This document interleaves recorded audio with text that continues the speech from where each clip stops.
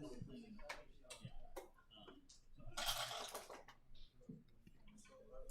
using cups, is that right? Or we can use a baffle box. You want your baffle box? I think they're using it. It doesn't. I have one also. So, yeah, let's use yours. I don't mind. Either way for me. Alright. Would you prefer cups or the baffle box? It doesn't matter. I cannot tell you not to use bubble box. I understand. I'm just asking, what would you prefer? I prefer you use cups. Okay, we'll use cups. One set of that. Yes. Neil. I didn't tell you to go yet. I'm sorry. I think I know our moves. We did 6-5. We'll replay the game when it's okay. Yep. Yep. 6-5, double 4. 6-5, 3-1, 6-5, 4, 4, 3. Yep.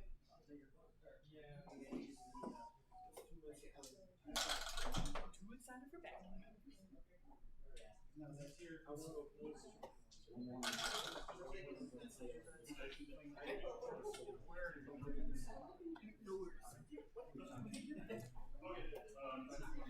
How's Dan doing? All right. Sorry? Doing all right? Fantastic. How are you doing? Is this a drive or a fly? Fly. I got family affairs. Dual purpose. How convenient. So which was first?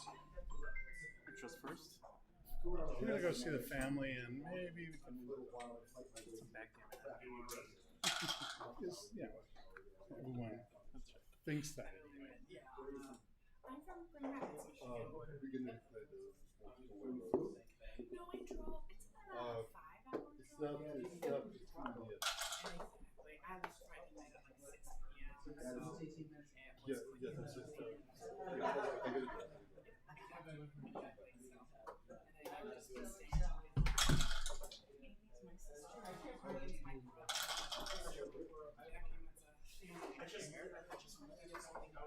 Okay, Dimitri, you're not ready yet? Not really. Okay, let us know. It's gonna take us like 5 minutes.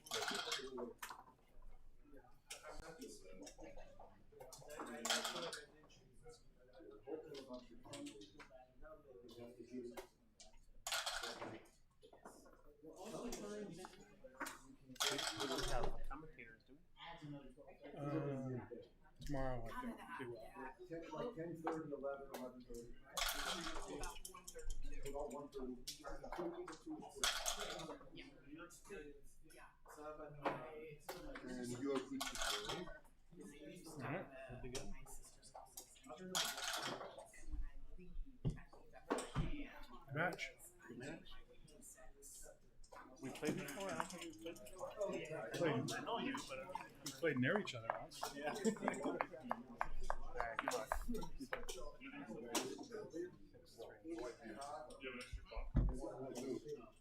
So we gotta worry about PR and everything. Last time you played, there was Worry, not so much. Does it matter? Yeah.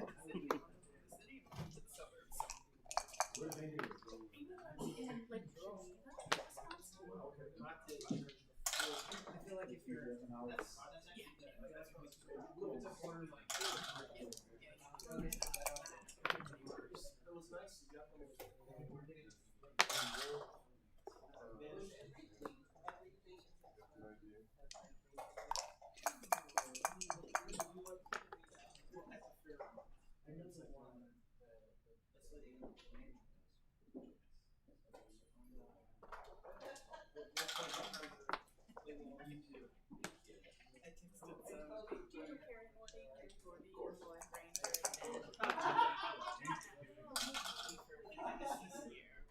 nice. Oh my God, we'll be watching. Cover your fucking ace. They all live in Grand Rapids. They lived in my apartment with me. Yeah. Karen, Laura, Colorado now. Vince still staying with me. He was supposed to be here. He got distracted by cleaning and work and hadn't left yet. So I think he'll be here tomorrow.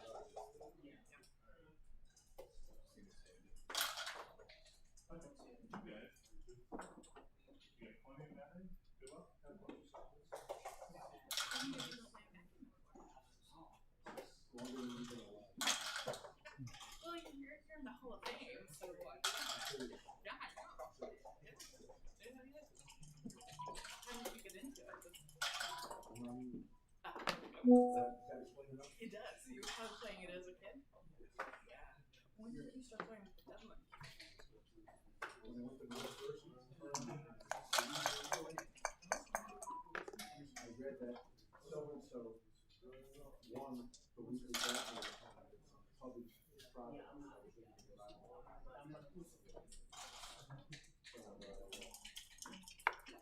Tournament.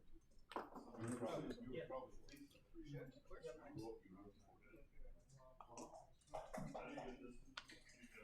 Did you initially like it or not like it? Once I learned how to use it, I liked it.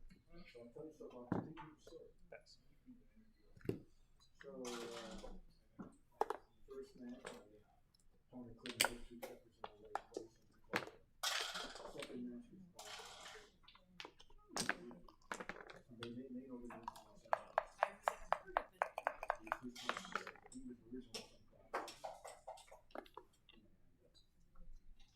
Back then, backgammon for blood was popular.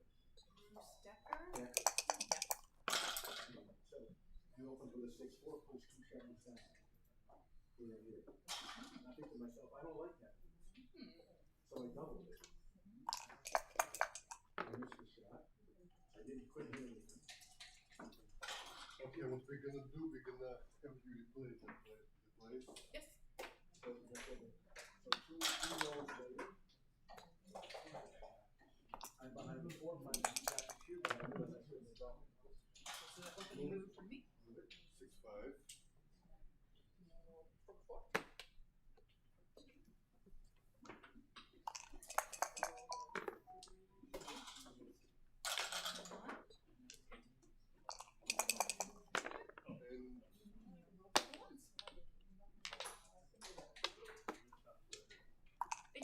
Thank you.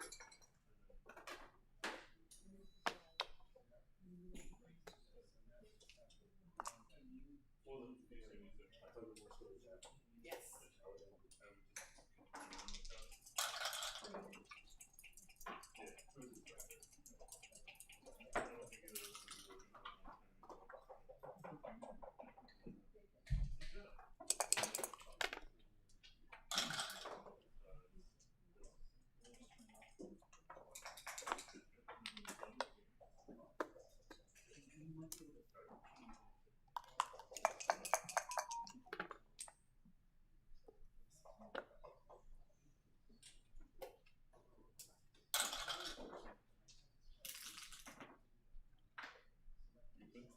No.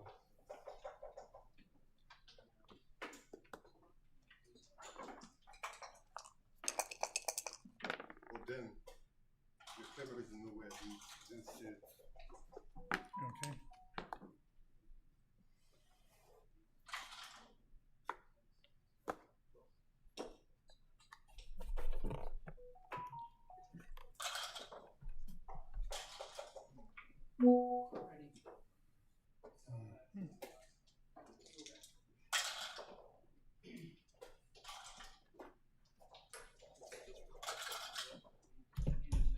This set now.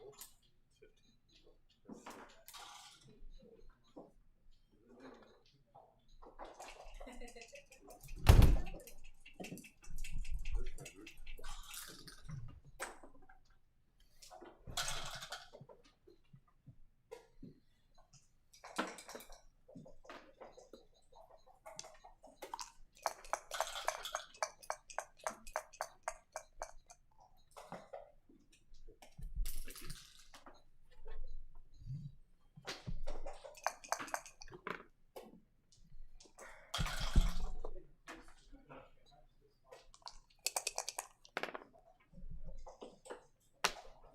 That's not good.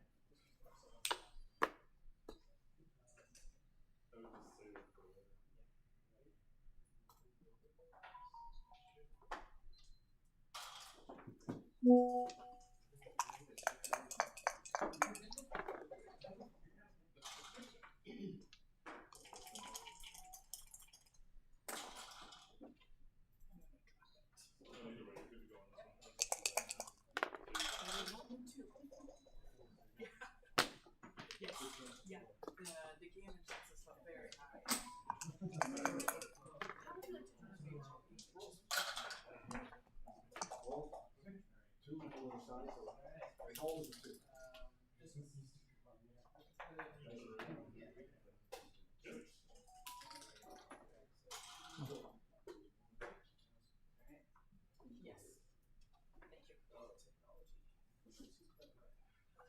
Yes.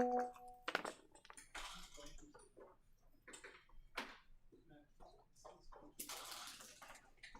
Okay, please silence your phones, guys. That's my phone. Okay. And it needs to be out for sure.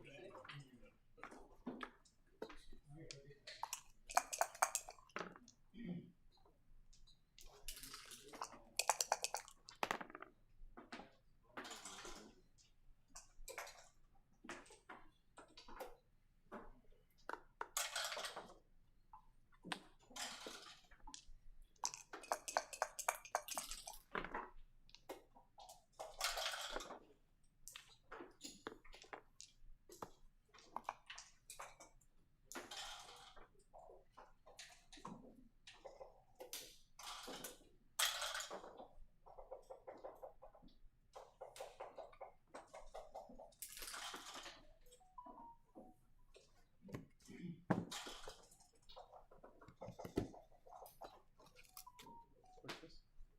Oh, yeah.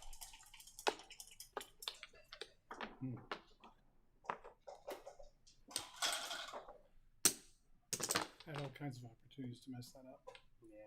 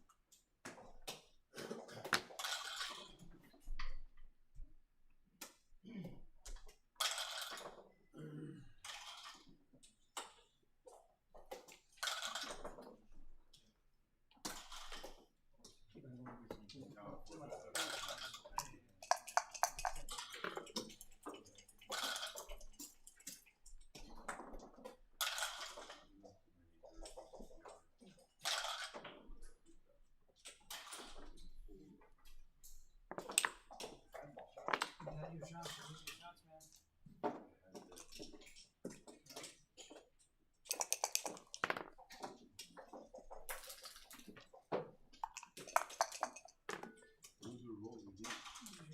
You can always tell when someone's been playing for a little bit because I can feel my checkers over there in the same place.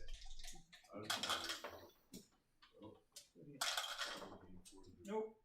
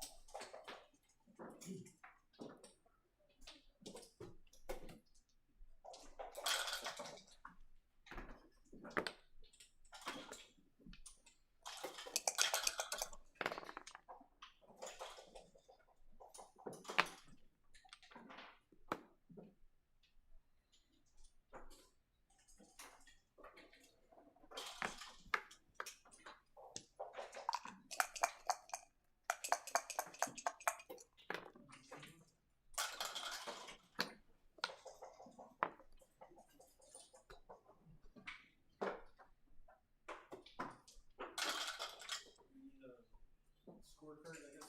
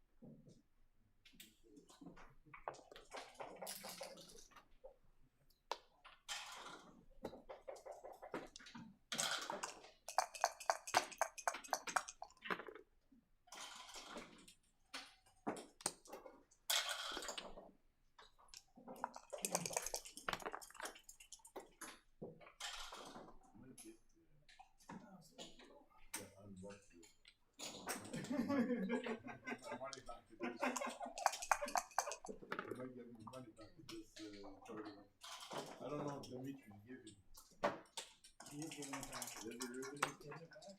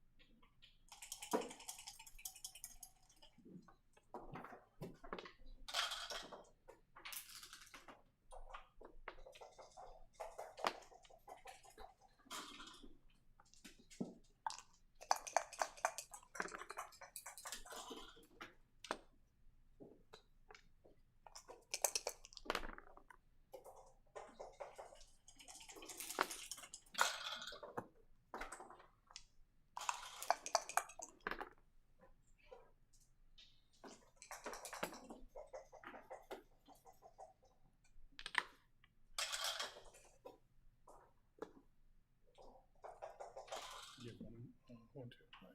1, 2.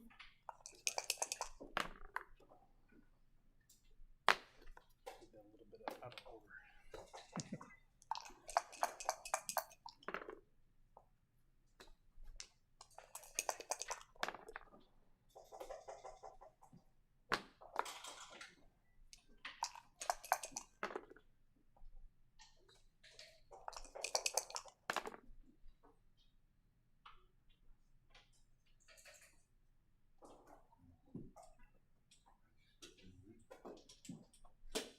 Way too many effing gammons in that one.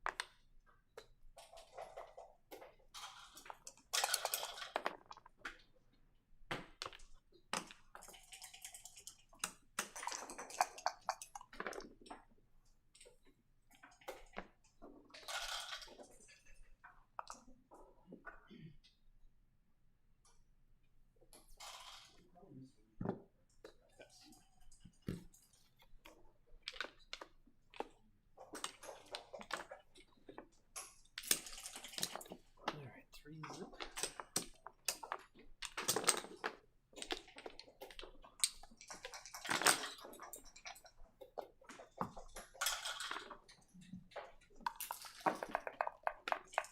You got my number.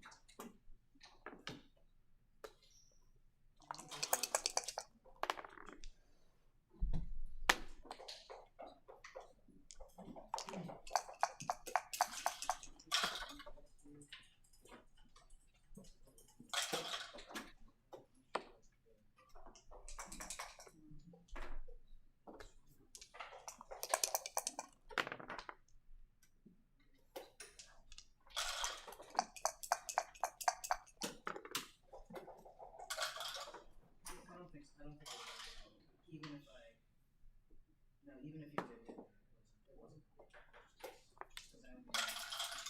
I only needed to Judy.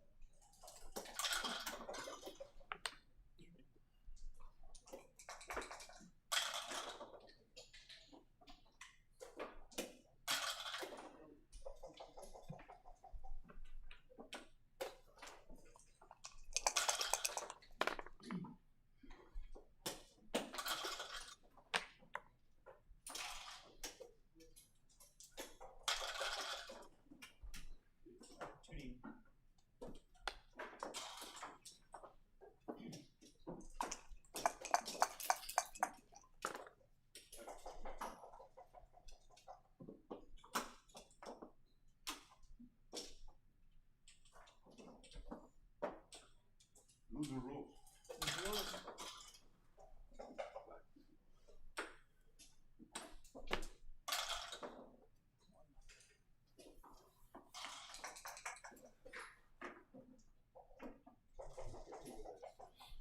knew it was coming. I had that kind of feeling, you know?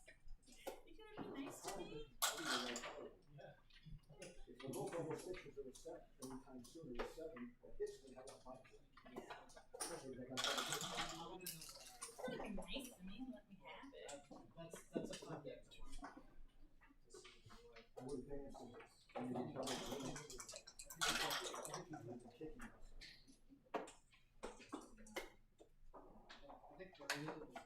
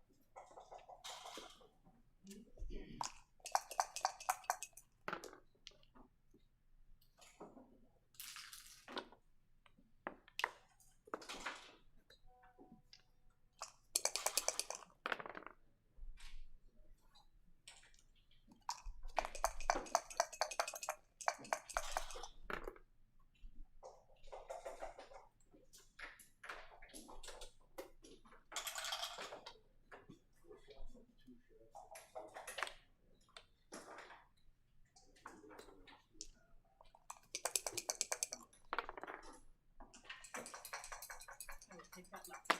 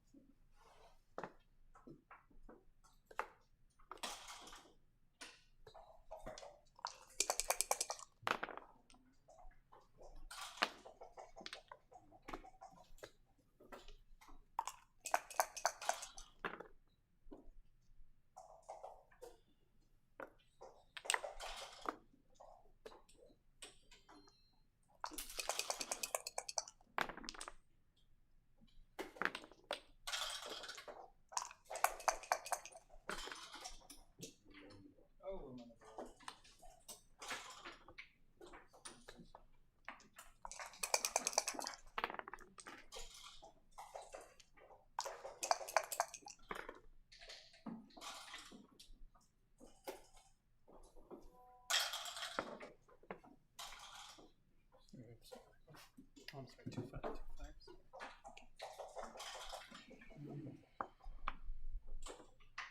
Guess we pick them up.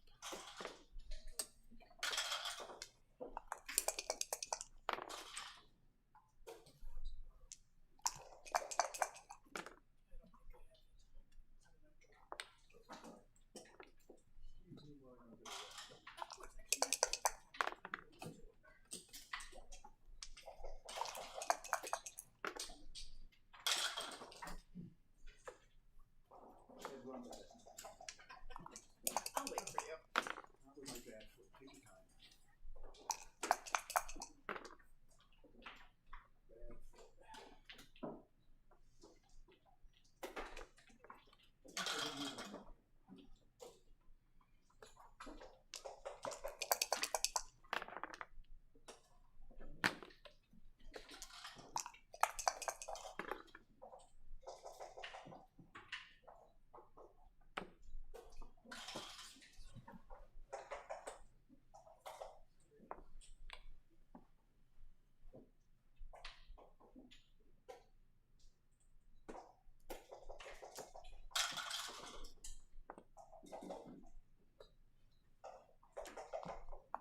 Yeah.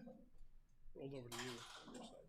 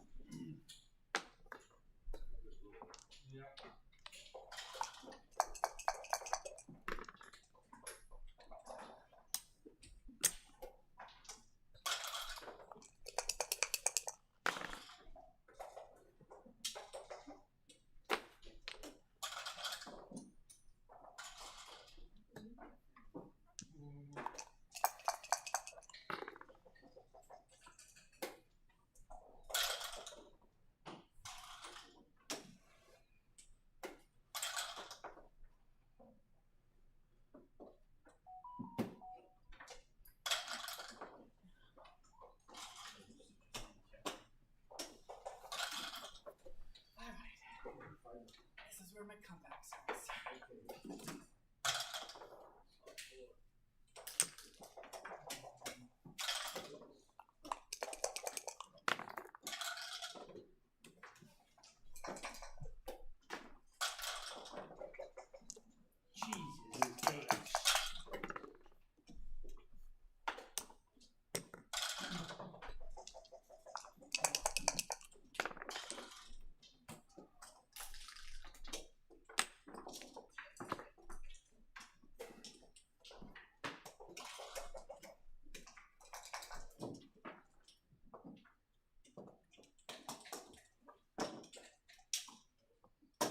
Lose your roll. Use your rolls.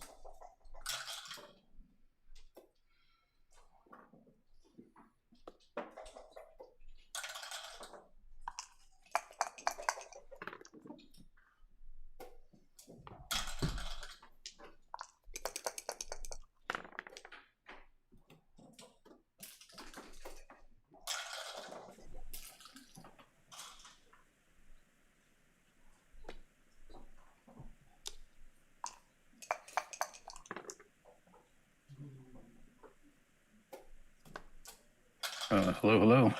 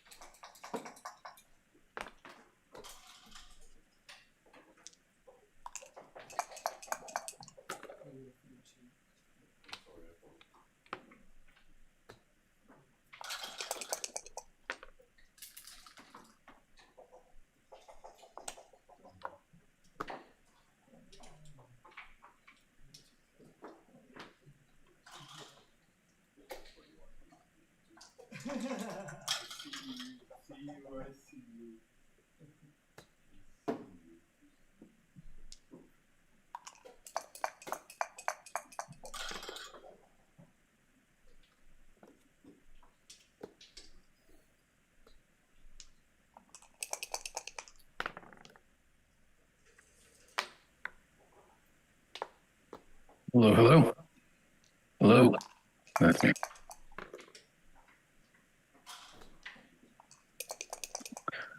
Does that mean I'm in here an echo?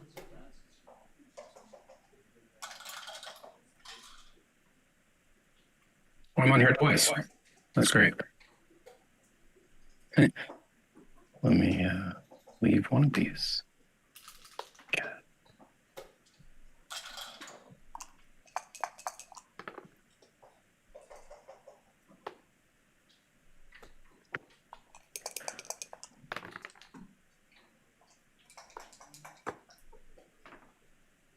Hello, hello.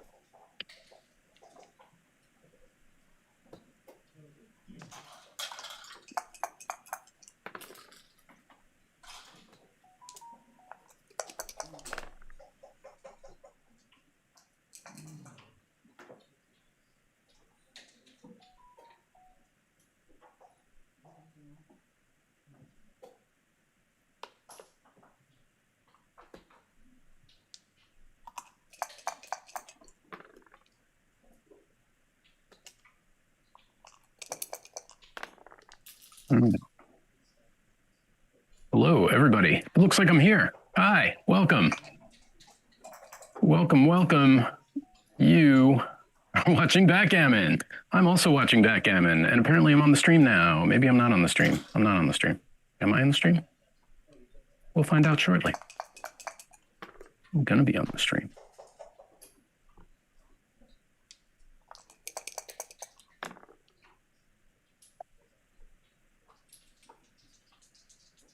Don't know if I'm on the stream. I don't see me on the stream.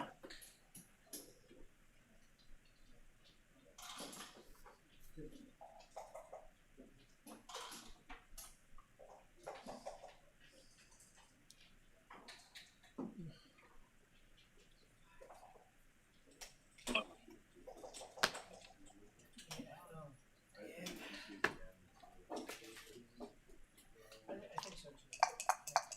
If it turned against you, I'm opposed to that team. Yeah, but that's why.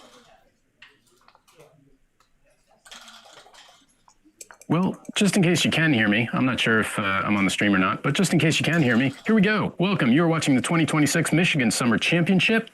This is the Players' Cup BMAB Round 1.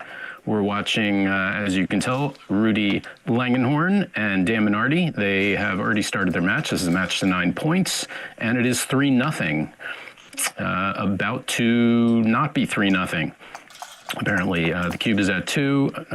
Rudy is looking to get the gammon here, and if Dan can't roll a 2, which he didn't, then it is most likely a gammon. I don't want to jinx anything. Again, sorry for the technical difficulties, everybody. Sorry we're late with the commentary, but better late than never, as they say. again, this is it says Michigan, but it's not in fact Michigan. It is Wisconsin. We are at the Wisconsin State Championship. Jack Edelson is the tournament director, and Stuart Connolly and Dmitry Obakov are your masters of ceremony, bringing you the streaming action, putting out some fires, and making it all happen. And it is happening now for you, and thank you for being here. Thank you for joining us. As always, push the little thumbs up button. You got to sign it to do it. I know it's a bit of a pain, but it works, and then we love you for it. Subscribe to the channel if you haven't done that. And now it's 4-3. It was 3-0. Thank you for joining us. And all of a sudden it's 4-3, match to 9. We will have, I believe, 3 matches for you this evening for the BMAB. For those of you who don't know what the BMAB is, it is the body of peoples that awards titles and recognition and is the official entity, organization that ranks players based on ability and performance. Dan Minardi, I believe, is an A1. Rudy is not listed on the BMAB, but if you play enough BMAB matches, then you get a ranking. And that's what these players are trying to achieve right now. It is based on PR and performance. And additionally, the Players' Cup, which this is a part of, it's like a little mini tournament. Everybody plays 5 rounds. And at the end, if someone is 5-0, they win the coveted Iron Star. If there's a tie, I believe, I could be wrong, then they get a portion of the star, like half a star. You get a half of an Iron Star, maybe like an aluminum star. Anyway, here we go. It's 4-3, 5 away, 6 away. And Dan was running away from it, but now it is a nice, even match. 6-5, he is going to run away. Run is ahead in the race, and he wants to race. All right. Rudy with the 6-4. Not much he can do there. He's just going to bring down some builders, strengthen his board, and hope to get a hit at this point. Actually, the race is kind of even. Rudy might even be up in the race a little bit. 3-2 makes the 5 point. But, of course, Dan is loving his full freedom that he has right now, which is why he's pausing to think about the cube. I don't think he has the racing advantage that he wants for the cube. Appears he's down roughly about 10 pips-ish, maybe 12, something like that. I didn't do an exact count. And in a holding game like this, you definitely need a racing lead to send the cube. The cube is primarily about the race in positions like this. 5-4. Rudy's probably considering bringing him down from his mid, but he doesn't have to do that yet, so there's really no reason. He can continue to make his board perfectly well. 6-1, not really what Dan wanted, but that's okay. Both players just kind of waiting for the big doubles at this point. Holding games like this, a lot of people kind of hem and haw, because really the first person to throw big doubles is going to have a pretty solid cube. And that might end it. Or, of course, if a hit comes up, then that will change it as well. All right, Rudy is from the Dallas area. For those of you who don't know, he just reached the 3rd round in Monte Carlo, is my understanding. And he took first place not too long ago at the Ace Point DMP tournament in Texas. And Dan Minardi is on the USBGF Board of Directors, and he is based in Denver, Colorado, and is absolutely huge in making things happen there. So we know people in Denver and Dallas are packed into the bars. They've got their little foam hands. They are screaming and shouting, rooting for their favorite player here in round 1 of the BMAB. Again, this is not Michigan. This is Wisconsin, unless I am very confused, which is possible.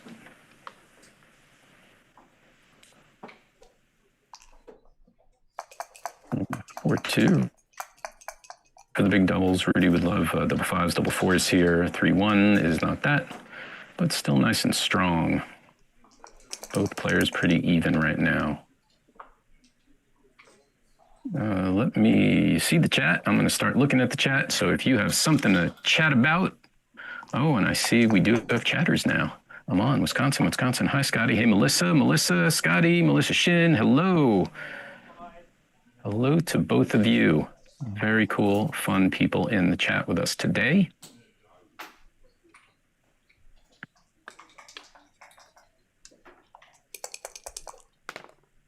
Neck and neck, tight spot, double twos will help a lot, at least bring 2 down. He's probably going to decide if he wants to bring them to the 9 like this, or maybe even all down, but he's behind in the race. I think Dan is behind. Very close. And that's why I didn't want to bring all 4 down and keep some blocked in.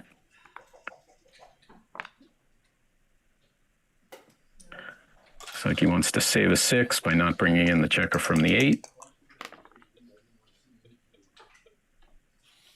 2-1 is an absolutely crappy roll for Dan. He can't bring in any of the checkers in the outfield, so he's going to have to crack his board a little bit or just get rid of the checker on the 6. It really isn't what he wanted. And the problem is if he gets a little too crazy and leaves a lot of blots in his home board, it allows Rudy a good opportunity to run and leave a shot. So playing that safe move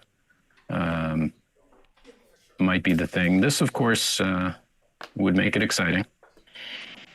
But that's a safe play. Again, he couldn't, he probably would have loved to do something like 3-1, 2-1, but you can't leave blots in your board.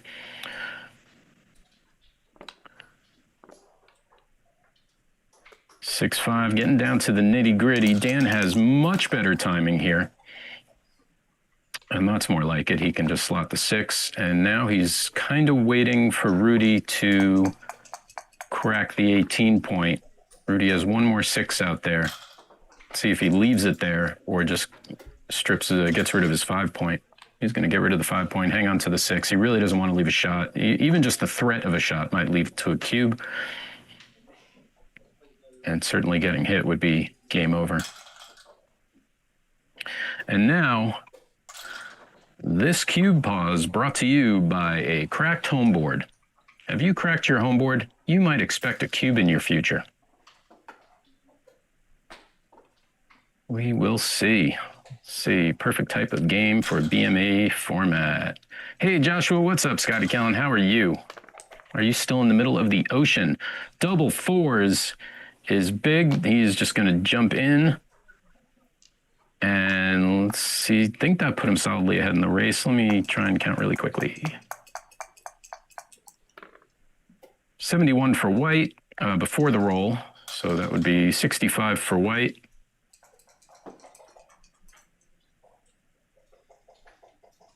71, 65, 71, if I counted that correctly. So Dan is down 6 pips. Again, if I counted correctly, I count very fast and very inaccurately. If he is down 6, he probably won't double. Rudy does have a lot of wastage on his ace point and deuce point, but that also could be looked at as a speed board. And once he gets around and in, he'll bear him off quickly. Dan, of course, does have the threat of hitting on the ace right now, which is why a double could be a little more threatening. All right. That is not the view of the board I want.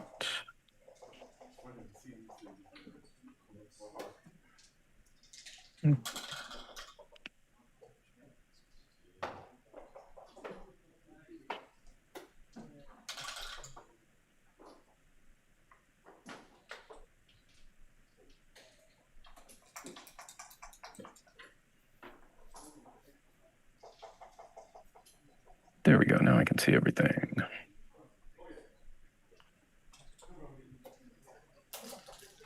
Definitely taking some time thinking about this double. This is a tough call.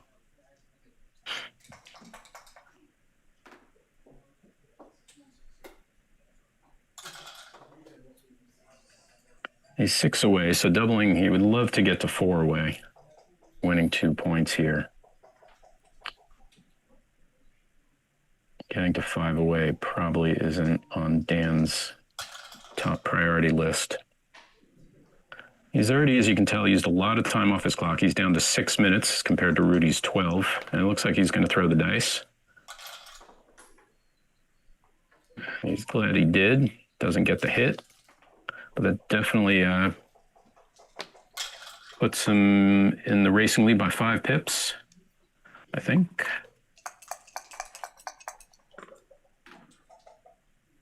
Oh, double fours is big, and now he is down by 11. So, I don't know, both players kind of itching to give the cube. It's really going to come down to whoever gets a bigger roll first. He is in, and now maybe we'll have another pause to think about it. Maybe not. No pause.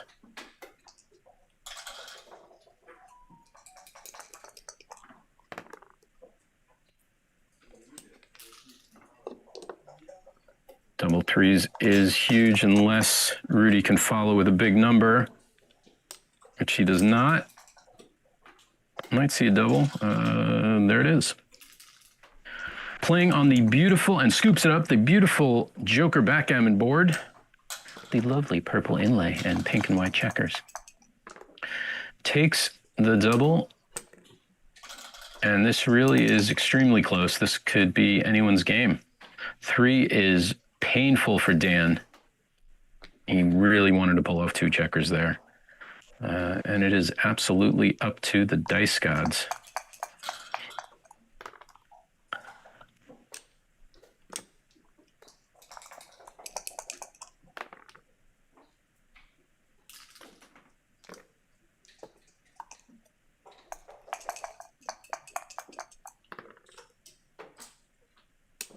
Five, 4 could go either way. Rudy is just itching to give the cube back.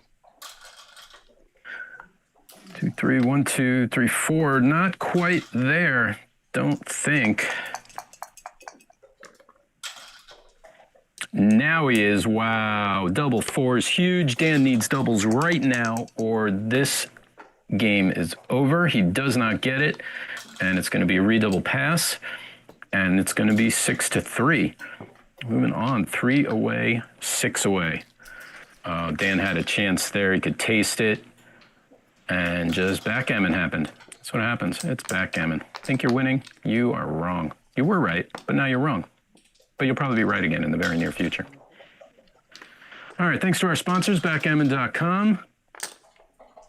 Joker Backgammon Boards, the USBGF. Thank you, Stuart Connolly. Thank you, Dmitry Ovakov, making it happen. It looks like it's break time, so we get to catch up. We missed the first hour. We're very sorry about that, but hopefully you did not miss the first hour and enjoyed some quiet backgammon. We have stream 1 going on as well. It was Neil Kazaros and Maggie, I can't remember Maggie's name. I'm very sorry. I also can't check because I'm computer illiterate. So on stream 1, there's also that going on. I'm going to try and find out who's doing that. Let's see.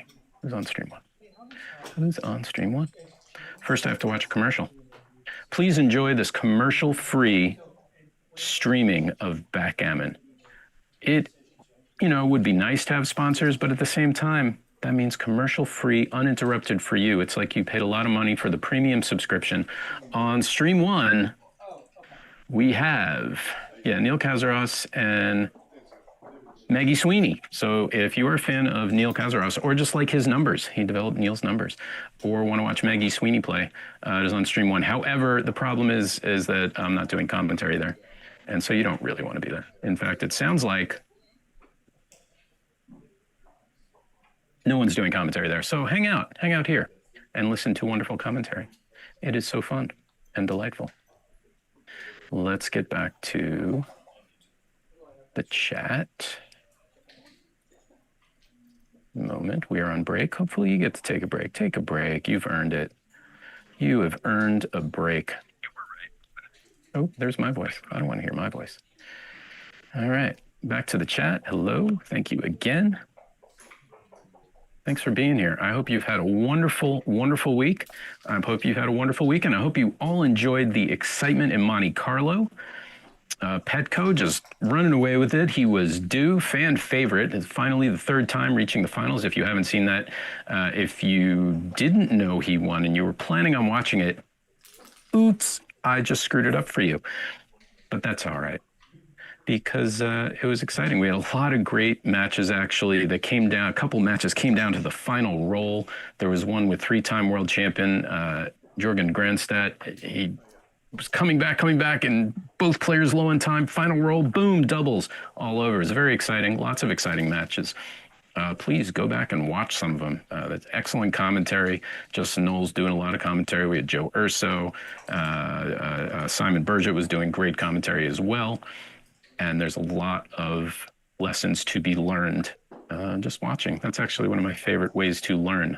What are your favorite ways to learn? Who likes reading, watching videos, taking lessons? For me personally, if you watch tournaments and pause it after each roll and think about what it takes forever, but think about what you would do and then unpause it. You get to see what the pros do. You get to hear what the commentators talk about, and then hopefully you get to see some XG feed as well. It's a great way to learn, and I highly recommend it. Talk to me in the chat. Talk to me in the chat. 27 are currently here. I need to turn off closed captioning. All right. Oh, the players are back.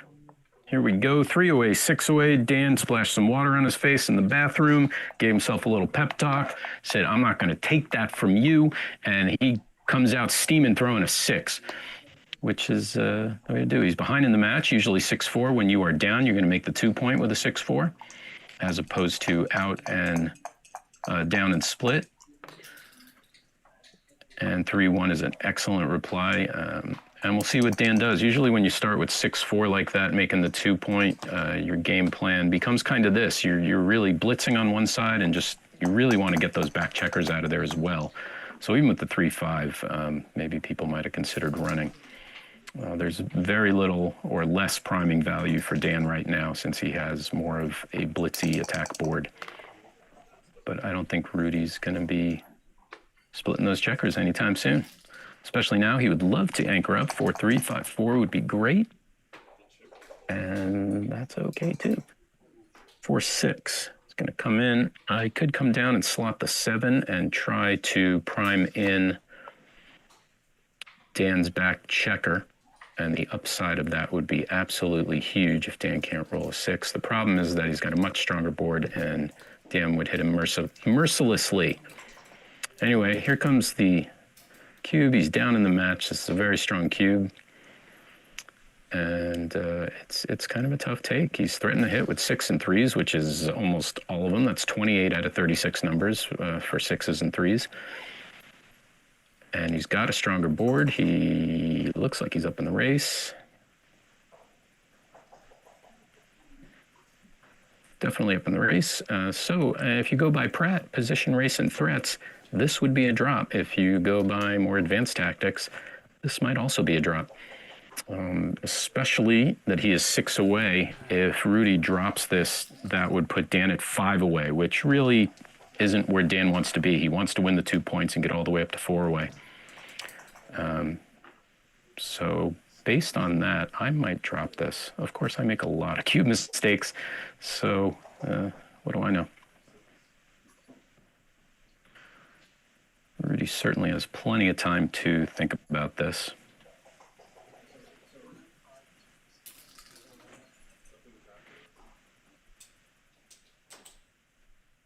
And so do you. What would you do? What would you do in the chat? Let's see.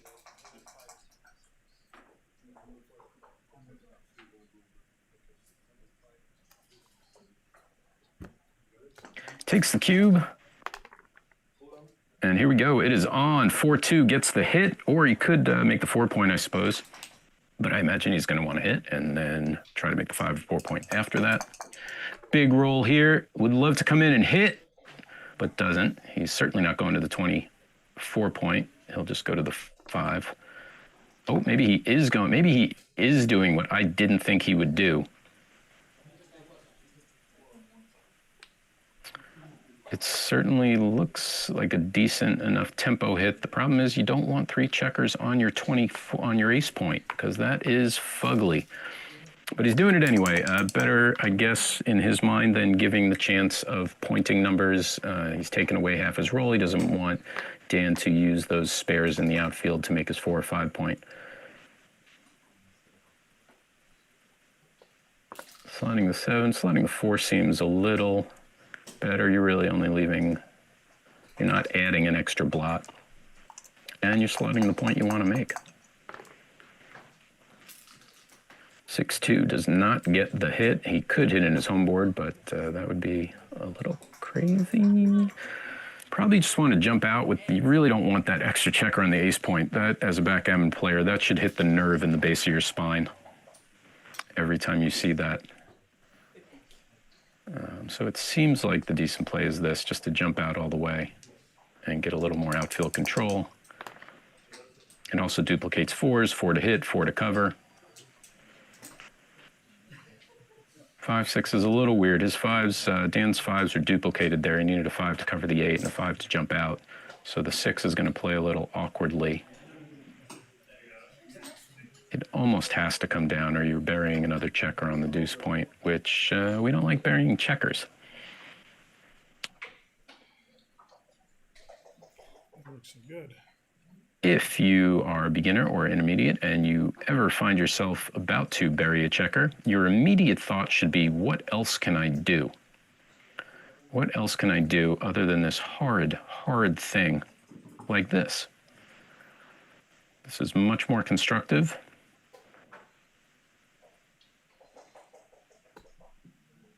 And this game has gotten quite volatile.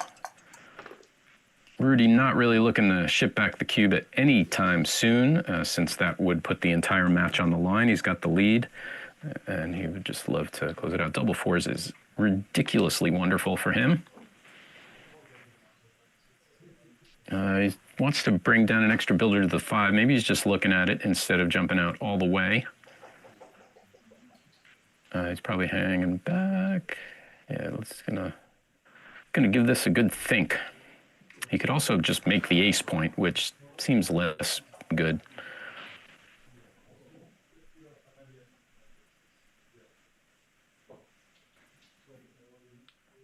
Yeah, he's well behind in the match, so he's really kind of hesitant to just jump out with all the checkers.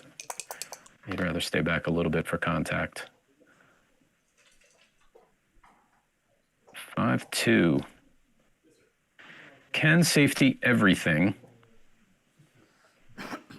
and make the 4, well, not everything, you still have the back checker. But again, that's a semi-dead checker on the 2, which is why he's pausing. Burying a checker, think again.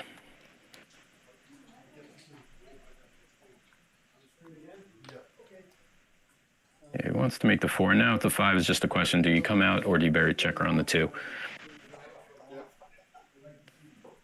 And it's almost okay to leave the checker on the 7 point, because in order to hit, Rudy would have to break his 5 point and leave a lot of return shots, an awful lot of return shots, which you don't want to do. So maybe running is the right play here. He could also just bring a checker down to the 8 point, but that seems less of a thing. This might be my play. What would your play be? Play at home. It's backgammon, the play at home game. Play along at home. Follow your favorite players, right from the comfort of your own couch.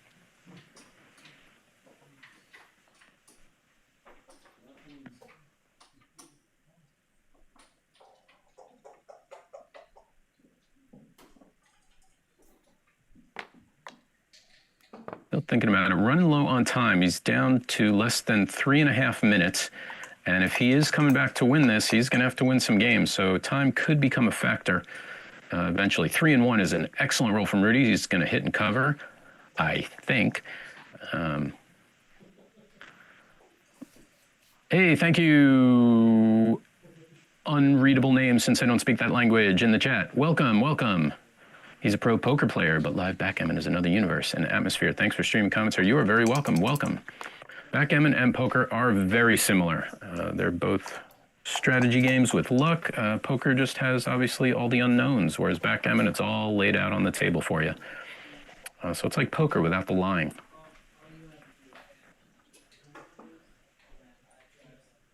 Five, 4. Could come down and make and slot the 7 point. That would give him an extra builder inside. He will probably do that. And now 6 or any combo of numbers to make inner board points would be delicious. Oh, they paused the clock. Something's happening. They must have just dropped the die. Here we go. It is on again. 2-1 will come in and probably step up to see some daylight. Slotting the ace point doesn't really seem to do much here. And this is a big roll from Rudy. Really wants to point on him. 3, 4, and 5. 2, 1 doesn't do it. He could hit, or he could just start to prime him in on the 7, although the 2 would play a little oddly. The danger of hitting is he is outboarded, and getting hit back could lead to a gammon, although probably not since he has the 5 point already. Looks like he's just going to play it safe. I don't know, maybe it could be the thing. I don't know. I almost hear Victor Ashkenazi in my head going, "What? No, I do not like this play. You need to have the balls. You need to have the balls to make this play." That's something Victor would say. And he's got balls, you know, what can you say? Double 2s. And the last 2 is going to be a little tricky. Could bring down all 3 and go 3 to 1, something like that. Of course, again, he's got a stronger board, so he could do this and tempt him with a shiny piece of candy, should he roll a 4.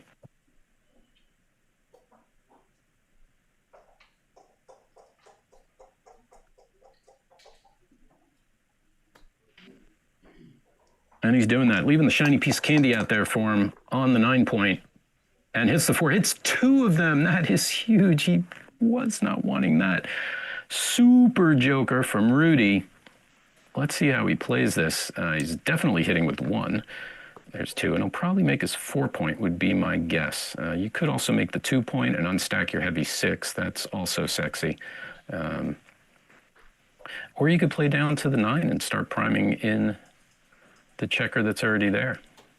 I'm glad I do not have to make this decision, because this has 300 error written all over it. That seems logical, just to unstack that heavy 6 point while maintaining outfield control should he jump in and jump out. 3, 6, just like this.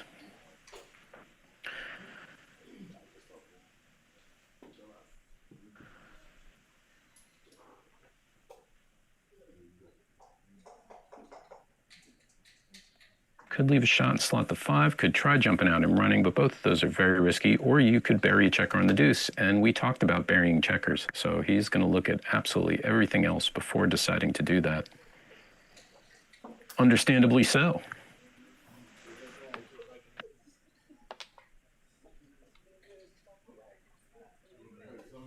Slotting the 5 is nice. Again, he's not really worried about getting recubed here, Dan, that is. Because of the match score.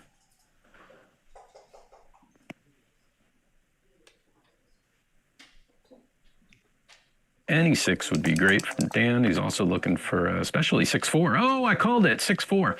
He's going to come out and hit it and hope he gets missed. Big roll here, game deciding roll.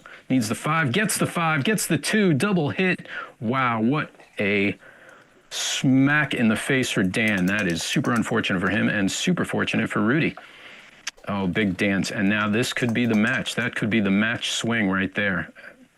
4-3, might even hit loose on the 3 point. That would be, no, he can hit in the outfield as well. He's got a decision to make. The reason for hitting loose on the 3 is that you do not want, Rudy does not want Dan to anchor up on the 3 point. That is a weird 3. For me to play, for me to see.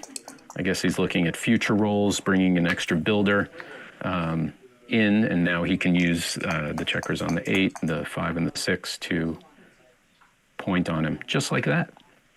So it worked out. Good play.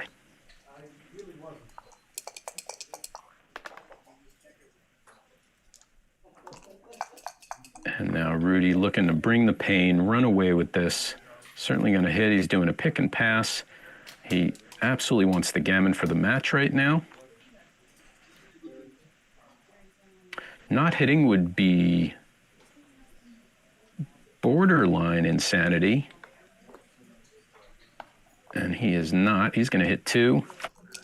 He's going for extra sauce. He's going for the unnecessary backgammon at this point. Double 3s. Oh my God, this game is insane. Who plays backgammon? You do. You are used to the most ridiculous crap happening ever. and dances with double six. What an unbelievable turn. Rudy was looking at winning the match, and now Dan, with the magic of double threes, now has 2 on the roof, about to put a 3rd on the roof. This game is unbelievable. This is why we play backgammon, because we are masochists. 3-1. Doesn't hit, can't make a point, but that's okay. He's still got 2 on the roof. He might consider, he's playing both from the outfield. He might consider splitting 8 to 7 to give him an extra builder for both the ace and the 5. I don't know why he didn't do that. That is okay. 1 comes in.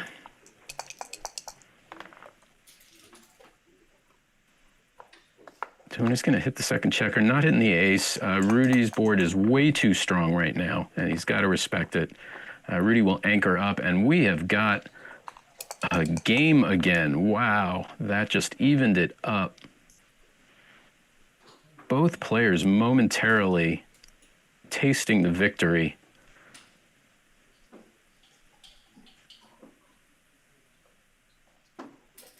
And now Dan with a tricky 2-1 to play. Probably looking to duplicate some numbers maybe. There he's duplicating the 5s by staying back on the 14 point there. Double 6s doesn't happen. Really wants to close out that 5 point.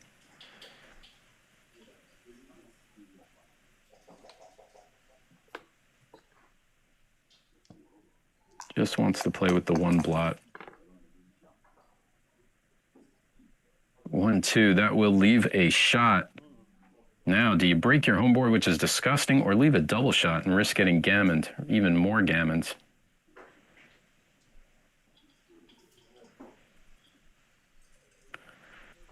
Sorry for saying disgusting. That's Justin's word. I'm not taking your word. I mean, it's kind of a weird word to lay claim on since, you know, it's a common word, but I'm going to come up with my own. Vile. I could say vile, but, you know, that's kind of similar. Synonyms. 2-1. Looks like he's breaking the board. Really doesn't want to leave the double shot. 5-1 is also going to continue to leave something.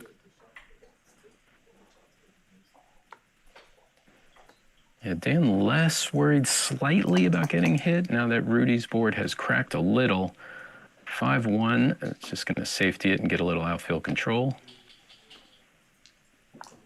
And Dan, once again, very much in the driver's seat for the moment. The moment. Anything can change.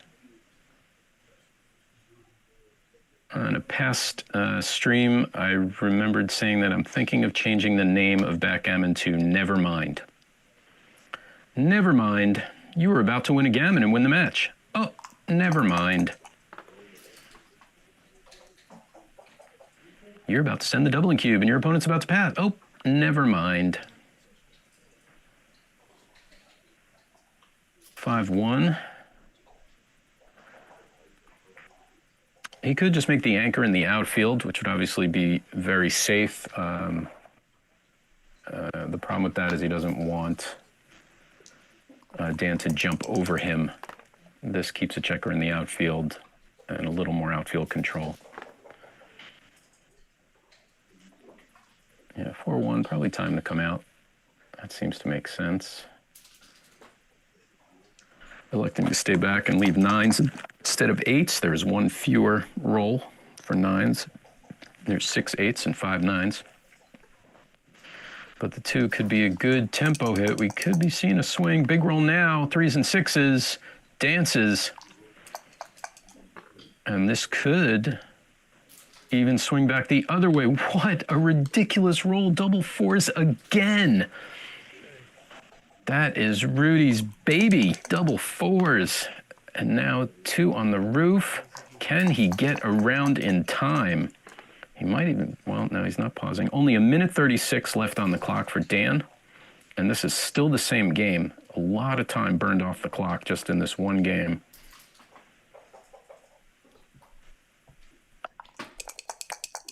And now Dan desperately needs the 6s. Oh, wrong double. 6s would have been sick. Double 2s are fine. Rudy just wants to get in, get around the board. but not before he rolls a 4 or 6 to escape the checker. Dan again, no dice. Uh-oh, double threes. That's a little faster than Rudy wanted. And if he doesn't escape that back checker soon, he's going to start crunching a little more. So who can throw first? There's 1-6. Oh, the pressure is on a little bit. 4-1. He could hit loose. Or he could just make the 7-point. That's a decision. Yeah, a lot of times we think rolling the big numbers only comes when it's hit or no hit, but sometimes it's just you need to escape. This is a big roll coming up. Either the clock is paused or my stream is paused. Oh, there was a little skip. I missed something. My stream just skipped a beat, and now he's closed out, so I have no idea what happened. He must have danced and then filled it in. Still can't roll the 4 or the 6. He is now cracked. Little glint of hope. Oh, it was going to fall on a double 6, just the 1-6. Who can throw the number first? 5-1 does not do it. Rudy needs 4s and 6s. Dan just needs a 6. On the edge of our seat, people. There's the 4. And Dan absolutely needs a 6 right now. Gotta happen. Gotta do it. Let's see it. No, double 4s. That's Rudy's number, and it's bad timing for it. 6-2 coming around. Oh, he's leaving him double 6s. No, you're not going to leave him double 6s. Even though it's probably the right play. It's probably the right play. Go ahead. Leave him double 6s. What are the odds? Here we go. Big shake. That's not it. Wrong side of the dice, as people say. 3-2 still can't get in. He's going to leave him another chance. The famous 6-1 is in the cup. Double the chance of double 6s. Can't do it. 4-3. And now, oh, double 1s is punishing. That could lead to the gammon. That could lead to the gammon. Without that hit, it was looking better. And once again, now Rudy again looking to end the match right here. What an insane game, back and forth. I'm going to need a nap after this. Oh, there's 1-6. I don't know how much time Dan has left. Only 1:36. So Dan can look on the bright side. At least he's saving himself the stress of having to play with low time on the clock. 3-2, he's still alive. He's going to hang out there for a second. Very much alive, can still save the gammon. This is not over. Rudy, of course, can double him out easily anytime if things should get ugly. 4-3 is just going to run, get a couple crossovers. I don't think Rudy's going to cash this, but maybe he's counting crossovers right now. 6 crossovers for Dan to get a checker off. And, of course, 11 checkers for Rudy. So maybe he's thinking, you know what, I probably won't win a gammon here. Maybe I just want to cash this. But no, he's going for it. He's leaving the shot. Oh, no, leaving the shot. Backgammon is a crazy game. Crazy game indeed. Needs the 1. Doesn't get it. Time to run away. And now just racing to save the match and stay alive. And it's just down to the dice, as it often is. That will save the gammon. Maybe. I don't want to jinx anything. Maybe not. Could roll 2 doubles in a row here. And he doesn't. So I don't think there's any bad numbers here. Yeah, no, that's fine. So the gammon is saved, and we're moving on to Crawford 6 away. There's the cube. I'm thinking he's dropping. Crawford 6 away. So let's see. Who knows Neil's numbers? Neil playing on stream 1. I just learned Neil's numbers. Let's see if I can get this right. Crawford 6 away. So you're talking 6 times 5 is 30 plus 50. So 80%. if I did Neil's numbers right. Oh, no, I didn't, because it's different. It's your 6 away, so that's... Well, Actually, it is. I forgot Neil's numbers.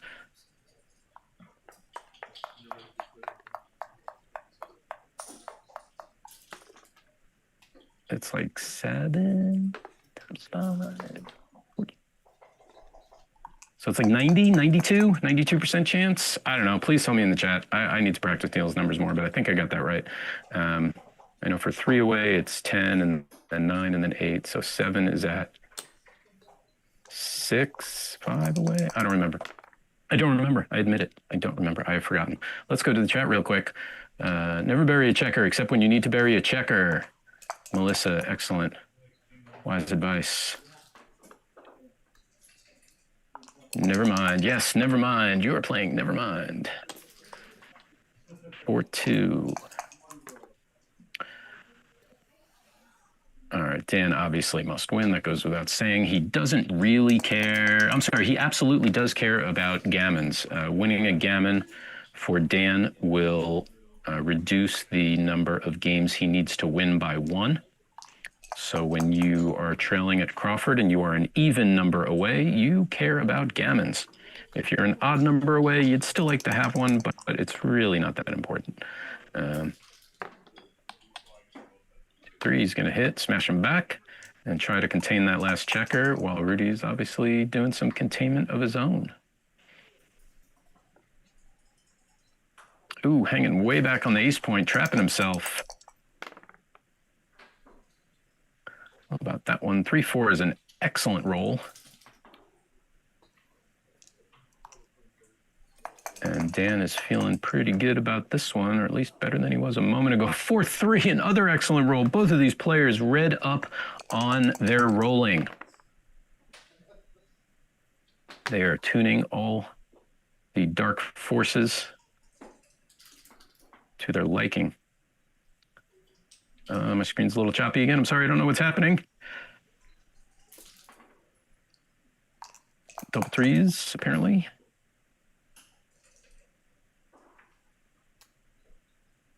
Two, 1. Do you safety? Probably. Probably just safety that checker. Don't want to leave too many out there. Dan would love a 2 or a 5, especially a 2. Gets the 5. And cover, he is definitely looking for a quick closeout and getting a gammon. 1-3, not a good roll for Rudy. He's going to leave a shot by hitting his own shot. Pretty volatile position. Anything can happen, and usually does. He's hitting back. Could have made the 7-point, but once that second checker back, it's more gammonish. 1, oop, now it's less gammonish. Never mind. 1-6, came in and hit. 4-2 is kind of cruddy. Can't cover, can't hit, can't make an anchor. That is not what you want.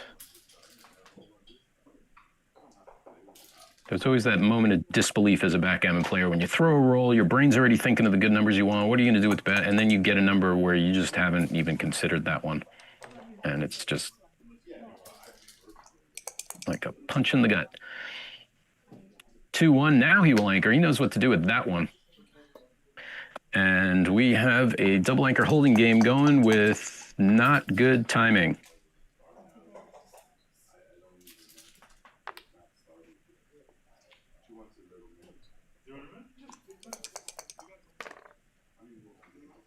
Double 3s is quite good, can at least counter prime him in.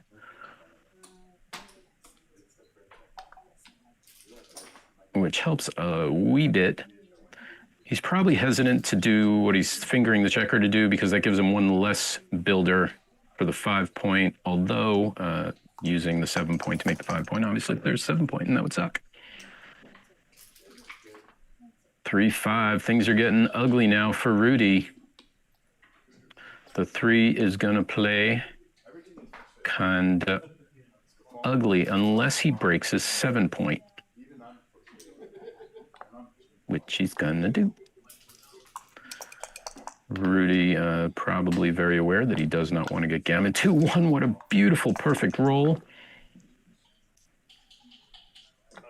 Oh my Lord, 1-6 just jumps out. Rudy is rolling. He is rolling the double fours. The 1-6 probably just made Dan sink in his chair a little bit. What an unbelievably perfect roll that was. There was none better. 5-1 now. Could safety everything up and will. No real need to make the point on the deuce. Probably just doing a quick count of the race. 112 for white. And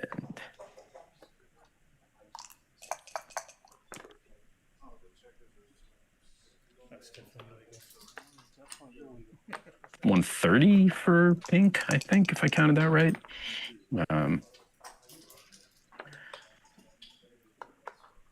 And the 1-6 really turned it around for Rudy, and just continuing to roll incredibly well. Makes the 5-point, and Dan is hoping for the backgammon miracle here.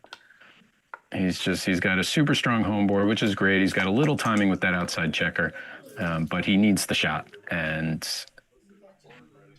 Rudy's structure right now is excellent. He's just probably gonna, he's clearing from the rear. Certainly seems wise. He could make the deuce and step up 6-5, maintaining his prime, but also clearing from the rear seems super strong. Especially now, he just needs 1 point. He's way ahead in the race, so it probably makes a lot of sense to do that. This, of course, looks beautiful, but really sometimes you just have to think of your goals. And right now, yeah, Rudy's goal is to just win. Everything plays fine from here.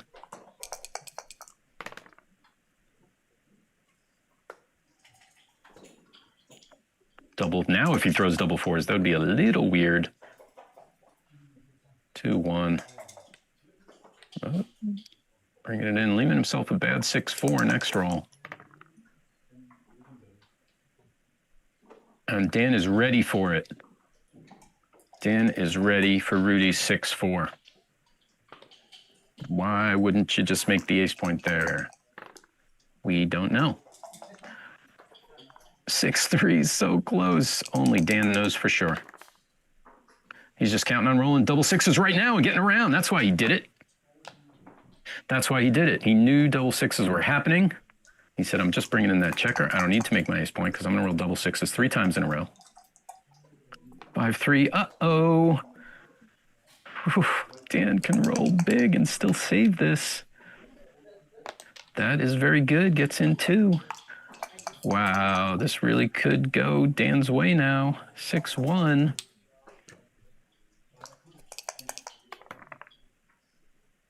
That is not the double.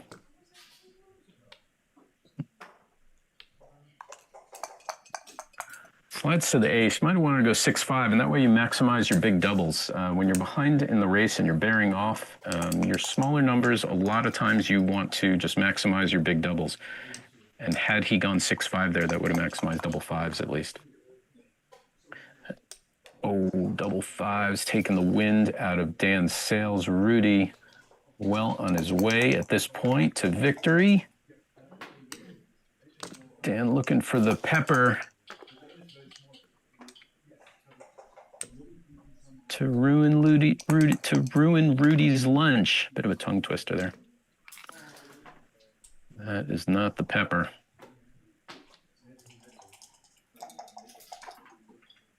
So it was 88.73. Thank you, Scotty Kellen. So yeah, 90.92. I almost have Neil's numbers. I will review Neil's numbers.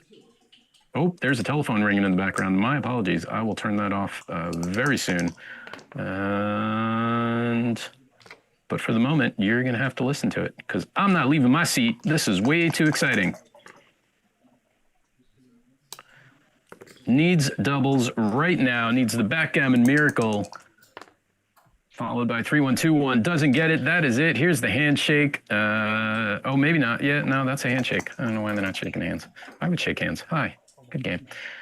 Congratulations to Rudy Langenbach. They'll both be moving on to round 2. But Rudy will be 1-0 and Dan will be 0-1. Did I miss something? They're setting up the checkers. That was Crawford, right? They are done. They already shook hands. They're just being polite. It's kind of like rewinding the VHS tape when you return it. And if you don't know what I'm talking about, I envy your youth. All right, we will find out who's coming up next. Thank you again for joining us. Thank you in the chat. Let's go to the chat. Ha ha ha. 6-1 3 times Rudy Luckbox. I don't know what that means. And I also don't know what your name is. I think I'm going to just start calling you the artist, the poker player. We're going to call you the poker player. Because that's, you kind of have Prince's old thing. And I don't speak Arabic or Hindi or Thai. I'm not sure what language that is. All right, people. Welcome. You are watching the 2026 Wisconsin State Championship. It is run by, I just picked a scab. Don't accidentally pick a scab. That hurt a lot. It is run by Jack Edelson. Jack Edelson is the tournament director.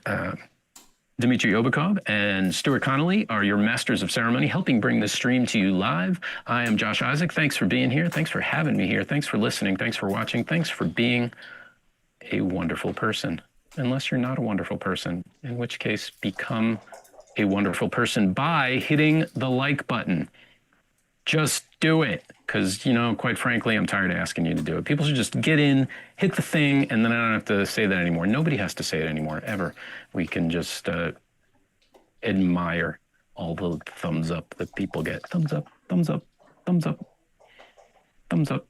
I'm curious, what about, aren't there cultures where this is actually a symbol of, like, a way to tell you to shove it? So I'm wondering, in those cultures, on their YouTube, do they have a different symbol? Or are they just like, click the shove it button? We're going to change that. Thanks for joining us. Please click the shove it button and show your appreciation for us. By the way, for those of you in the chat, I'm curious. I want to do a test right now. I'm curious to know which mic is actually working because I'm wearing a microphone because I'm a sound guy, but I don't know if I have it hooked up correctly. So question, can you hear this? Or is it just silent and I'm patting my chest? So if you could hear that, please let me know in the chat. That would help. That would help. If you're watching, that is, unless you also took a break. Here we go. Round 2 of the Players Cup BMAB coming up.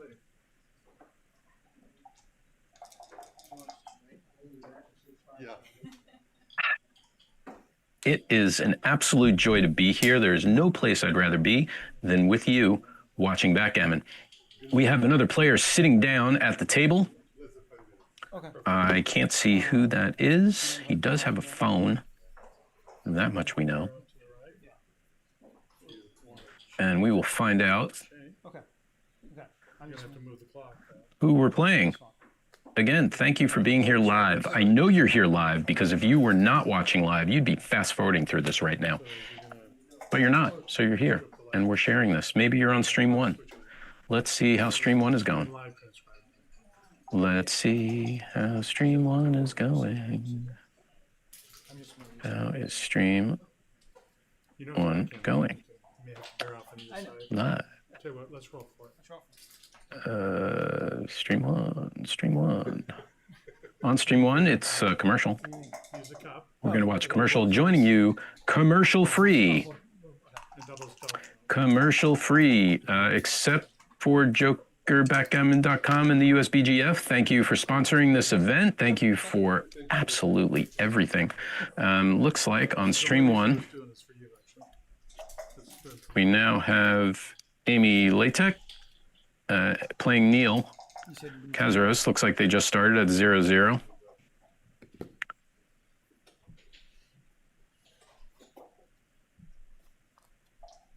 And that's 0-0. And now I'm going to go back to our lovely stream. We have one player. He's anxious to play. I don't blame him.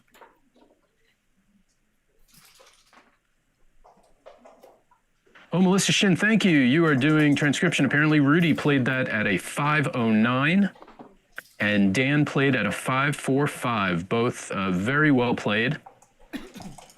Very, very well played. Oh, it's written, your name is written in Georgian. Backgammon is very popular in Georgia. Yes, the country, not the state, for those of you who just got very confused. All right, yeah, 5.09 and 5.45. Well played by both players. It looks like we have Justin Cutler. Justin Cutler is the player of the moment. And we're not sure who he's playing, but we will find out. Just a moment. I'm going to consult my crack team of researchers.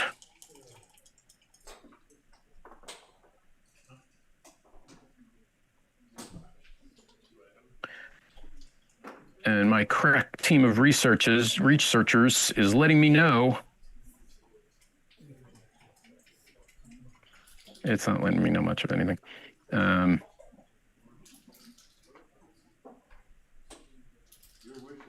sorry. If anybody knows, I'm doing my research. Doing my research quickly. But no one's sitting there, so I have a second. Maybe I can figure out how to...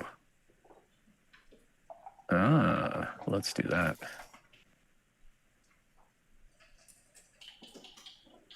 Justin Cutler is an intermediate, according to the BMAB, he is an intermediate ranking. Maybe he didn't want me to say that, but if he didn't, that's too bad. I'm not sure where he's from the United States, but I don't know what state. If anyone knows where Justin is from, please let us know. Please, please, please. Let me know. Let me know. Talk to me. I am multitasking. No, couldn't hear me tapping. All right, then you're using my crappy computer mic. I apologize for that. So I will try and move it a little closer. One of these days, I will get this mic working, and then the difference will be beautiful. The difference will be wonderful. Was silent. Well, not silent. You heard me talking, just through the wrong mic. So Justin Cutler coming up. Round 2 coming up at the Wisconsin State Championship. That is where you are.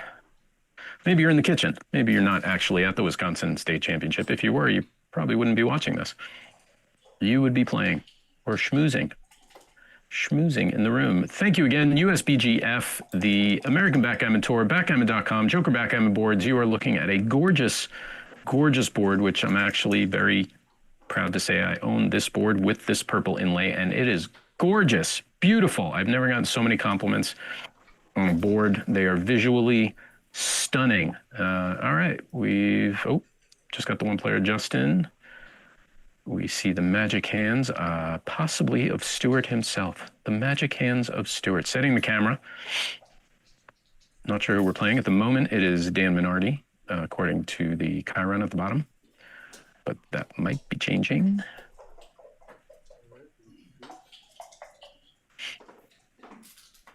Pretty soon.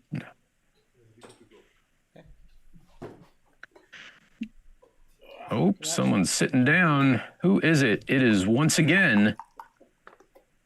Is that Dan again? We get to watch Dan twice. Dan is back for revenge, and we are off and rolling. Justin out of the gate with the 4-3. A little splitting down, as is quite standard. 3-1. Dan practiced his rolling during the break. 2-1's beautiful. Can make the 7, can make the anchor. What's it going to be? Choices.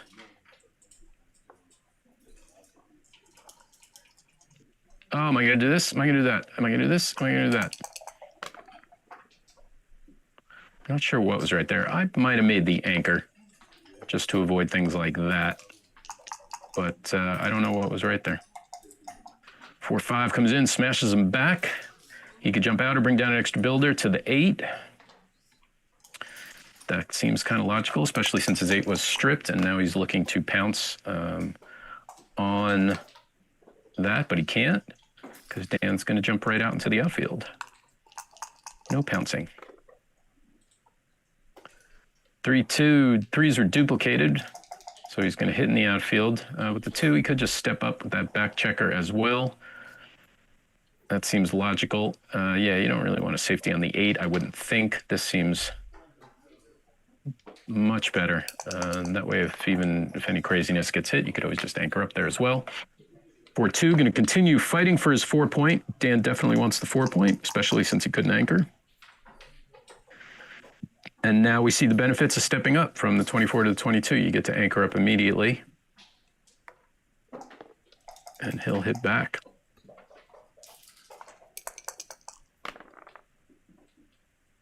4-6, huge roll, double hit. Dan has taken a little bit of Rudy's rolling from before and is now applying it. 5, he's dancing, so he's pausing to think about the double, but he's still got those 2 checkers trapped without daylight, and that is a reason to not do it. But now I'd probably step up with one of those checkers. This is an excellent time to do that. 4-6 dances, and now maybe, there it is. This, to me, looks like a take, but I make a lot of cube errors. Dan still has his work cut out for him. He's got to get the checkers out. However, he's really outboarded and he wants nothing to do with it. He's going to drop it. I don't know. Tell me, Melissa, were you watching? Anyone? Was that a take? Please let us know. Was that a take? Please let us know. But 1-0.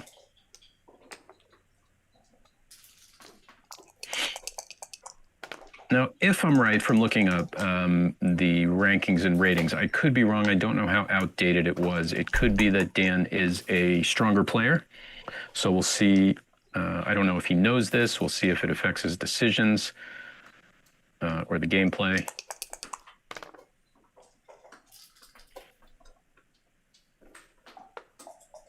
Four three is going to come on down, strengthen his priming position.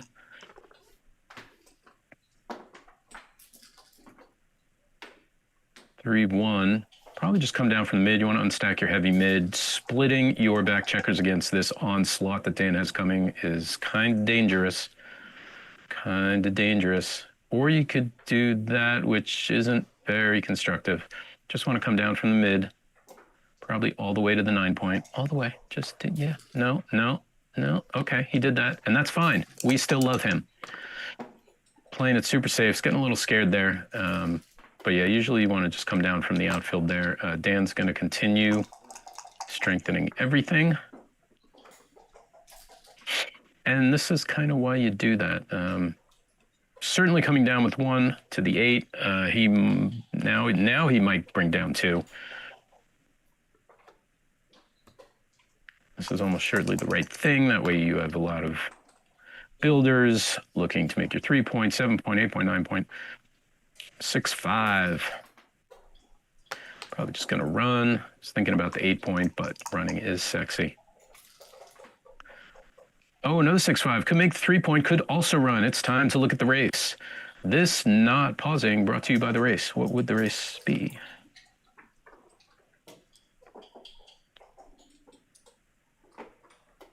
Race is very close. Very close.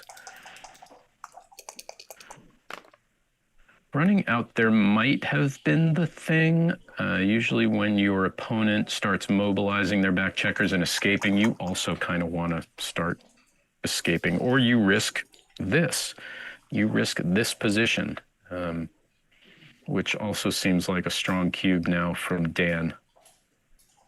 And he's certainly going to stop to think a few seconds about it. And that's it. And that's why you run with the 6-5. He scoops it up. 2-1, gonna safety and safety. He could make the 7-point, but he is outboarded, so that's kind of dangerous, and he doesn't want to do that. He's full freedom, wants to enjoy his full freedom. We all love freedom. Unless you don't have it. 4-3 can make the daunting 5-point board. And maybe even break the anchor with the checker and start to step up. Maybe, that could be a mistake, but maybe not. He's got, Justin has a super strong board, so stepping up with that 3 could have given him a little more outfield control.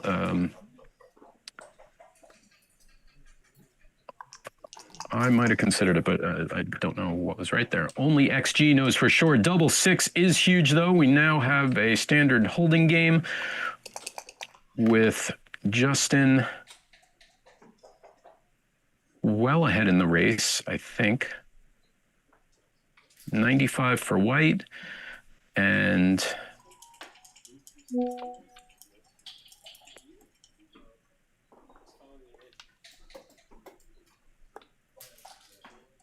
$109, if I counted that correctly, for pink after the roll. I think, if I counted that right. If I was right, that means Justin now is very much up in the race.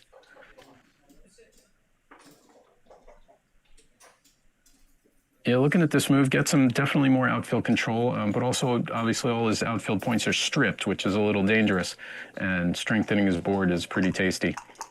That will make it easier to threaten him and bring checkers home. It was a 179 pass. And PEB MSU, what's up? Would have run.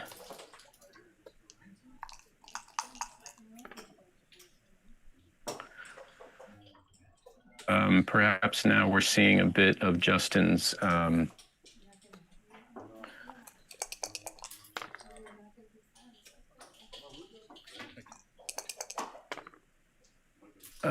don't know how to word it, intermediate play as compared to Dan's play.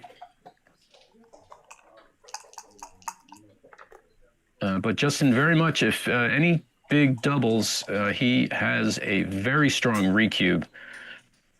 He might have already had one. I don't think so, but maybe after those double 6s. Breaking your board here is not what you want, but really don't want to leave the double shot. 3-2. Well, if you didn't break it before, you're not breaking it now.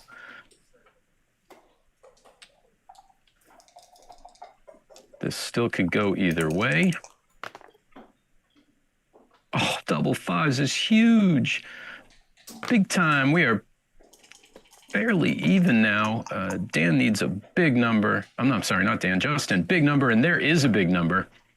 Why would you leave that? Don't leave that. Don't leave. No, you're scaring me. You're going to scare me. Just going to count the race. And maybe you should leave that, but I don't think so. You have the cube. You can just run. If you start rolling big numbers, you can reship it. Justin's making his fans nervous.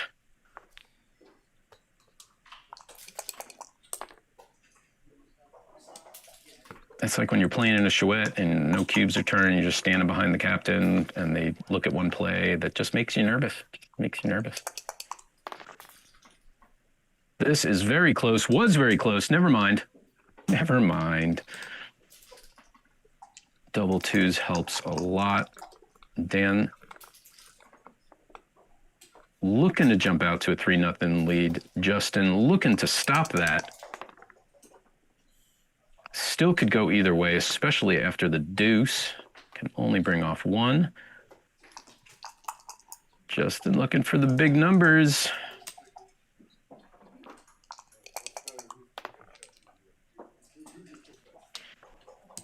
And it is just up to chance and the dice gods. Double 4s. That's Rudy's number. Oh, play it legally. There you go. It still helps. It's not really what he wanted. He only got to take off 1 checker. Let's see. Ended up not mattering much after the 6-6. Yeah. Don't think he had a recube yet. Yeah, I didn't think so either.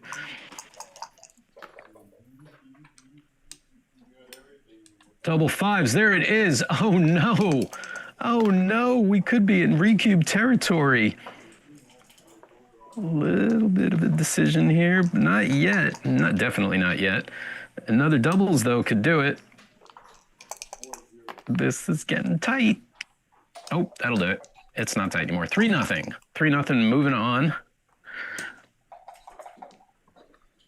Extra roll for the decision. It is possible that they did that in the last match. I didn't consider that. In BMAB, because your PR matters, sometimes you take the extra rolls just to get the decision. And that might have happened there and before. All right. Dan Minardi off to a lead. He was off to a lead against Rudy as well. 3-0, in fact. Could history be repeating itself? Probably not, but it might. You never know. 2-1.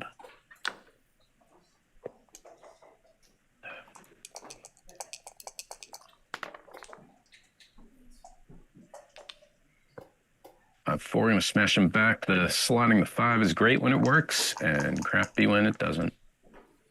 3-2 is great. He can anchor up, but he can also smash him back on the 5 point, which he probably wants to do. Keep fighting for that point. Doesn't really need to make the anchor yet. He's not facing any vicious attack by Dan, and so he's going to keep fighting for it, and he's not going to get it. Dan rolling extremely well, gets to make his 4 point as well.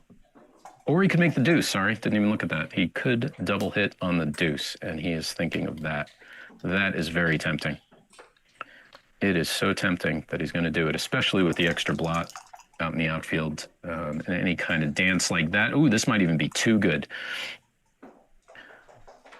This might be too good, and probably he does not lose anything taking a roll. That's not really what he wanted, but it's okay.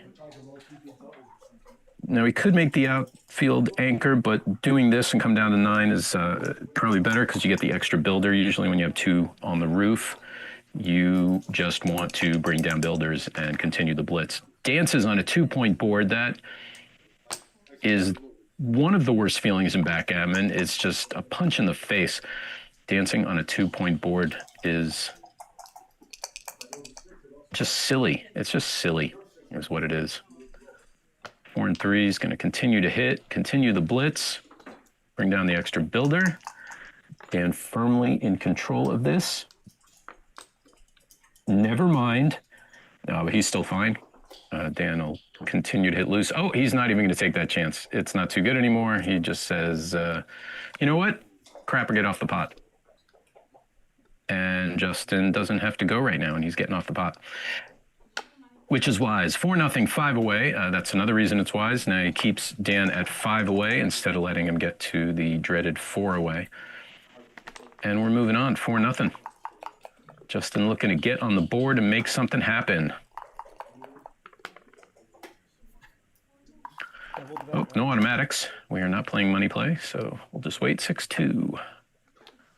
What was the recap for round 1? Dan did not win. Dan got beat by Rudy. Dan was up 3-0 to start. And then, spoiler alert, yeah, he couldn't hold on. Rudy just kept rolling extremely well. Very exciting game, though. I encourage you to go back and watch the last game. It was absolutely crazy. Back and forth. It was just back and forth, back and forth. With some big rolls, jokers, a lot of excitement, ups and downs. Everything we like in backgammon happened on that last game with Dan. So I recommend going back to watch it. 4-1. Going to hit, probably come down. And a good priming structure for him if he can avoid getting hit back immediately, which he does. 5-3 is not Justin's best. Might want to hang back on the 3 point so you don't get smashed. If you step up to the 5, you are definitely getting attacked. And you could even do the tempo hit. This is a perfect time for a tempo hit. Justin, look at the tempo hit. Look at the tempo hit. He's not looking at the tempo hit. And tempo hit now is beautiful for white because it obviously robs pink's chances to use all those spares to make. Nope. Tempo hit. Oh, he doesn't do the tempo hit. Yes, tempo hit right now would be beautiful. That wouldn't allow Dan to do this and use both of his dice to make a point or attack. And when you can't use both, those builders all of a sudden become blots in your outfield. So that might have been a sizable error to not do that. Or not, or maybe I'm wrong. But I don't think so. I don't think so. 2-3 now stepping up to the 5. Dan again looking to attack him on his 5-point, and Will, perfect for him. 3-4. Oh, that's big. He gets to anchor up. He is still in this game. And Dan might have a double here, but I don't think so yet. I mean, he's up in the race, or he's up in the match.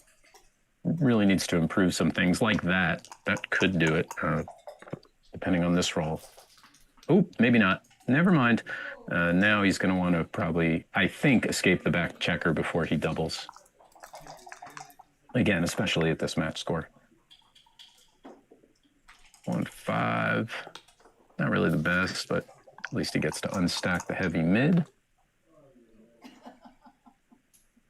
3-4 is good. It's time. Is it time to come up with that checker? Maybe. Maybe. Don't think you want to come out. You are down in the race, and that's dangerous. He gets missed. Now Dan gets to step up and see daylight.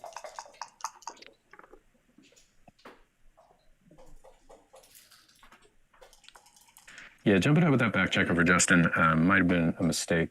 Like I said, especially you're down in the race, you kind of, that's your goaltender. You want to keep him back there for contact. He didn't have too many other good plays. He could have made a point in his home board. But now he gets to go back. And that's actually kind of perfect. And now he's back where he started.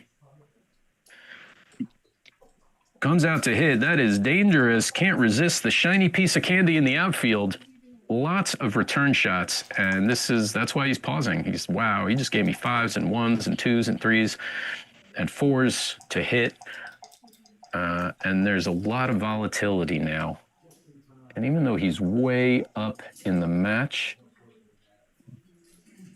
this is a very tempting double because there are gammons here, and probably a lot of them.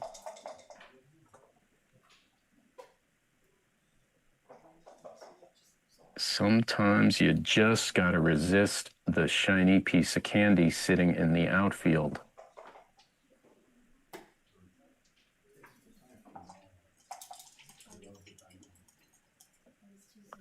Have a good think, Dan. This doubling cube thought brought to you by shiny pieces of candy.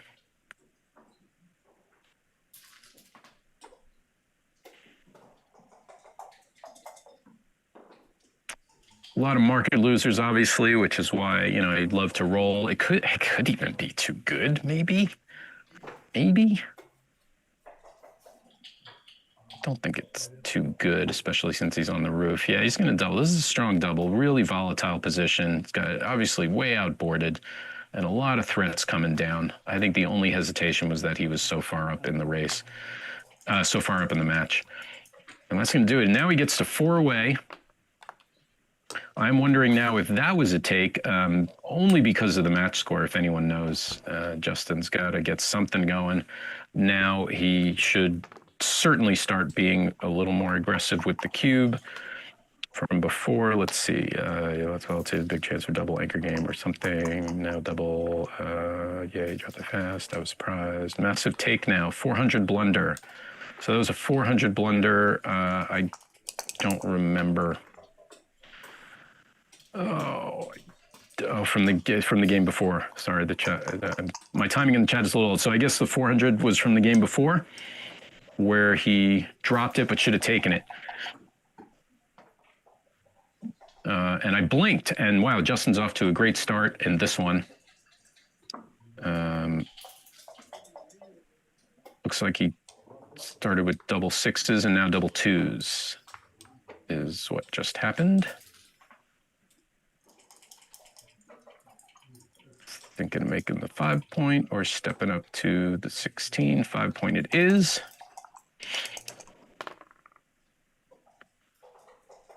And now really at this point, Justin might consider doubling just because he's way down in the match. Doesn't even pause to think about it. He had a threat on the 4, which he's going to hit now. The 6 is a little tricky.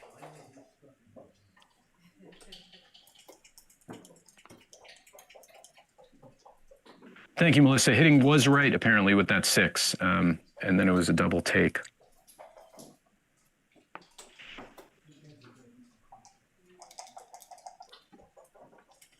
Yeah, I guess his other option for the 6 wasn't that great. He really didn't have a better 6.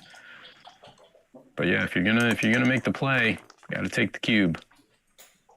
Oh, that's huge. Comes in, comes out, hits. 5-4 isn't bad at all. Has a beautiful prime right there. And Dan really wants a 6, obviously. That is a 6. And so much for doubling. That went away. Never mind. 6-5 looking to run all the way around. And Will is well up in the race, so it's time to race.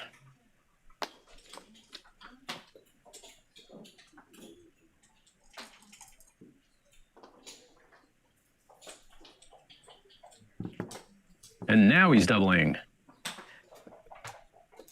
Scoops that up. No reason not to take that one. Dan is clearly behind in the race, but that just means he has better timing. And he's going to hang back, wait for a shot, make it difficult for Justin to get home. Justin's back checkers are separated from his army. He's forgetting about little Billy. Don't forget about little Billy.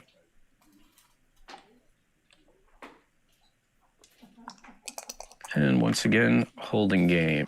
Let's get the race here. We got 111 for white before that roll. Oh, minus 16. 95 for white. 127 for pink before the roll, if I got that right. I give myself about 35% chance of getting the count right. 5-1 anyway. Justin's glad he doubled.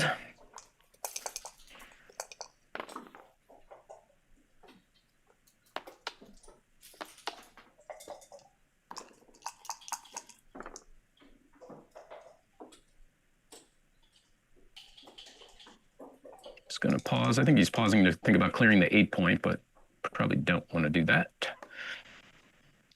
That would only make it trickier.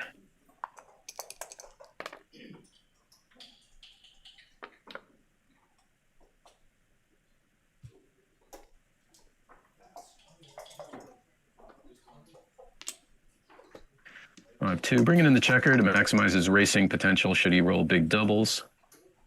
And that's why you leave the 8-point there.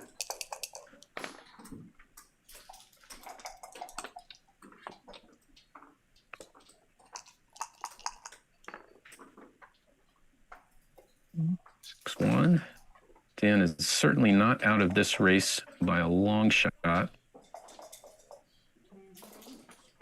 And almost certainly will not recube unless he gets a commanding race lead after some doubles.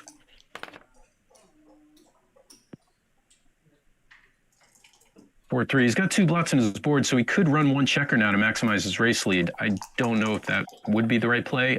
This is obviously super strong. And now it doesn't matter anymore. Never mind. 3 doubles. Dan's going to have to throw some huge numbers to get back in this. And if he does not, Justin will have finally gotten on the board and looking to go 5-2. 7 away, 4 away. Oh, on the corner. No double 6 for you. 5-4, bring it on home. Thanks everyone for being here. You could have been anywhere, but you chose to be here watching Backgammon, and we thank you for it. Hoping you're loving the match. This is the 2026 Wisconsin tournament from lovely Madison, Wisconsin. I don't know if Madison has 2 S's in it, but that's where they're playing. And it's an excellent tournament, beginner-friendly tournament run by Jack Edelson. And we will have streaming action for you all weekend. Tomorrow, Friday, Saturday, and Sunday. Lots of backgammon. Just as you are coming out of the excitement from Monte Carlo and you're starting to go through backgammon withdrawal, we are here for you with all the backgammon action you could possibly want. And then coming up at the end of August, I know there's actually a lot of tournaments, I believe, coming up, but at the end of August, we have a huge tournament in London. It is the Team World Competition. I will also be at that one. I won't be on the team, but I will certainly be there rooting on my favorite players and possibly even playing, possibly doing commentary. Who knows? Either way, I am definitely going to London, and I'm super psyched because I get to see my first official London football match, soccer match, and I'm very excited for that as well. Even though, I kind of like backgammon more. But I'm excited to be in the stands, jumping around like a crazy person and pretending I care about either of the teams. Here we go, 5-2. Justin trying to keep hopes alive and win another one, getting it a little closer to even. Dan hoping to get to 1-1 after his disappointing loss in round 1. And again, this is the BMAB round 2. If you don't know what the BMAB is, Google it. I'm just kidding. The BMAB is the ratings body that gives people ratings. That's how people get the titles of Grandmaster, Master, things like that. It is based on PR and performance. All of these matches are being transcribed and they will be uploaded. You can probably find any of these matches online after they are all done. And then based on their performance, eventually, if you have enough BMAB rounds under your belt, you get a title, you get a rating. And additionally, this is a little mini tournament in and of itself. Everybody gets to play 5 matches. All the matches are to 9 points. And at the end, they will have a winner, and there will be lots of losers, but there will be winners, maybe 2 winners. I believe if someone goes undefeated, they get the coveted Iron Star. And if they tie, they get a portion of the Iron Star. They get half an Iron Star. And if you get 2 halves equal a whole. I think that's the way it works. Roberto Litzenberger is the Superman behind the Players' Cup. He is awesome. Justin gets to make that 18-point anchor. That is beautiful. 4-3. Just going to have to keep playing safe. Got full freedom. He is outboarded. You really, this is really one of those times in backgammon where you just make large stacks. We're always taught you don't want to stack up checkers super high, but in this situation, there's really nothing else. 5 will slot the 4-point, or 2 will slot the 4-point.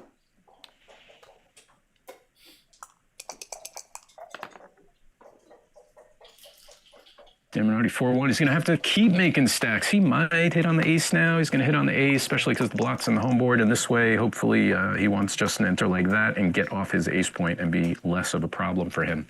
That would be the reason. I don't know if it's right, but that is why you do that if you're going to do it. He's probably taken that time to make something happen. 2, 3, 4. What's the race at if he does that? 131 for white.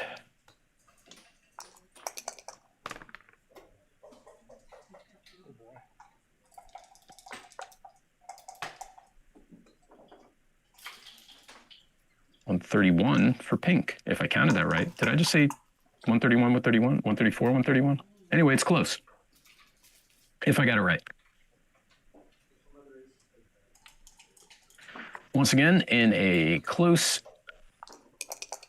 standard holding game, kind of a mutual holding game-ish in the outfield holding game. Both players waiting for big doubles, waiting for the other person to crack. Dan probably considering bringing checker down from the midpoint since there's a blot in Justin's home board, but there's no real reason to do that at all. So no, he wasn't considering that. He wouldn't do that. He wouldn't do such a silly thing. 6-5 is going to break the mid. It's a good time to do that. That's a tough choice. I don't know what I would do there. Oh, there's the big doubles. That's going to do what to the race? Very close now. Very, very, very close race. Too close to call. I mean, it's not. I could do a count, but I'm not going to do it because I just know it's close. It's a close race. If you want to count at home, please count at home. It's the pip counting home game. 6-1.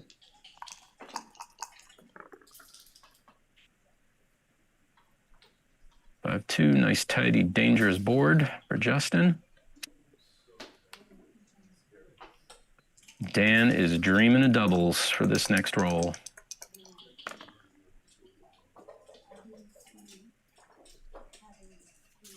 Just gonna have to play safe there. And we are reaching that crucial holding game moment.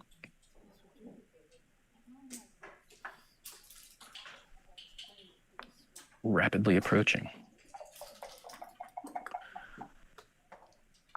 These are also Dice God moments. Double one certainly helps. He can move one of those stacks and make the 5-point. The question is which one? He kind of wants to hang back on the 13, I would think, to make it more difficult for Justin to escape. On the other hand, we're starting to reach a point of who's blocking who.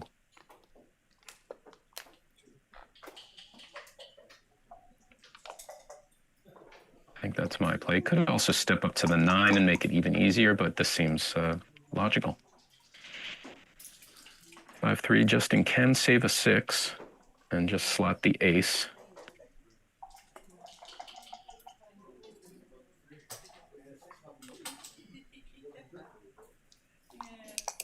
Both players doing fine on time.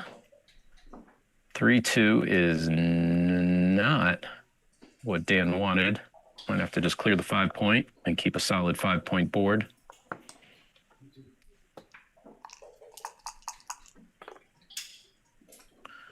Six, 5, that's going to do something. Justin will have to break his board as well. He could try running, but that would not be wise. He would be facing 28 out of 36 shots if he did that, and he's not going to do that. Uh-oh, shot time the other way.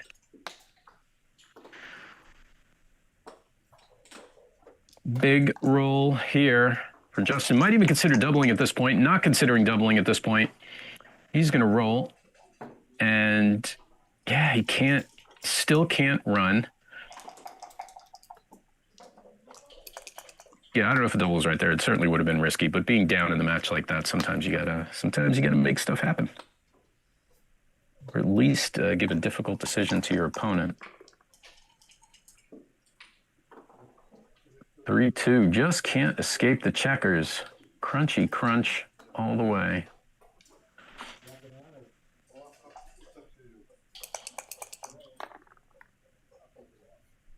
Double ones, again, has to make a decision. Who is blocking who? He might just slide up to the 5, yep, and go 4-2, and any 6 is a bad 6. Unless there's 2 of them. Oh, that is a bad 6.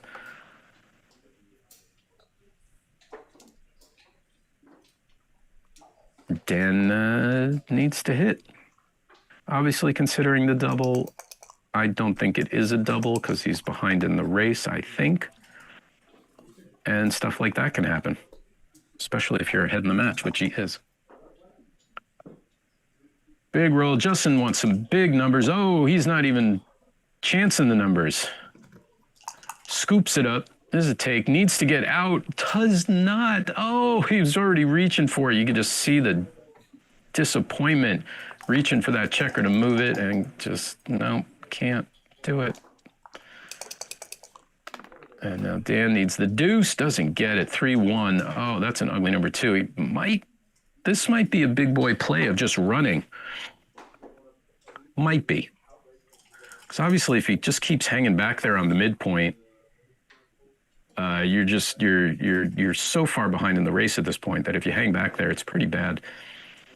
At least if you run now, you get better racing equity. Justin has that blot on his 6. And yeah, he's going to do it. I don't know if that's right, but that's a big boy find. I might do that just to look like I know what I'm talking about if I were over the board.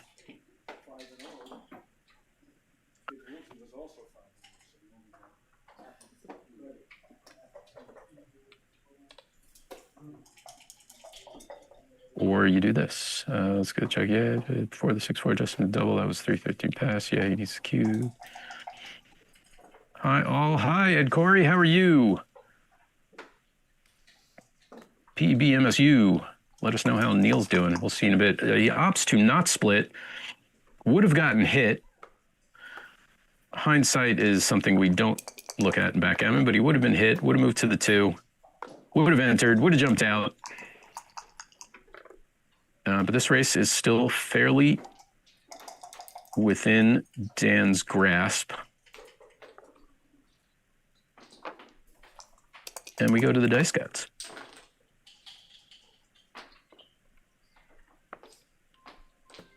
Thanks again for being here, everybody. I know I'm excited to be here. This is the highlight of my day, the highlight of my week.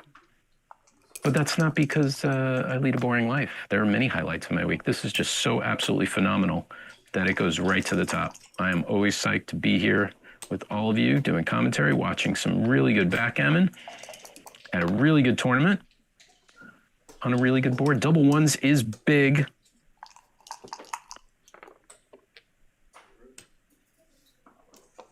This still could go either way. Double 2s, Dan pulling it out, getting the doubles.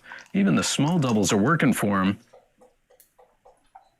Oh, 6-2, that's painful. It now takes him 4 rolls.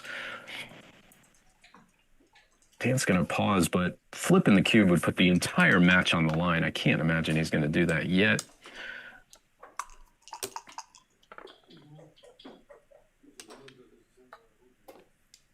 Oof.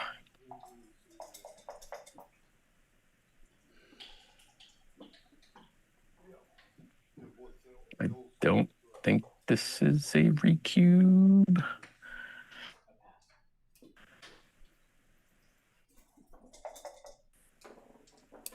Given the match score, no way. Because of that.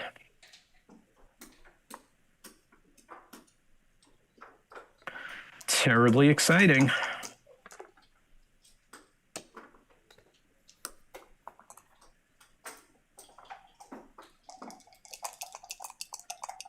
Now, wow. Yeah, just it's so scary to put the entire, I don't know if that was a cube, that might have been, but it's so scary to put the entire match on the line, and that's why. Wow, he's glad he did not recube there. That's exciting. Justin stole one back. You were just on the fence of whether or not to cube you on those. And wow, what a finish. 4-away, 5-away.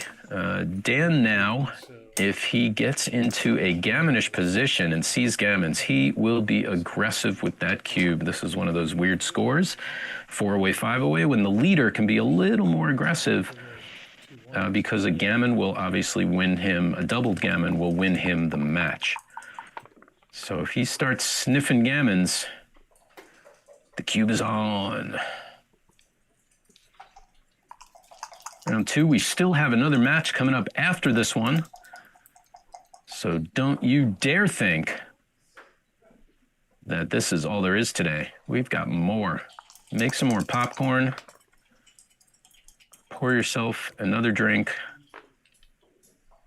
Dan loves that 6-4. He has full freedom. He's escaped. Similar to before, he would love to now make some home board points.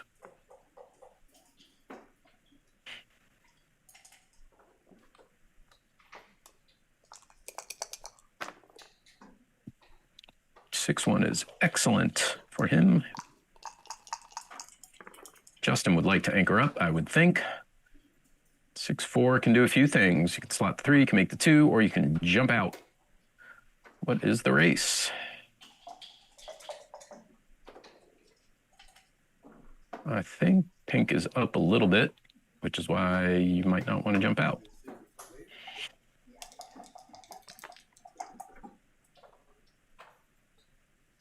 It's a tricky play. I'm not sure what I would do there either. Only grandmasters know for sure. You might have even come down with the 4 to the 9 point. But that's in the past now. 5-4, great roll.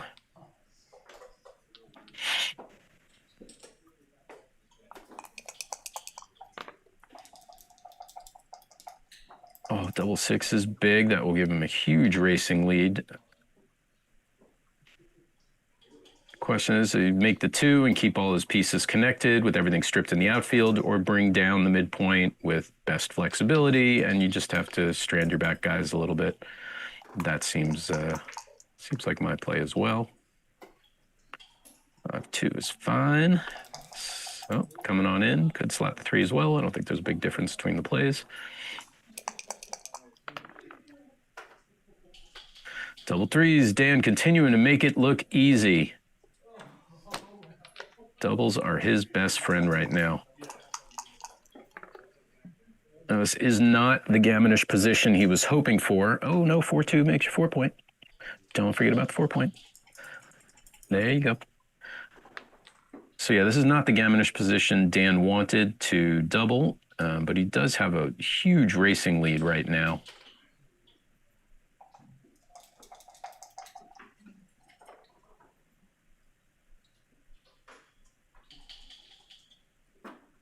$102 for pink, I think.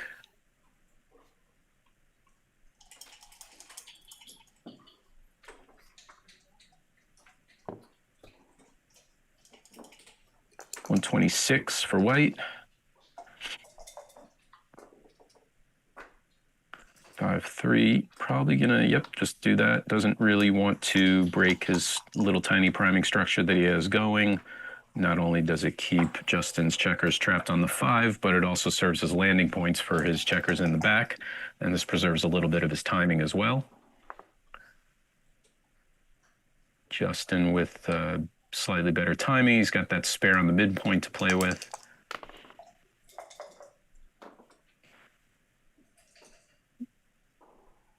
Yep, 3-1 again. He could clear the 7, but he probably wants to keep those checkers there. Might just make the deuce. And that keeps him a little flexible. Clearing the 7 would probably make it a little harder for him to get home. 4-1 is fine. You're doing fine.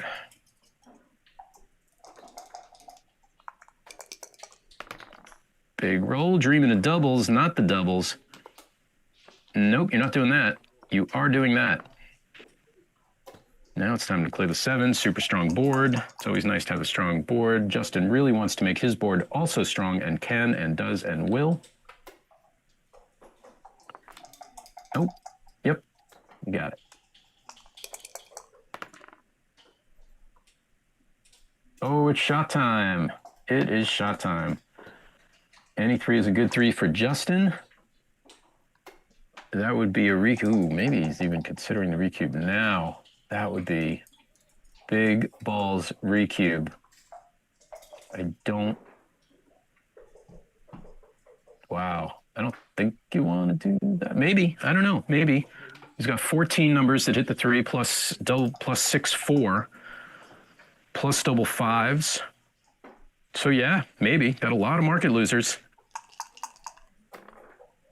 A lot of them are almost 50% to hit. Doesn't hit. I think it was only 15, 14, 15, 17 numbers if I counted that right. Hit.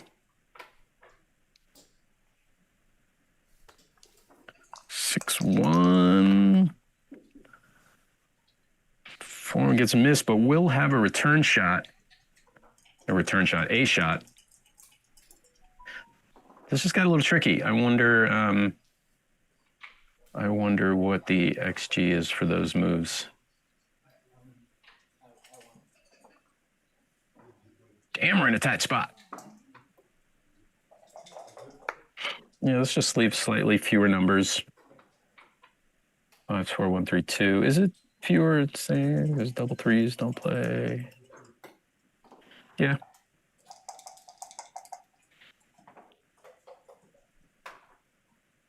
Getting tricky. And now he's considering it again. He has fewer hits this time than he did last time.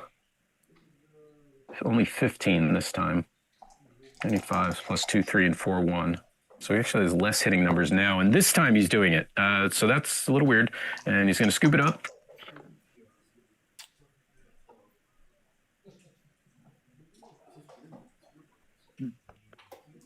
Dan will gladly scoop it up. He gets missed. And now a win is a win for Dan. And Justin is now hoping for the backgammon miracle. Dan will have 6-1, 6-3, or bad for him next roll. And that's really about it. A few other awkward numbers, but only 6-1, 6-3, leave a shot. Double threes is one of those awkward, crappy numbers. It doesn't leave a shot, but it is really crappy. And Justin's hopes just went up a smidgen. 6-1. That's all you can do. This is a big roll. That's going to be the match, probably, unless some massive doubles start happening. I'm curious to know about that 4 cube, if he had a 4 cube with the previous roll, when he had more hitting numbers. This seemed like a risky redouble.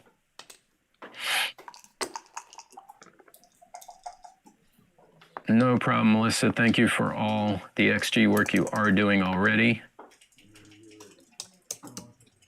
So a redouble would have been a 900 blunder then. Would have been a 900 blunder and then a 500 blunder. I'm not sure which is which, but yeah, big blunder to recube there.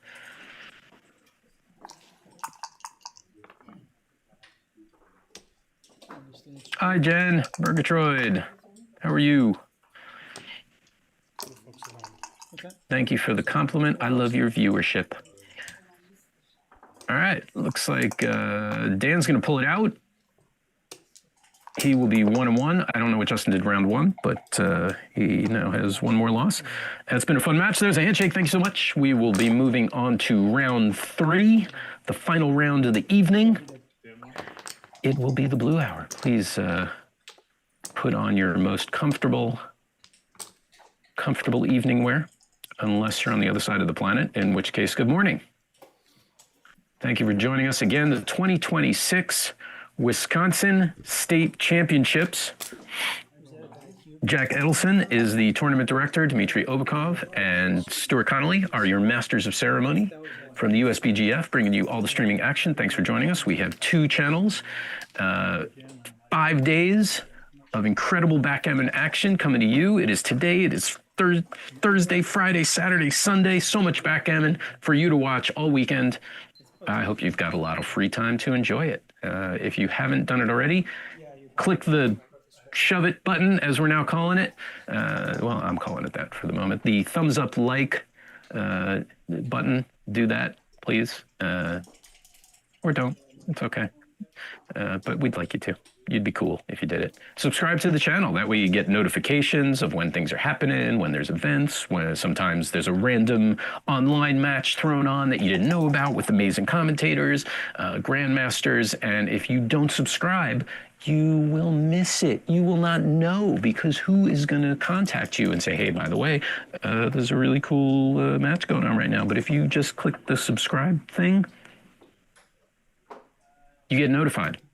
And then you don't have to worry about it. You can go to sleep at night confident, knowing that if there's something happening from the USBGF, you'll find out about it. So just subscribe to the channel. I have, and so should you. Welcome. Welcome to the break. Let's see what's happening on stream 1. Let's check the chat. Recubes now. Sorry, XG is not helpful. Yeah, I already read all that. Okay, chat. Yeah, it's okay. All right. Yeah, let me see who's playing in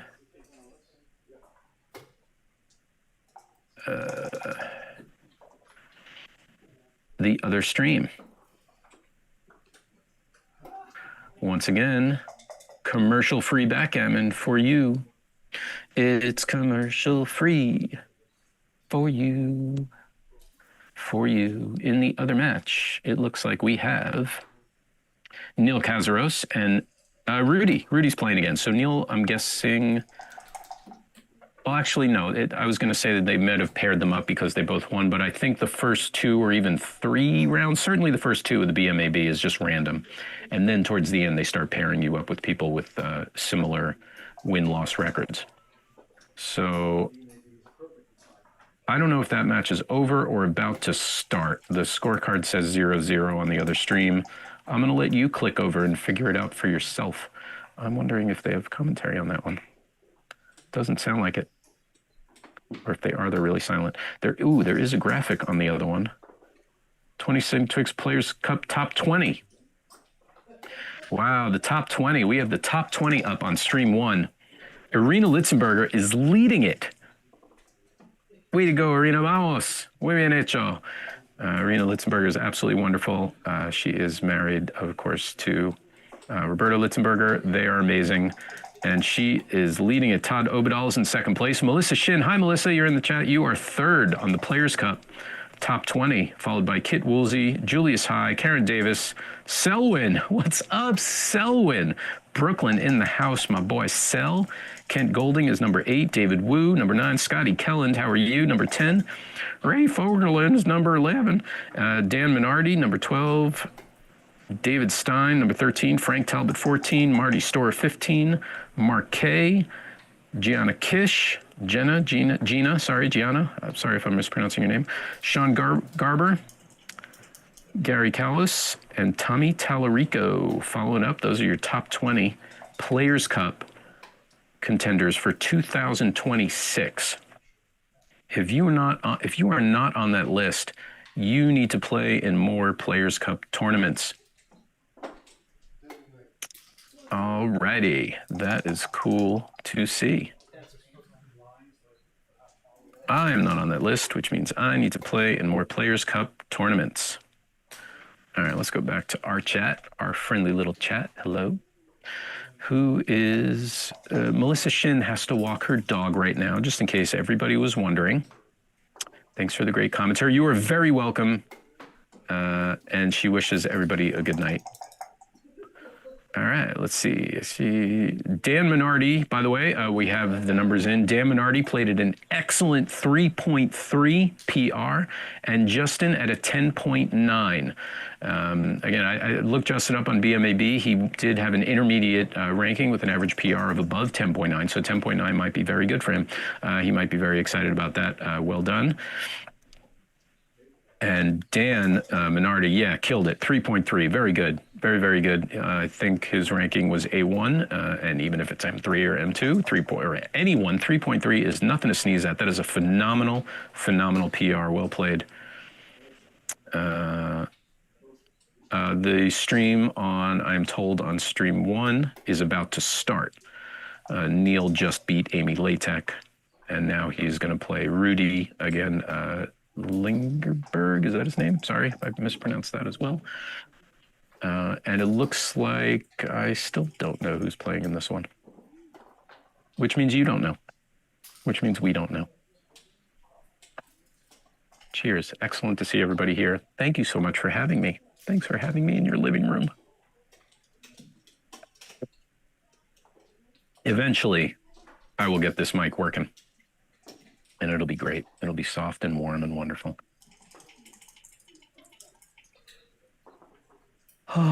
What should we talk about? Let's see. I don't know. We can once again thank the USBGF backgammon.com, the American Backgammon Tour. We're looking at a beautiful Joker backgammon board. We could say all of that. I'm Josh Isaac, your host. Thanks so much for joining us. You can check out my YouTube channel if you like. It is Twilisaac Games. You can see from my chats in the chat, that is my YouTube channel. It really has nothing to do with backgammon, but it does have to do with some games I designed. Please go check it out. Contact me, and we can talk. Hope you're having a good day. Hope you're having a good life. I hope it does not hurt when you walk, and it does not hurt when you breathe. Those are two very important things. And if they're both true, please be grateful. Practice gratitude, everybody. Be grateful. Be grateful that we get to enjoy this game of backgammon. And we get to relax doing that. Just a moment, checking some messages.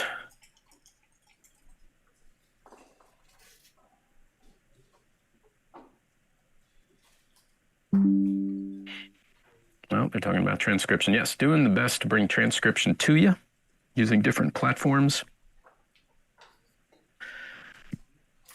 We are on break. I don't know who's sitting in the background. Can I zoom in and see who's sitting in the background on your screen? Someone's sitting in the background. Who are you, background person? I'm going to bring it to everyone's attention that you are sitting in the background. Oh, you have left, probably because I mentioned that you were sitting in the background. Oh, well, it's just us again. Pardon me, I'm going to step away for 10 seconds, 30 seconds, and then I will be right back. I hope your screen isn't jumping as much as mine is, but I'll be right back.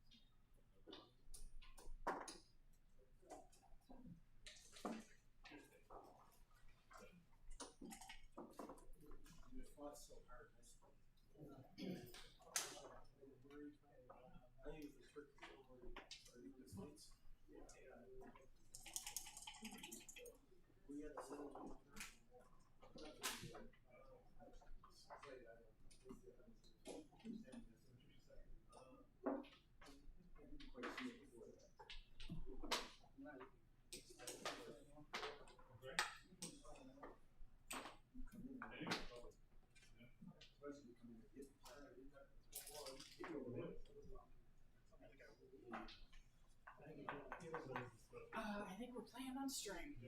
Playing on string again? Yep. We must be fan favorites. Yes. You could have just said yes. All right, the players are sitting down. The commentator is sitting down. We've got Maggie Sweeney on the top of your screen.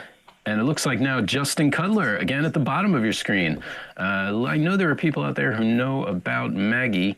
Unfortunately, I don't. So let me try and do some quick research. Good to go? Checkers. I know, right? And dice on checkers is legal. And legal moves. Yes. Yes. And I will try and get some info to you about these players.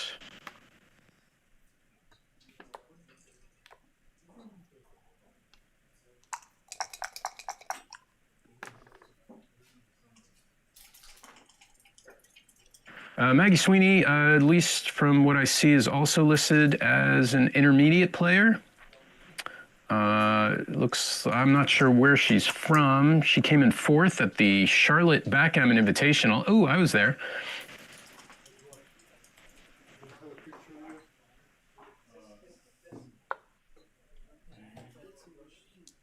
And Maggie Sweeney tied for 3rd and 4th in the last chance round,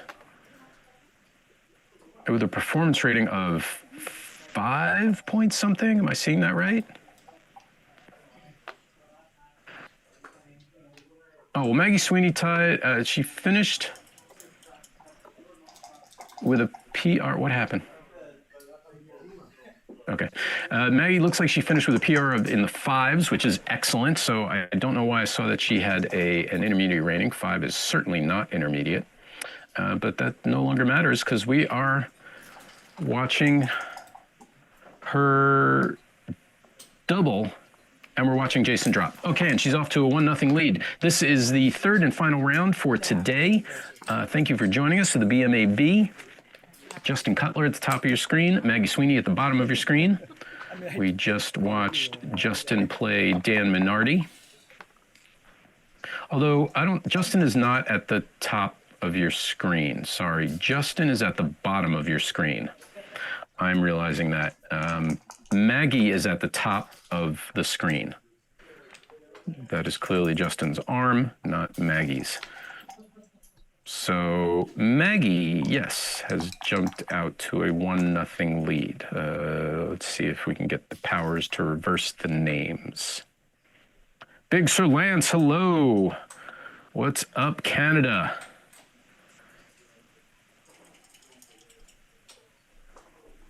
Maggie is the best roommate ever, says Murgatroyd, says Jen. Why is Maggie the best roommate ever? Does she prepare crepes in the morning? Does she wash all the dishes all the time? Or does she just, best roommate ever is someone who just minds their own business and doesn't really talk to you. And when you leave, doesn't go, hey, where are you going? That I haven't had a roommate for a long time, but I remember those being good qualities of a roommate. Justin, the 6'5", is still looking at the hit on the ace point. Maybe. Who knows? Maybe. I don't know. 2-3. Maggie would love to safety that checker on the 9, but also would love to anchor up and make the 5 point. That's also nice. Anchoring up to 23 isn't exactly what she wants. She wants to see daylight, and that blot on the 9 isn't really a big deal since Justin doesn't want to break the 18 to hit it. But Maggie definitely wanted the anchor. Let me let people know that the names are reversed. Just a moment.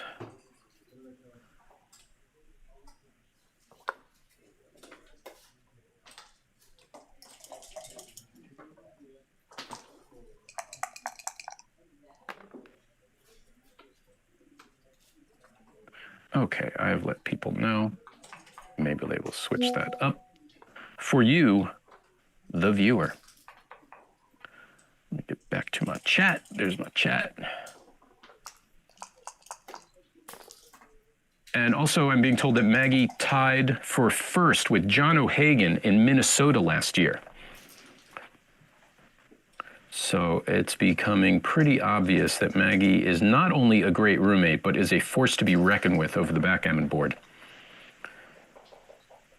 And at the moment, she's dealing 1 point of pain to Justin. You can see the names on the board. That is obviously the way things are, not what the Chiron says. 4-3 for Justin. Can't hit, but he can make things stronger. Or she. I'm sorry. Yeah, I'm getting confused. Maggie can't hit, but she can make things stronger. I'm not going to look at the Chiron. Justin's on the bottom. He's going to make it all nice and safe. He would love to make that 7 point. Yeah, we know you want to make the 7 point. Maybe that's right, but it's also really nice to just safety everything up.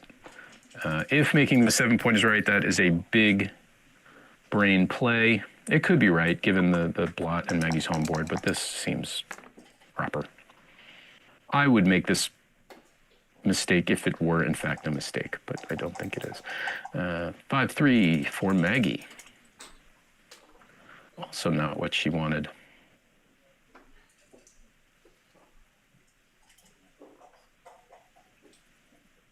She is behind in the race a little bit, so doesn't really want to jump out.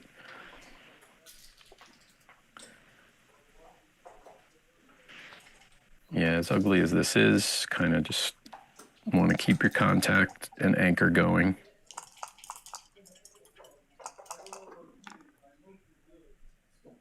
Justin 6'4" is not a great roll. He's going to leave a blot, but that's okay because Maggie's got 2 blots in her home board, so it's not the end of the world. Considering bringing down 2, but I don't think you want to do that. Maybe. I make a lot of mistakes. Double ones is lovely. Maggie's going to hit, Maggie's going to cover, and then she's going to probably continue stepping up to see daylight. That's 2. Maybe make the anchor and then go 8 to 7 to give yourself another builder. Seems logical.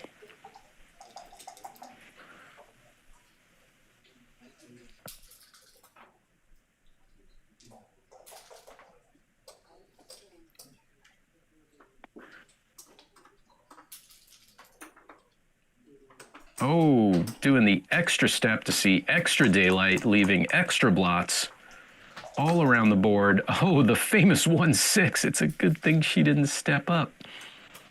Maybe she saw it coming. Maggie not only is a great roommate, but has the gift of foresight into the future.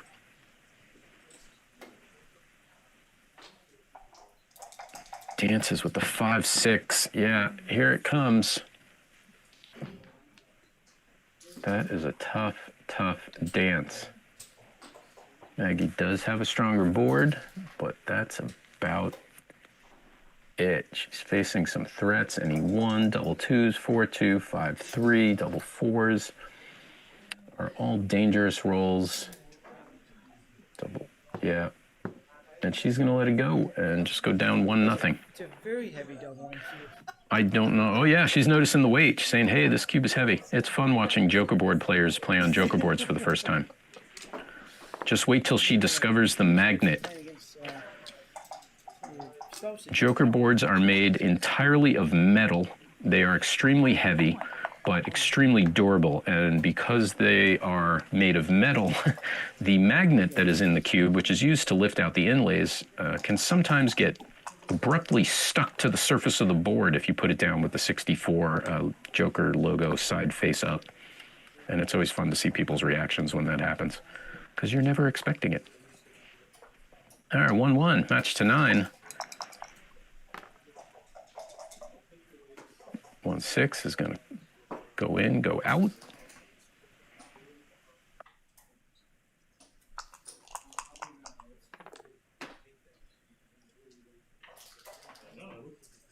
Five 2 is not the roll that Justin wanted. He can't anchor, he can't hit, he can't make his 5-point.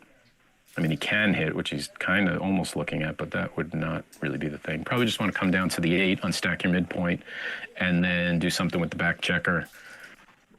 Or run all the way and do that. That seems a little stacky on your midpoint. A little stacky.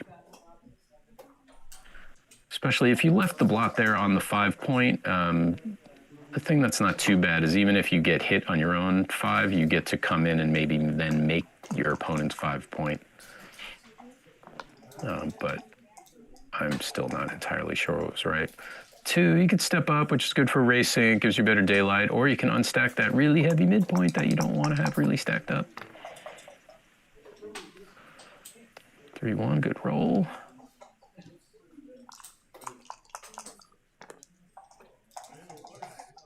Race is pretty close. Looks like, yeah, it's pretty close. Let's see.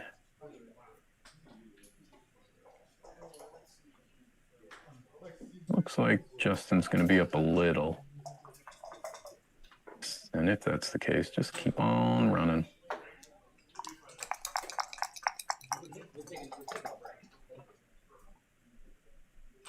Oh, my screen froze. I don't know. Oh, 6-3. Not the hit Maggie was looking for. Still a little behind, so she's going to hang back and wait for contact. 2-1. Oh, you're going to make it a 7-stack? 7-stack time? Going for the 7-stack. Big 7-stack. 7-stack and a 6-stack. playing safe. Probably just wanted to come down to the 11 point there and have 2 blots in the outfield. Now, even though this is safe in the short term, Justin might, unless he rolls double ones, encounter some problems bringing him everything home safely. And by the time he does encounter those problems, Maggie will have strengthened her board considerably, is most likely what's going to happen, unless he just keeps rolling doubles.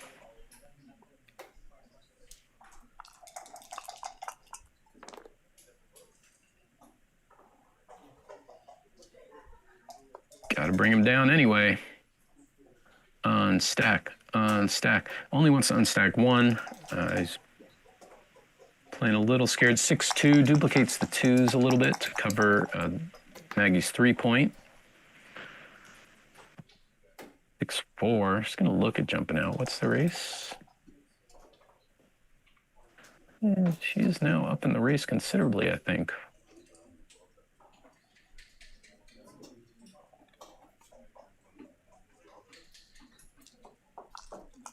I lost count. I was counting. I lost it.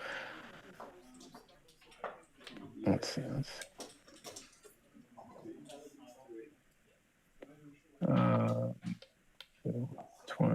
23, I think, for pink.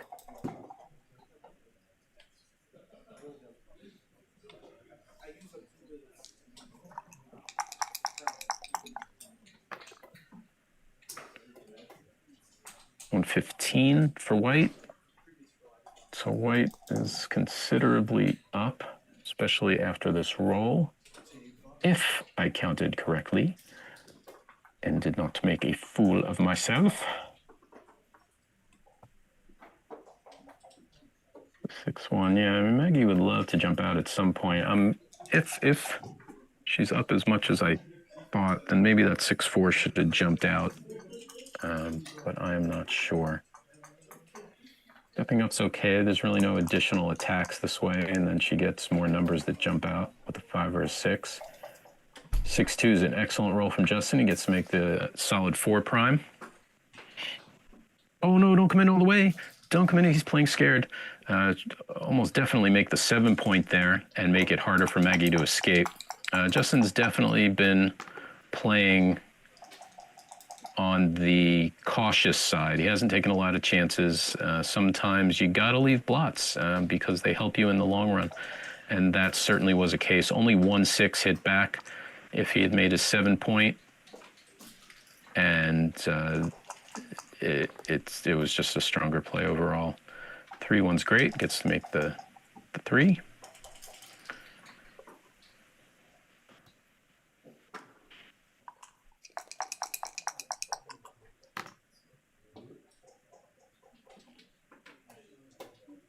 Or 3, Maggie still can't jump out. She was hoping to on that roll. So it's either, slot the ace or bring 2 down from the mid. This seems wise.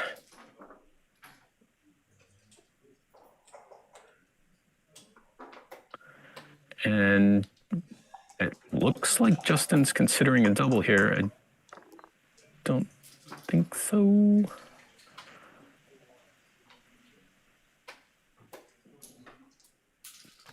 Just because of the race.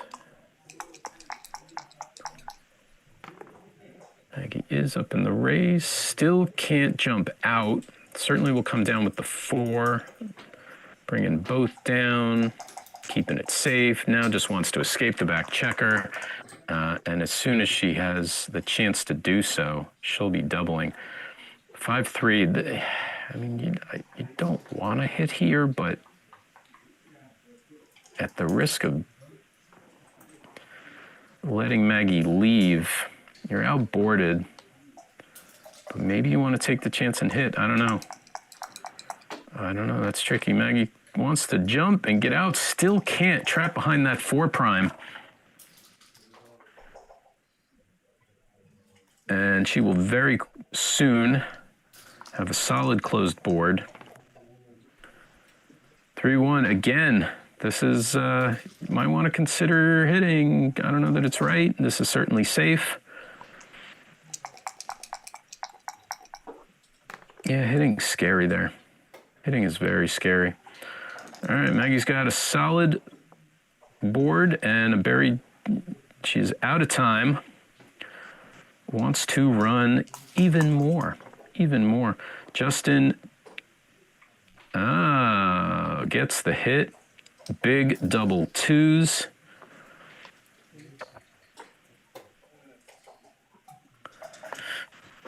And that definitely put a damper on Maggie's plans. She just couldn't escape, just could not jump out. Any 5 or 6, she was going to jump out, start for the race. And now this will certainly be a double and a pass. And we're going to move on 2-1. That's what happens. It's not just about getting hits. It's about being able to jump and leave when you need to. I know. 2-1. Here we go. Justin is a newish player from Nashville. Thank you, Amy. Thank you for the info. He's ranked intermediate 3. Maggie is Amy's sister from from your mom and dad. That's usually where sisters come from, is from your mom and dad. And wow, it's okay. So Maggie is ranked intermediate 2. Okay, so then the 5-point something she played at whatever tournament I just looked up is phenomenal for her then. If she is an intermediate level player. All right, both players intermediate level. So with these final ones, you should split the back checkers. If your opponent has split your nope, see, there you go. If your opponent has split their checkers and then you roll double ones, the other 2 is usually splitting your back checkers to avoid this. You don't want to leave the direct 6. If your opponent still has glued back checkers on the ace, then you make the 7-point with the responsive double 1. It's a little computer knowledge. At least that's what XG says. Those dice looked cocked, but they are not. And the 6, yeah, just come on down, bring yourself an extra builder, unstack your midpoint, looking good. Justin 5-4 is going to safety one of those checkers.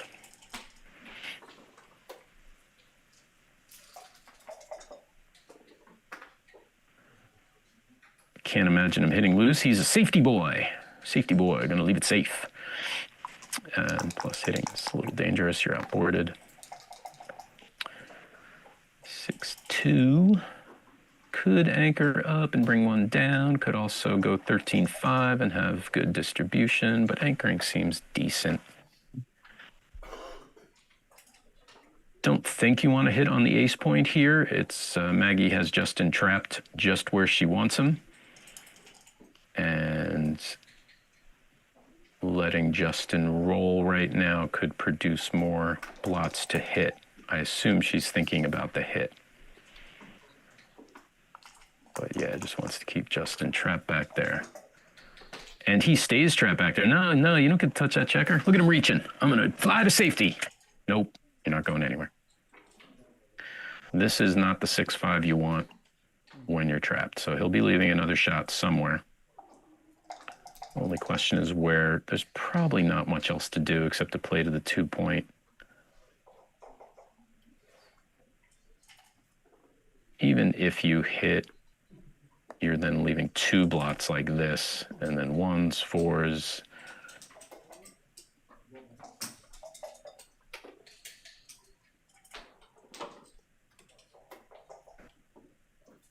There you go. That's position.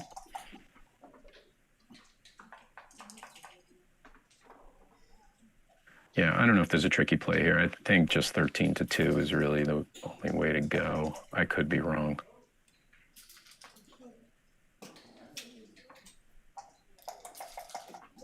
I mean, you could also play both from the 11 and slot the 5, but then you're walking into a double shot and giving up your 11-point, which is very nice right now.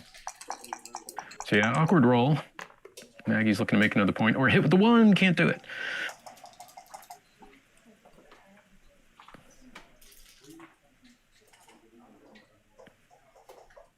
5-2, yeah, I don't know, kind of looks like just coming down to the 8 and then playing 7-5 leaves you good distribution to fill in some more of your prime. Again, you could try a tempo hit, but that's really not the time for a tempo hit, I don't think, on the ace point. This is where I could often make small little mistakes when I try to get tricky. I mean, you could also break your anchor and jump out into the outfield with 2-5 and create a lot more contact. That might be a really creative play, given Justin's horrible position. She might have broken the anchor and jumped out to the 15 point.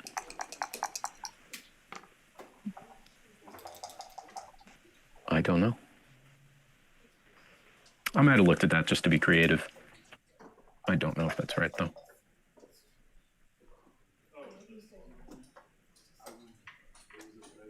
Or 3, yeah, something like this. You get a little more outfield control. 3-1 is the 5 point for you. Always looking at the hit. I mean, you could hit and then step up and see daylight, but 5 point, you know. It's the 5 point.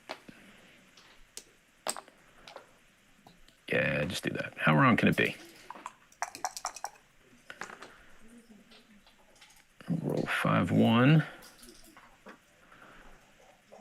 Oh, that is tricky. The 1 is kind of duplicated because Maggie wants to step up to see a little, to threaten the 8 point, maybe see daylight, but also the 1 attacks. The 5 is the tricky part.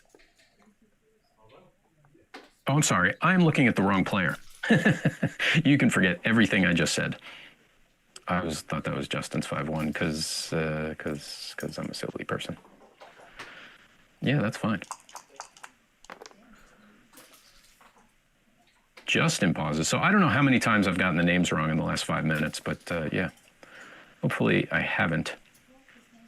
And now I once again realize that Justin is on the bottom and Maggie is on the top. No jokes, please. Maggie rolls 4-1. Looking to hit. Wants the 4 point, wants to fight for the 4 point. The problem is the 4. She can come down to the 9 point, and if she doesn't get hit back, that is a super solid position. Not hitting seems a bit passive. Don't really want Justin to just jump out to safety, and then you're trapped back there. So yeah, this seems like the right play. It's kind of worth it. Justin's weak ace point makes his board a little weaker, but 4-6 is big. Hits, jumps out. And now I think Maggie would like a 3 to counter hit as long as, oh, unless it's paired with a 1-5 or a 6.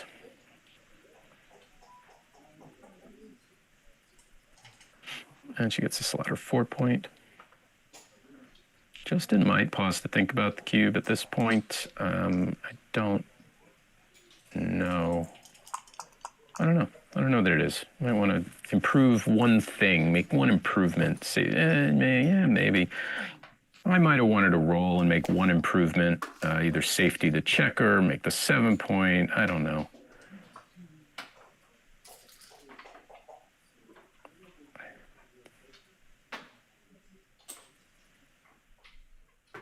Yeah, it's down a significant amount, down over 40 pips, I think.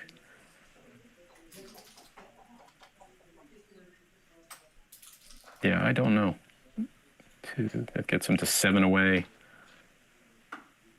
It gets her to 7 away. So yeah, maybe drop and just. Wow, I'm so confused. Okay, she's taking it. I got to stop looking at the names on the board. I'm confusing myself and you, the viewer. Double 5s is exactly what Justin wanted to follow up that cube with. That's for sure. That would have been a market loser. And now just 2 down. Absolutely. You are fine. You are ahead in the race. You are killing it. That's your play. So yeah, I don't know if that was a take or not for Maggie. She was down a significant amount in the race. But you've got the 3 point, and you know Justin's board isn't super strong. So yeah, maybe that was a take.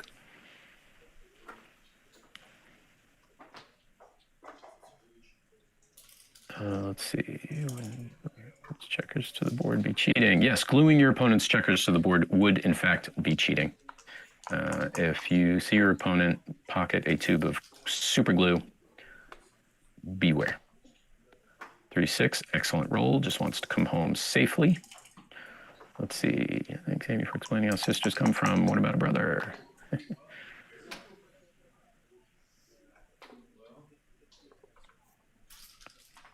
All right, just checking the chat. Oh, brother and sister are watching Maggie. We've got brother and sister rooting for Maggie, watching at home, in addition to all the people crowded into the bars and streets, watching it on the big screen television. Maggie 4-2, just strengthening her board, waiting for some sort of shot.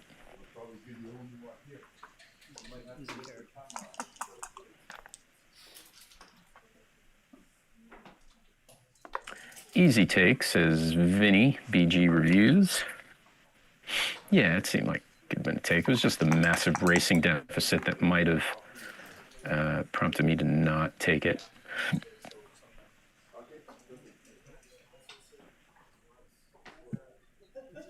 4-2. I don't know why Maggie wouldn't just jump out here, get the extra checker, start bringing that around. Yeah, you can slot. It's okay. Some bad numbers in the cup. That's not one of them. 6-5 would have been disastrous. And that's what you do.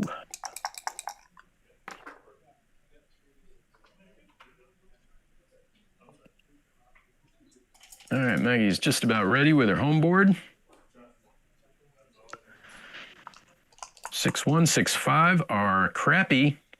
3-1's not that bad. It's all right, staying alive. Baby steps.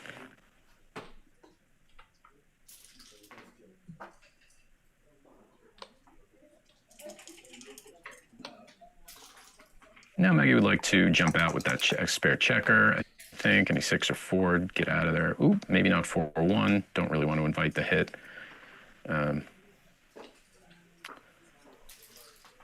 That could lead to more gammons if you get hit back. So yeah, unfortunately, I think you just got to slot, or maybe even make the ace point and leave if you want to save that. But there's really no reason for Maggie to save a 6, because any 6 she can just jump out with that spare checker on the 3 point. So do that, bring in a checker. It helps your race, it helps your gammon save chances. There's not too much to get creative with here.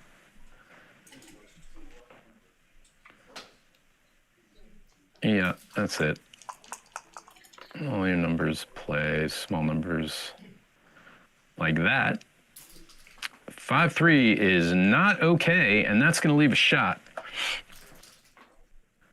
Just what Maggie wanted. Big roll coming up. You really have no choice. Just got to go to the ace and not leave more than one blot. Big roll here. Game deciding roll. A 3 will win it. Wrong 3. 3 on 1 die. Slide that check on over. And there's still a ton of bad numbers for Justin here. That is not one of them. What a beautiful roll for him. That was absolutely perfect.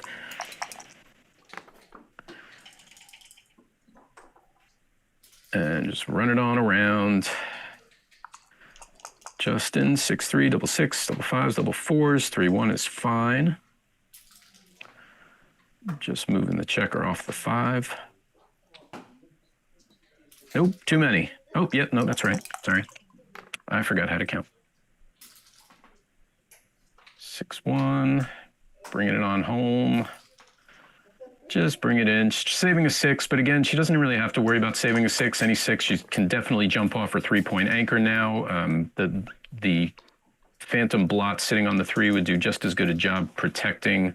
Obviously, doubles, small doubles would play poorly if she did that. But saving a 6 at this point isn't super necessary.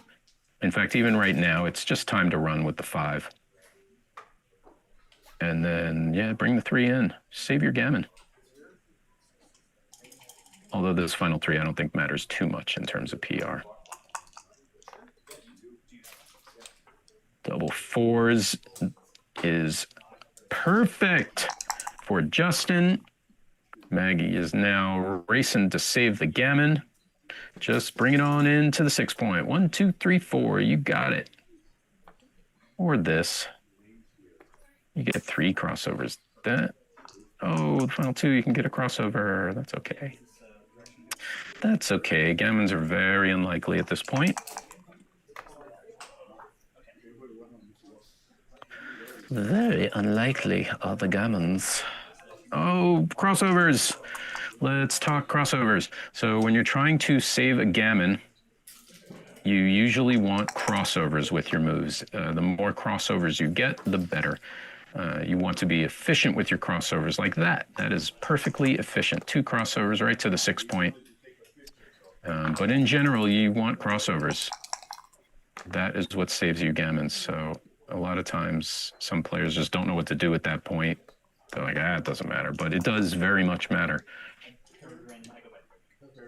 If you have a number that crosses perfectly with a 6, you want to play that 6. A number that crosses perfectly with a 5, you want to play that 5. And so the gammon's over. That's it. And it's going to be 4-1. Justin. Plenty of match left. This is still anyone's match. They are now just rolling for decisions, as they do in BMAB. It helps lower your PR just a smidgen, a little bit. Let's go to the chat real quick. We're all playing BMABs tonight. Yes, we are.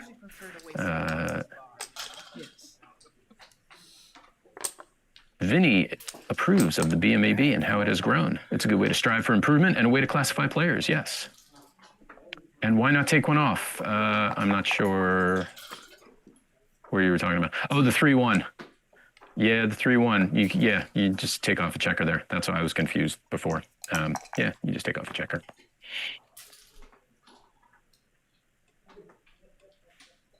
All right, moving on. 5 away, 8 away. Lots of backgammon left. 1-4, good time to split the back checkers after you have hit. 3-6, get hits back. And this is why also, even if you get hit back now, you roll a 5 or a 4, you get to make that advanced anchor. That's why splitting like that is fun. Double 5s will be a super joker. 2-6 gets to hit. The bloody battle continues, as is often the case in the opening. Boom, boom, boom. And we'll see where the dust settles. 1-4 hitting back. I don't want no anchor. I want to hit back.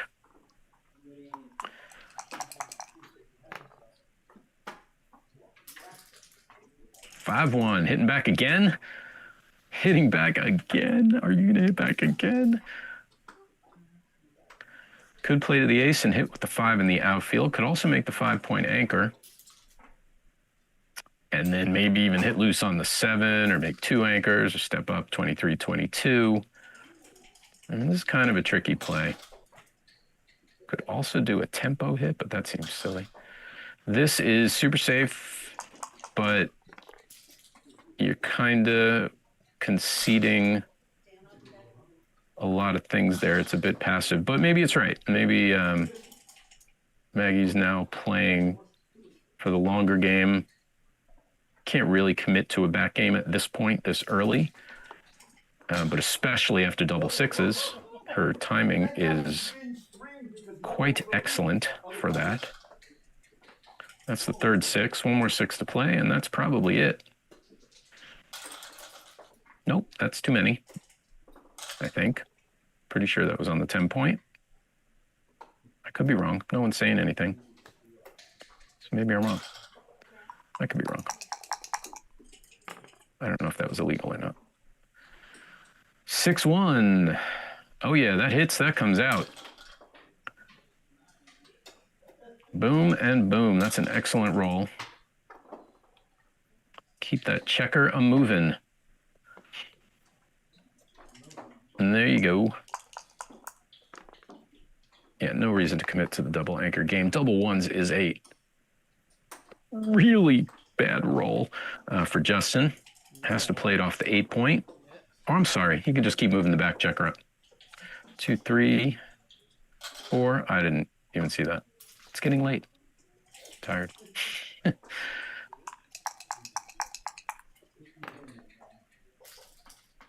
Maggie has her own double 6s. Wow. Not the best, but could hit and probably will. Also jumps out with 2. And then with the last 2, might want to come in and hit on the 4-point. I mean, you could bring them all down to the 8. Maybe that's a thing. Either way, you're leaving the shot, so why not hit and try to make a point you want to make, is my thought. I don't know if it's right, but that seems logical. Is that round 3? Wow. You're efficient, Neil. Whereas bringing them down to the 8, you're just stacking up. You're giving up a point. You're stacking up your 8 point. You're being very inflexible, and there's no reason for that. So, yeah, this is probably the play. Justin, big roll. 3-2 does not hit. Probably just keep it moving. Don't really want to leave extra blots.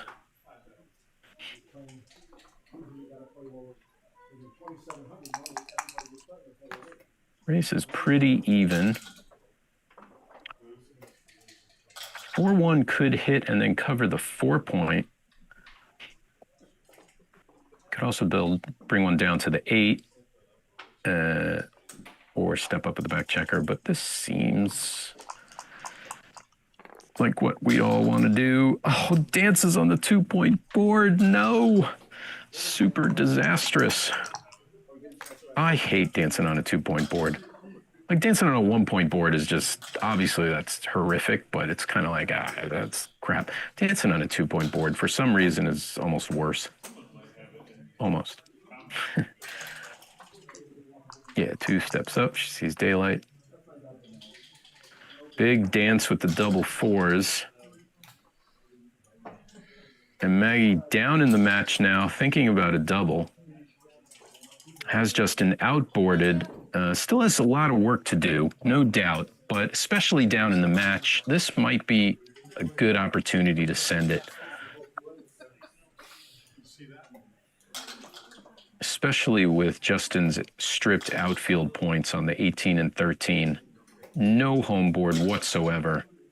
I think this would be, I would probably double this at the score.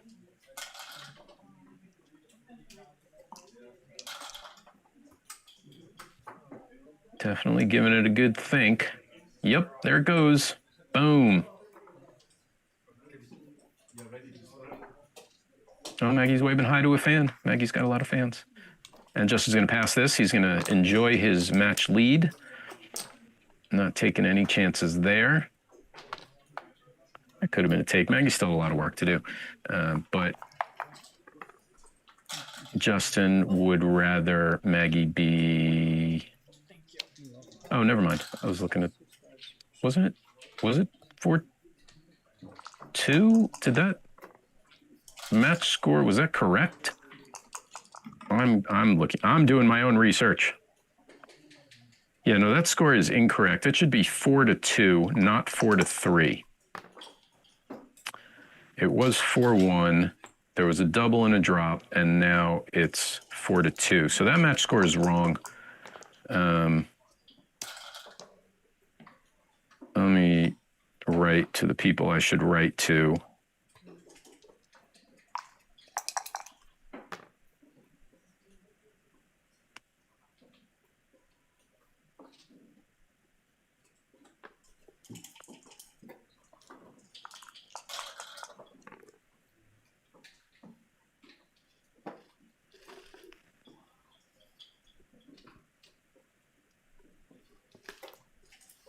Let's see if we can get someone to correct that. Or if any of you are watching and are there, or if anyone's listening, go and tell them.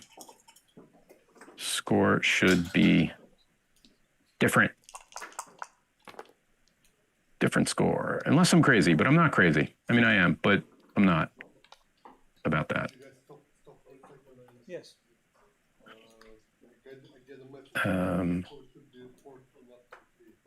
But you already took your point. Oh, Yep. Thank you. Yeah, Thank you. someone told him. Cool. Reset that. 4-2. Very good. We're back in action. 4-2. Perfect. Good to play? Okay, thanks. I played 6-2. It's yours. Thank you. Okay, here we go. Thank you. All right, Justin, much stronger board. Here we go. I guess if I'm going to queue, Meg's gonna roll 5-2. Yeah, this is one of those other ones. Just make a big stack. You could actually come down to the 11 there. That might be correct. You don't want to leave shots, but that kind of scenario might be okay. 5-3 is blocked if you do come down to the 11, so you're really only leaving 6-2 and double fours, so that might have been worth it to come down. This works beautifully for Maggie. And if she can make her 5 or 7 point, then that would certainly be a double.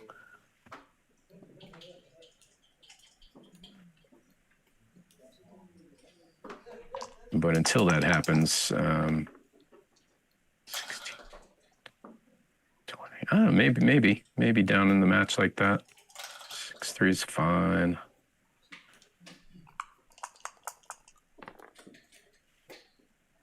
Oh, double fives is big for the race, but Justin can't get out. But that did kind of collapse doubling hopes for Maggie, I think, just because now she's so far behind and Justin's board is super strong.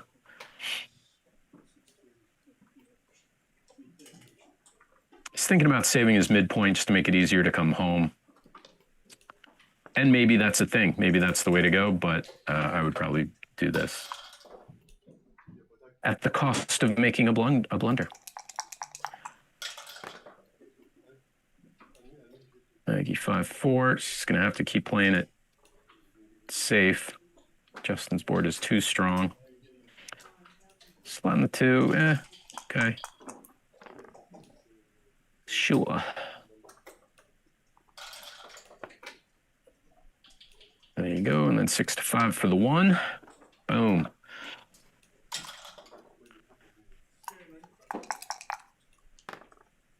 Maggie would love the 5 or 7 point. Can't do it. And that's kind of ugly. That is kind of ugly. Maybe 8-4 and then just slide over 2-1. Or just play 6-1, but that's probably a bit overkill. I mean, she'd love to be slotting the 5 or 7 points, but not with Justin's home board like that. That's way too strong. 6-5. 6-5 might be time to run. He's going to look at making the ace point. 6-5 might be time to run off this 3-point anchor. Maybe not. Maybe you can wait one more, but you're risking Maggie strengthening her board. Her board is really bad right now. You're way up in the race. I would consider running. But 1 is right and 1 is a 250 blunder. And I'm not quite sure which. The problem is, even if you make the ace point now, your next roll for Justin, if you don't run, is going to crack your home board. So while it looks great to make your ace point on this roll, yeah, there you go. The next roll is, you might not even get out. You might roll a 1-3 combo of 1-3s and 5s and have to crack your board. So this almost assuredly is right at the moment. And Maggie, especially with the blot on her ace point, which she can now cover, but at the cost of a blot on the 2-point. And now Justin's looking to get out. And does. Time to run. Run away. There is something to be said for making the 7-point as well and hanging back for contact. Contact is Justin's friend right now, but he's so far up in the race, I think he's up in the race anyway, that I would probably just run instinctively. 25. Move your hand, I can't see the pips. Is that 83? Yes, 83 for pink.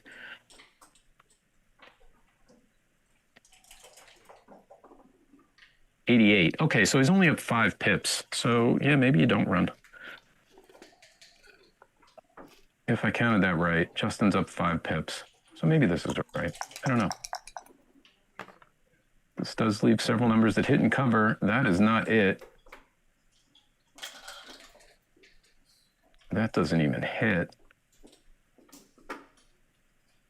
And unfortunately, Maggie still has to keep playing safe.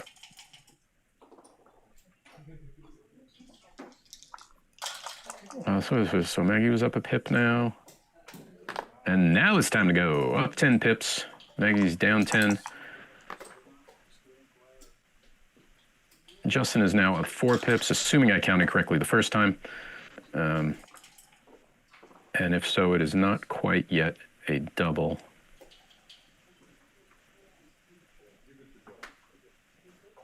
72 for pink.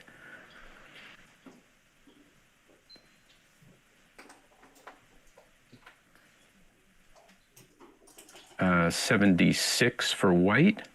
I have no idea what I just said. 72, 76, is that right? So 4 pips.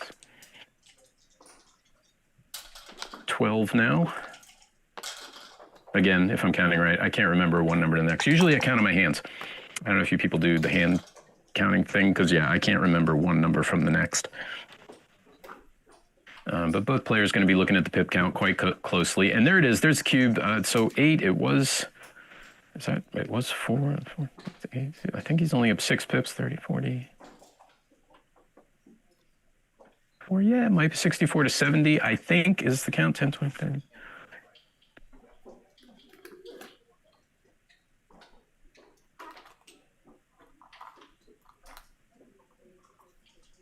$68 for white. I'm going to count on my hands.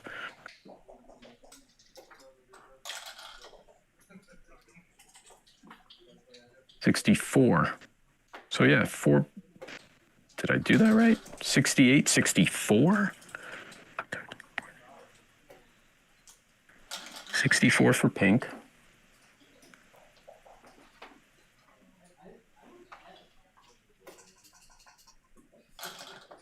$68. So yeah, 64, 68. This is not yet a double. This is definitely a take.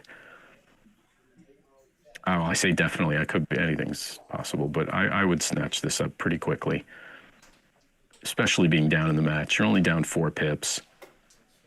I mean, Maggie does have a gap on her 3. She has a potential gap on her 5, so that could absolutely hurt. So I guess I haven't looked at the effective pip count. Just by the pip count, let's see, 16. I'm gonna drop it. Good double. Thank you. Feel that. So she drops it. Now, she's discovering the magnet. That's what happens when people discover the magnet. They do weird things. So Maggie discovers the magnet and she drops the cube. So now it's 5-2. Yeah, I think I would have taken that.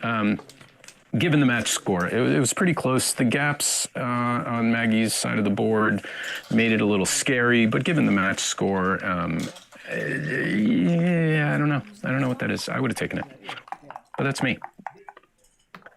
And I am not Maggie, and I am not in Wisconsin. Here we go, 4 away, 7 away.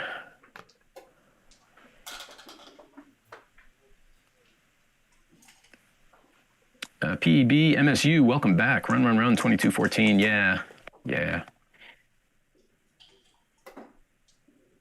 All right, here we go. Maggie and her family rooting, cheering, praying, hoping. Maybe they wanted her to take that. Take it, Maggie, take it. Take the cube. But she didn't. Especially since now I'm looking at it, Justin is now 4 away. If Maggie takes the cube, obviously there's no gammons. If Maggie takes the cube and Justin wins, he's only 3 away. And the difference between 3 away and 4 away is not that different. You still need a doubled gammon to win. And being 3 away is the difference right there. That Maggie could have taken that. And even if she loses, it wouldn't affect her that much. So I'm guessing that was a pretty big take. If it wasn't, then I am wrong again. 3-6 is all right. She's going to anchor up. And the 6 is the question, isn't it? Jumping on out.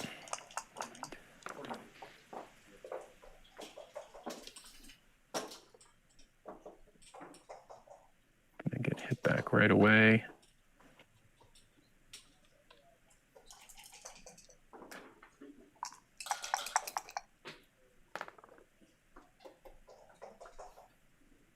Two 6 going to hit back. Bloody battle.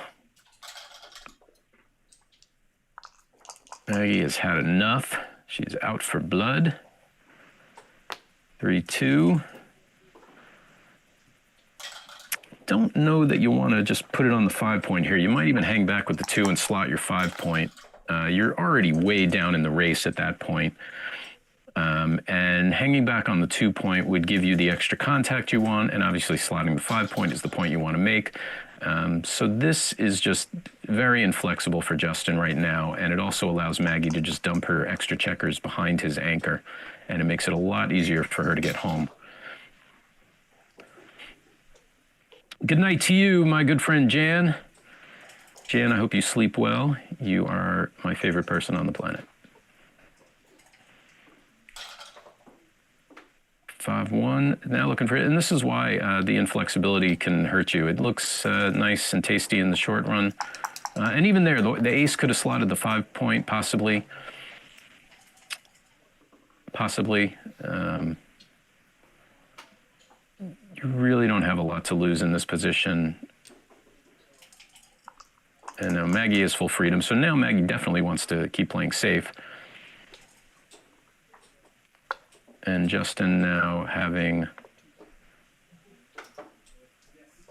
all his checkers up on the 20-point. Again, it makes it easier for Maggie to just bring stuff home like this. This is a perfect example.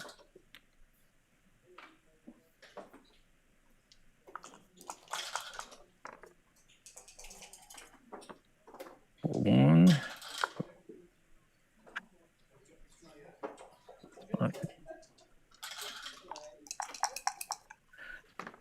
Now after this roll, Maggie is now down to 4 points on her, or 4 checkers on her midpoint. And that's about when you start to think about the double.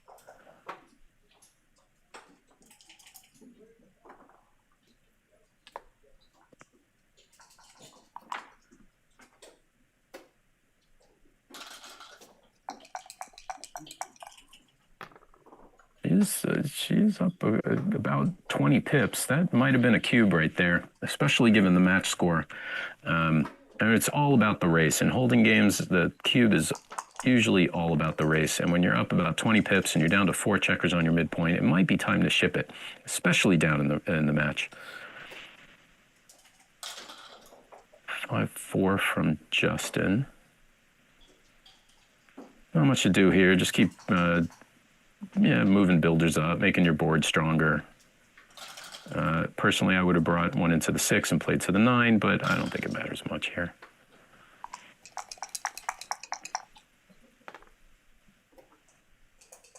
Six, 4 is perfectly wonderful.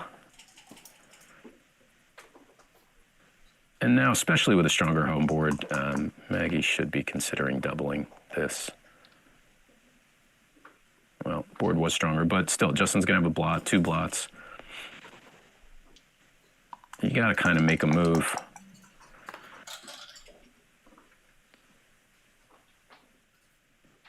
Especially since big doubles just lose your mark at any double 6, double 5, double 4s, even double 3s. You'd be losing your market, even double 2s, maybe.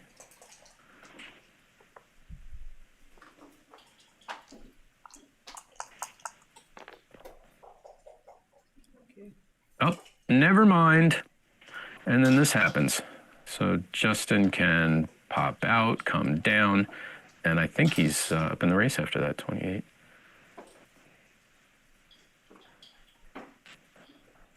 $104 for pink after the play. Oh, maybe I'm wrong. 99. All right, so he's still down in the race. 99, 104 if I counted right.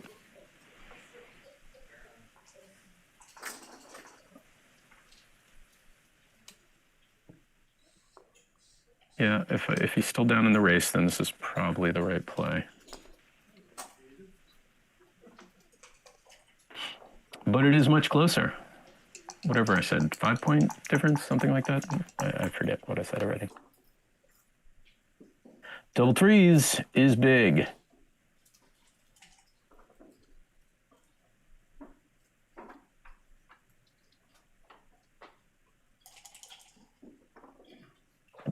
Probably just want to bring them all down. You are up in the race. Just bring all 3 down. The last 3 is ugly, but big deal. The only other thing to look at is making the 7-point, but then you're leaving 8s as a fly shot on a super board, and you don't really want to do that. So this seems to be the thing. If Justin rolls small next turn, there should definitely be cube coming. Get your point, get to 6 away, and be done with it.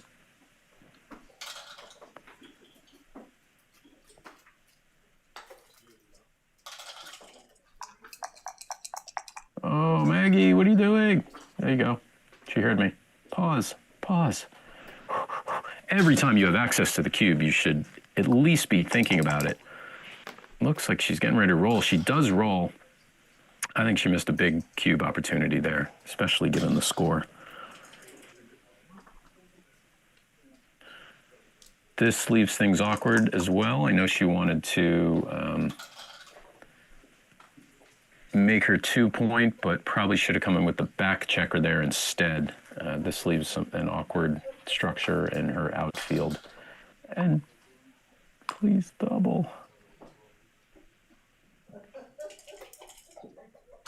Is 82 to 86, if I counted that right.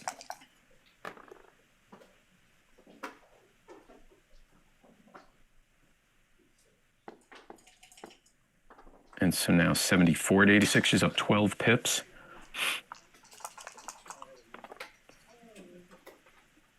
She's up 9 pips. Send the cube. Maggie, I'm communicating with you telepathically. Double. Hear me, Maggie. I'm gonna use the force. Use the force.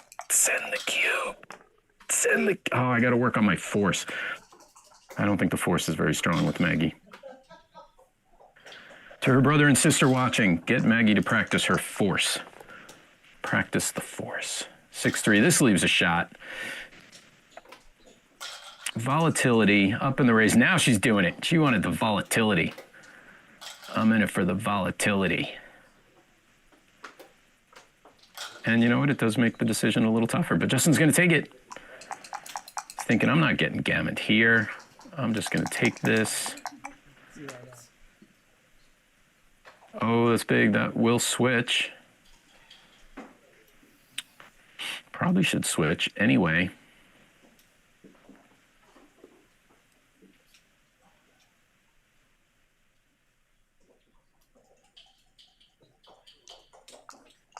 Maybe I'm wrong. Maybe that's 6. Big 6, 1-5. And this is a decision.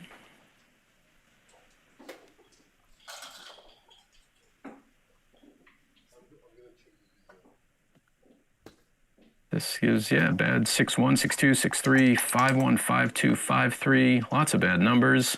That is one of them. And it's shot time.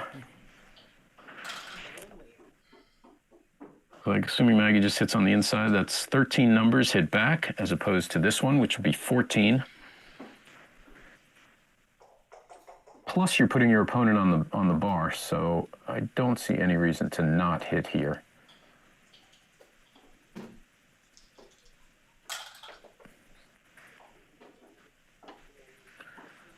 Sixes and 1-5 if you hit. Otherwise, you get 14 numbers for any 3.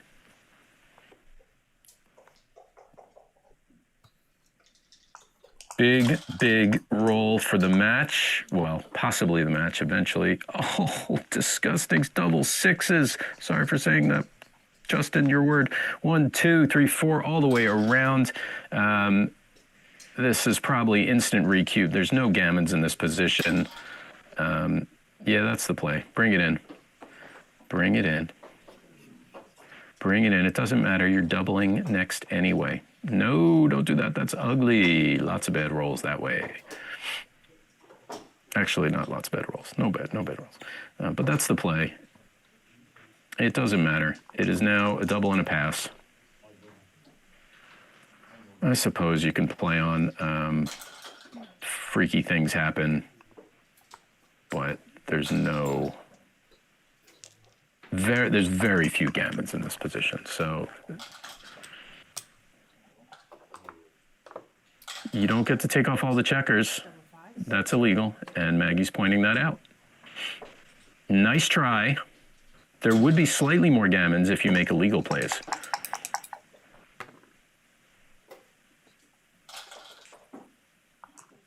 And sure, Justin's looks like he's gonna play on, or maybe not. Maybe now, finally cube her out.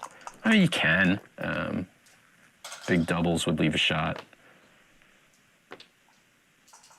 Yeah.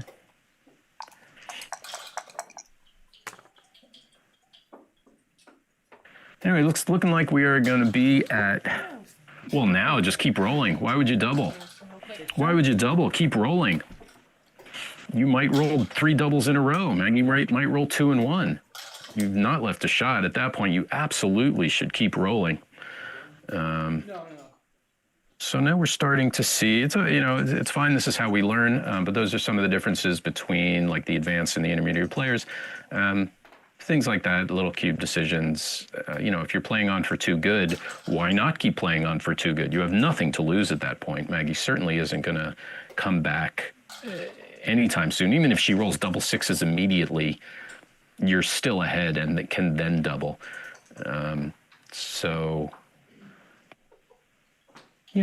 It happens. Let's see. Let's go to the chat. Would you play 4-1 there and keep the spare on the 6? 4-1 there. I don't remember the position. Would I play 4-1 there and keep? I don't remember the position. I'm sorry.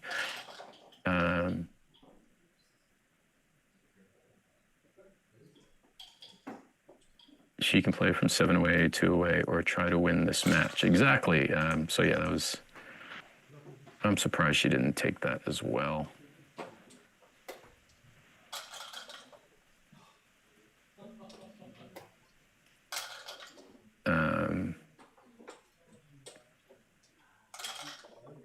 We're on break.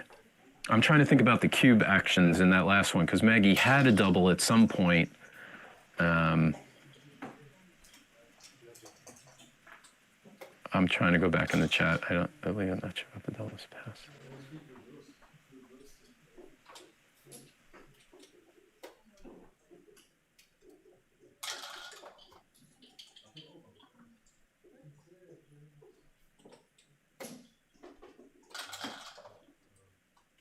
So yeah, I think Maggie should have doubled. I don't know what I'm looking at anymore. Anyway, hi. We're in round 3. It is going to be 2 away, 7 away. The final round of the evening for the 2026 Wisconsin State Championship.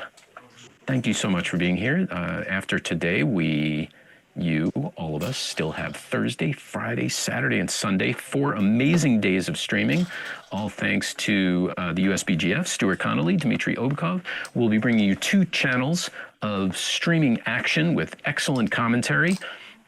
I know we have a lot of other amazing commentators lined up. From what I have seen, the days to come, and I am certainly looking forward to watching it. I will be traveling a bunch over the next couple of days, so I won't be able to be here. I'll be watching everything after the fact. But then possibly I'll be back for you all for the weekend. We will see. If not, I hope you all have a wonderful weekend. And regardless, have a wonderful next couple of days. Justin is back in the chair. He will put the cube back in the middle, pick up his die, and once Maggie comes back, we will resume. Looks like still Maggie is running low on time. She's got 3 minutes and 41 seconds, which isn't really a lot, especially considering if she wants to win, she needs to get 7 more points. So if this does end up going several more games and she makes a run at the comeback, time could definitely become a factor. Justin still has a solid 8 minutes on his clock, which is a decent amount. And we'll be back shortly. Maggie is sporting a lovely gold watch and bracelet combo. She has placed, and possibly a ring combo. Perhaps she didn't want it jingling around or distracting. If it were me, I'd wear more of it. I would have more shiny, distracting stuff that catches the light and blinds your opponent in the eye. whatever it takes. I'm a dirty player, you know, prison rules. Here we go. Maggie's back, dice are in the cup, and we're out.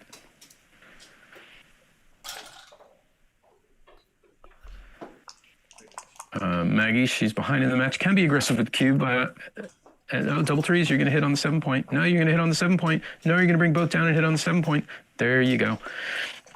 That's what you're going to do. But because Justin is only 2 away, he really doesn't mind taking a 2 cube because it gives him the match. Even though it kills his gammons, it puts the match on the line. Plus, Maggie's already 7 away. If she wins 2 points, she's just 5 away. And as we said before, like, it's even in odd numbers. The difference of being 5 away or 6 away doesn't really matter as much for either player. So I think Justin should still be okay with accepting a double, unless it's just disastrous, obviously. 5-4 for Maggie.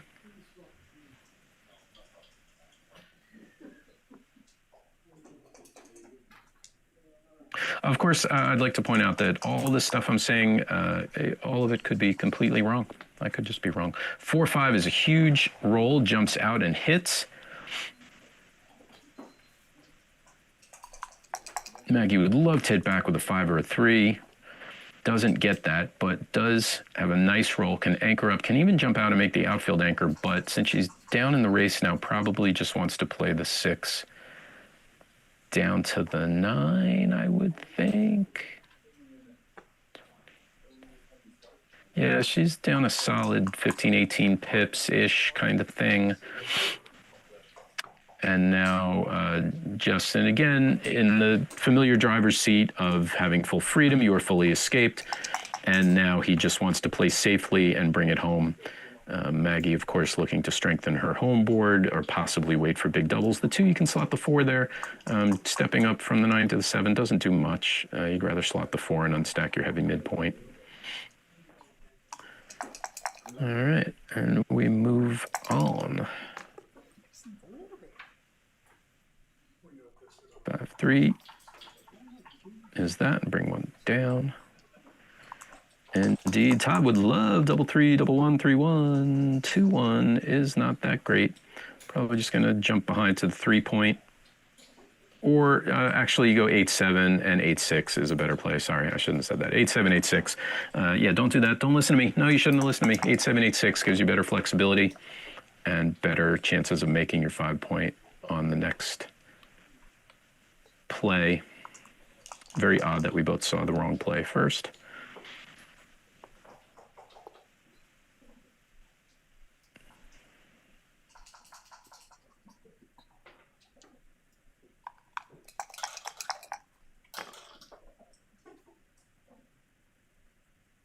Two. Maggie's board is getting stronger.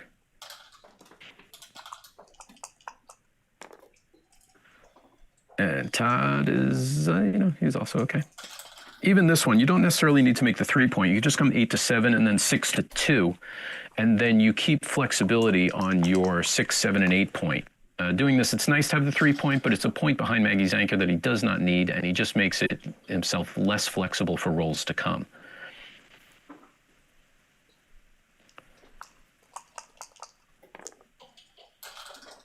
Double 5 doesn't matter as long as you're throwing big doubles like this. It just doesn't matter. And 4-1, strengthening the board. I don't know what cube actions here and things like that. Usually if you're 2 away, the response is, should I cube, is no, never. But he's going to do it. He wants to put the match on the line. And it makes sense. He's so far ahead that he's kind of forcing Maggie to go for it or not. The problem is you're 7 away, Crawford.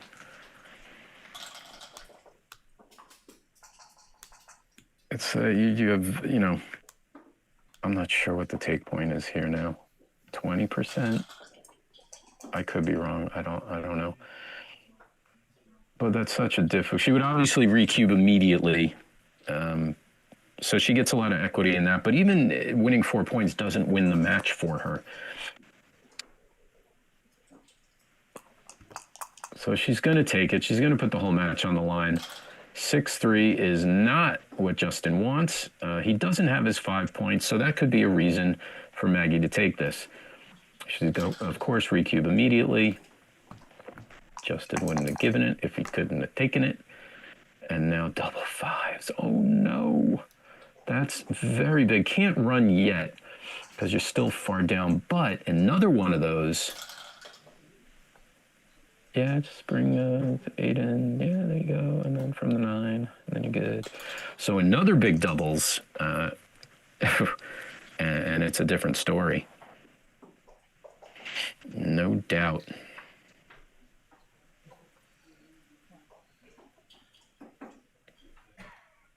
$79 for pink.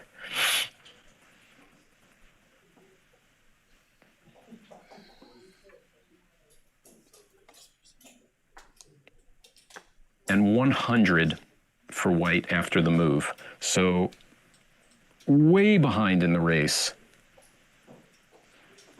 if Maggie does this, unless I counted wrong. Yeah, 100 for white.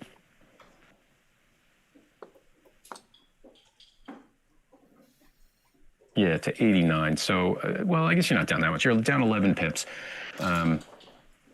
And that I don't think is legal. Something seems wrong about that from the original position, but oh well. Double ones, nice roll, doesn't help the race, but he gets to make that very important 5 point that he was missing. You got it. You got it. He was thinking about making the 2 point, but you should not. Just bring it on in. Oh, double sixes. Oh, no. Oh, she did it. Wow. Double fives followed by double sixes. 44 pips in 2 rolls. And 2 double ones in a row. Oh, this game of backgammon just sucks for people sometimes. And sometimes it's wonderful. Unreal. Double fives, double sixes. Can Maggie continue? Her family, brothers, sisters are jumping around, screaming. But it'll bring in... Yeah, either go 6-5. Nah, no, you don't care about the 2 point. You don't care about the 2 point. You're racing. But that's okay. 6-3. Oh, Maggie, big numbers. Needs them again. 3. Oh, went from huge numbers to weeny teeny numbers. We want more backgammon excitement. Got to root for Maggie now.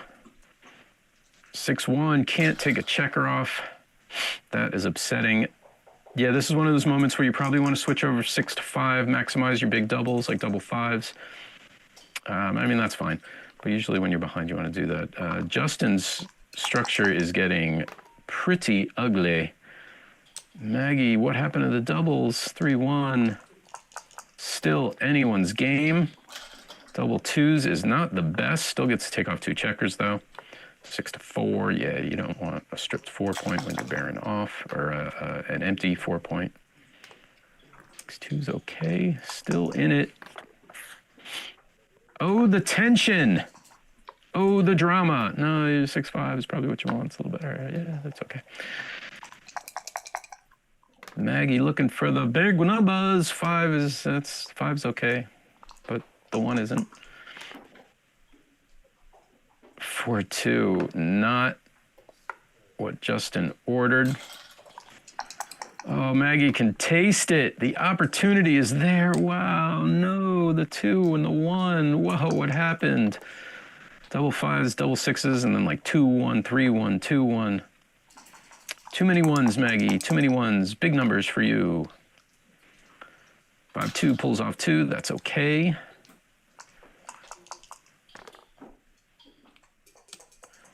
Oh, the time is now. Maggie needs some numbers.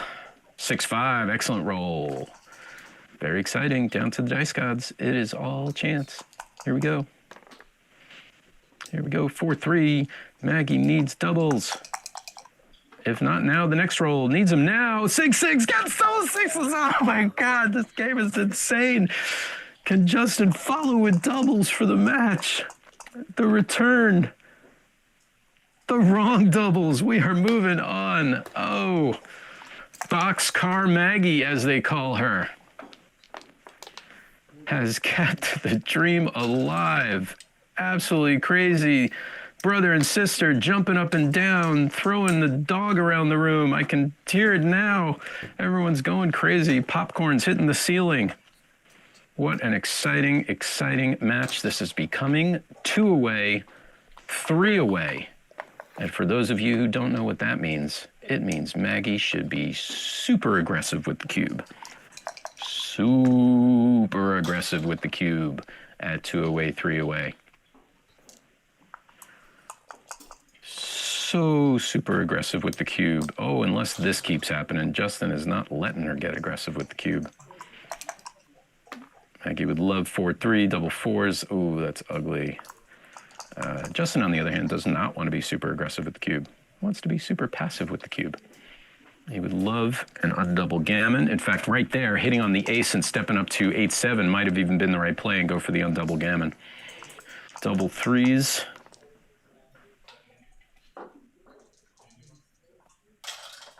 Three, 1. Yeah, step up a little, maybe step up a little bit and bring down 13-10. That gives you an extra builder on the 4-point. Maggie continuing to dance. Oh, double fours. Oh, wind's going out of Maggie's sails kind of quickly. Could maybe even consider shifting and going for the gammon. And hitting on the ace might have been the play. Maggie really wants to anchor up, can't. Oh, such an exciting, exciting comeback in the last game.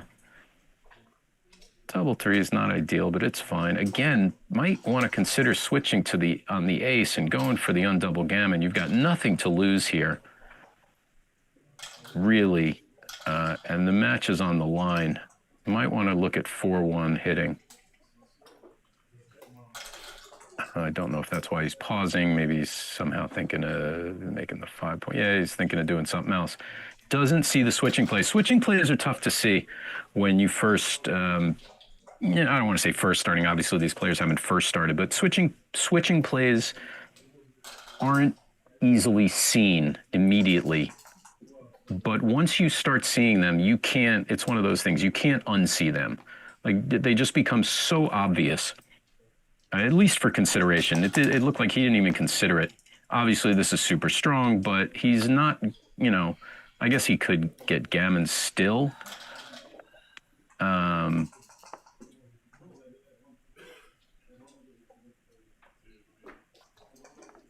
Maggie certainly isn't taking any kind of cube, so he's definitely going for the undouble gammon, and should. Certainly, Maggie's got no structure to speak of.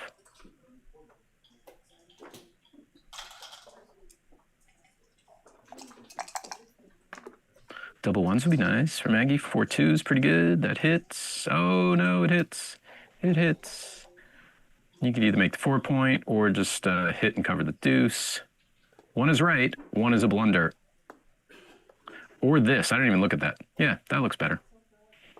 Yes, do that. Send another checker back. Make a point in your home board. No, send the other checker back. Maggie, send the other checker back. This leaves a blot in your home board to hit. Now Justin's going to escape that second checker. Yeah, hitting that back checker, the other checker in the outfield was probably stronger. Double twos gets to, no, block it, make the 9-point. Makes the 9-point. Make the 9-point. Yeah, you could have made the 9-point there and blocked in the back checker, blocked sixes to jump out. The 2-point is less important there for Maggie. Could be the time factor. She only has 1 minute left on her clock. Time can definitely be affecting her decisions now. It certainly would be affecting mine. Time pressure is tough. You really, anytime you stop to think about a better move, you just can't do it.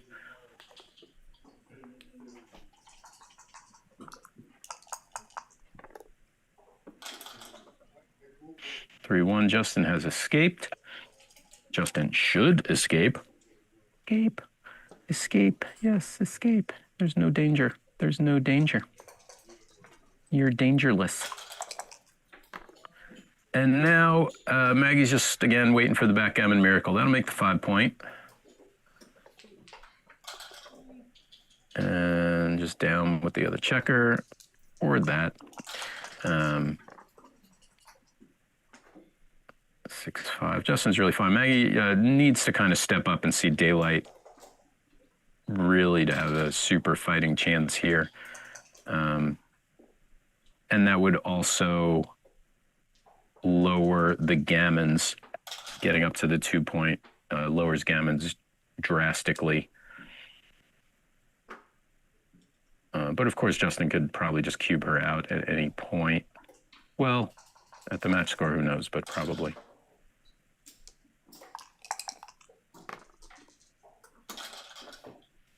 Double fours again, not what Maggie wanted. She's going to have to start crunching.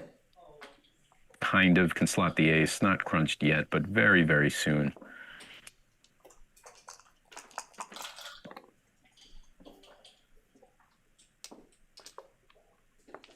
And Justin, excellent, excellent position. This is where we want to be as backgammon players. Maggie is now crunched. Broken home board with checkers trap back is the worst place you can be as a backgammon player. Stacking up the 7-point is not at all what he wants right now. You really want to start bringing those checkers in and start getting a nice mountain structure, as Mochi would say, on your 3, 4, and 5-point when bearing in against an ace-point game. I mean, obviously, he's still very much in control, but for plays like that, you might want to not stack up the 7-point. For those of you who are looking to improve your endgame bear-in, bear-off, I do highly recommend Michi's book, Endgame Technique, especially if you're an advanced intermediate player. Michi's Endgame Technique book will drastically help you. It will point you in the right direction for a lot of general, just kind of I wouldn't say 101 knowledge, but more like backgammon 201 knowledge that is really can be essential. Like right now, he definitely wants to take that checker off the 6-point. Certainly with the ace. There you go.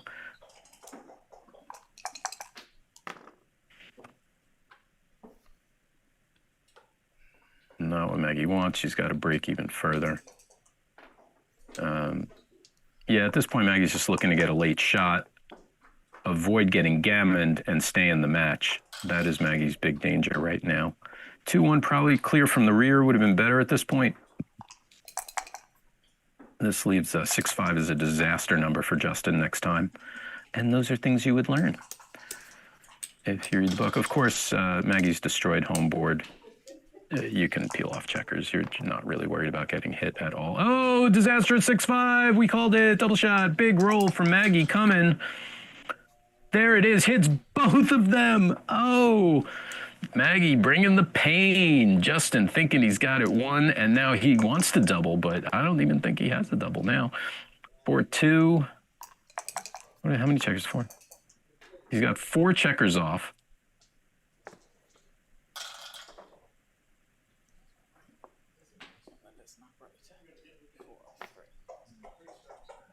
Oh, I was. Yes, yeah. I'm so sorry. Yeah. So sick. Yes, so sick indeed. Getting nervous with my low clock time. Oh, and hits back. Oh, no, you're on the board. You can't hit back. He got all excited. You can't do that because... So here you don't want to do what he's doing, and that leaves an extra blot to be hit later. You really just want to keep moving those 2 back checkers around and take your chances. 6-4. What you gonna do? That is a tricky one. I don't know about this one. I really don't know. She has no time. 42 seconds left on the clock. 1-4. That's okay. If she rolls a 1 now, she gets a 3rd checker. And that is why you don't slot the ace with that 3. Maggie looking for a 1. 1 would be big. Oh, painful. No, double threes. This is too much. 42 seconds on the clock. 6-4 will hit a second checker. Still looking for a 1. A 1 would be great. 5-4. At least she gets out with 1 checker. This still could go either way. 6-5. What's that going to do? That is not going to do anything. It'll safety 1 checker. And then come down there. Any 1 is great. Double sixes is great. Oh, 5-3 is not great. Still some bad rolls in the cup for Justin. Oh, the tension. Now he's thinking of double. Oh, what are you doing? He's just going to roll. That doesn't hit. That does leave a shot. He's just going to leave the single shot, which maybe is fine. You might want to consider covering the ace, but yeah, if she misses, it's over. And she does miss. Wow. Will most likely save the gammon, though, is the good news for Maggie right now. We'll certainly save the gammon this way. Yeah, he already picked up the cube. You already touched it. In fact, he touched it before. Usually, if you touch the cube, you have doubled. That's the way that goes. There's no way Maggie should take this. And That was exciting. we're moving on. That was exciting. That went back and forth. And now we are Crawford 3 away. I need to look at the transcription on that one and see how. Thank you, PB MSU. He's got all the doubling information. 4 off is a double. Yeah, I don't remember the position anymore. I'm sorry. I should go back. 4 off is a double. Oh, he's saying 4 off in this game that just happened right now is a double. Yeah, maybe. I mean, at the match score, who knows? You get it sent right back to you, I guess, is the problem. Anyway, Crawford 3 away. Gammons don't matter for Maggie. She'll gladly take one. But the only thing winning a gammon would do is take away Justin's free drop next game. For those of you who don't know that, meaning if Maggie just wins 1 point, then next game she's going to double anyway, so she only needs to win 1 more game after this if she wins 1 point, and Justin has an optional drop. If she gammons, she still needs to win 1 more game after this, and Justin does not have an optional drop. That's the only difference for gammons. And gammons certainly don't matter for Justin. Yeah, hitting 2 is a bit of an overplay here. With only 8 checkers in the zone, you really don't, usually you don't want to attack both. The 2 anchoring up is nice. You could still hit. Hitting 2 is a bit much, especially since gammons don't matter.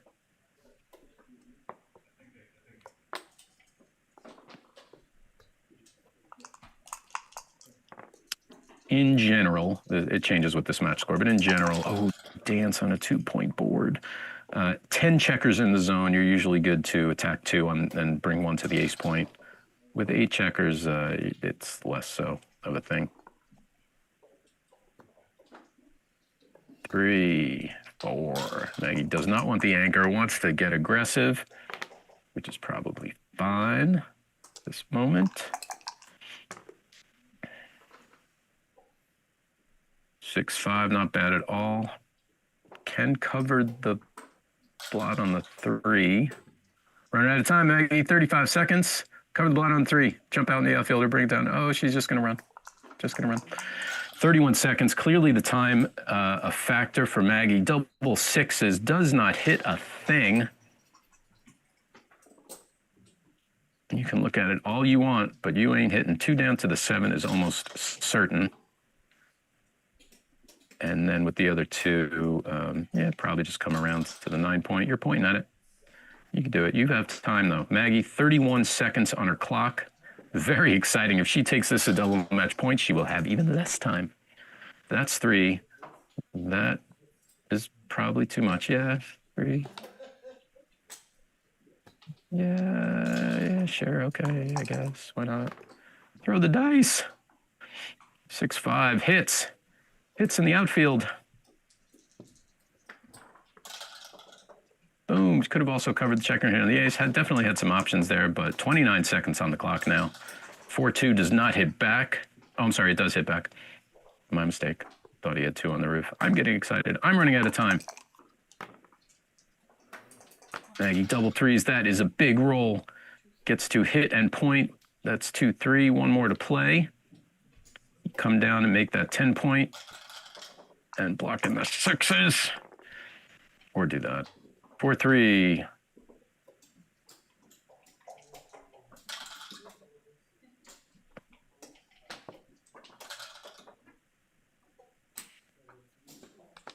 Hitting seems right here. You're leaving a shot either way. I mean, you could slot your 4 point, but this takes kind of a tempo hit as well. Maggie doesn't get to use that builder. 4-2. There you go. 4-2. Safety. Beautiful. Done. 27 seconds. You can tell Maggie's getting flustered just with her hand movements, and that is understandable. Gotta breathe. Gotta breathe. This is where sometimes, if you'll notice, the world-class players, when they run really low on time, you can, if you look at their faces, you can actually see their eyes darting around the board. They're anticipating what rolls could come up and what to do when those rolls come up. So there's less time actually thinking about it once the dice come out. And that greatly helps when you're low on time, is to try to anticipate. Oh, 4-6 is huge. She can jump in and out. Try to anticipate your bad rolls. The good rolls play themselves, but the bad rolls are difficult. Double one's not going to hit back. Maggie feeling much better about this now. Really wants to safety that checker.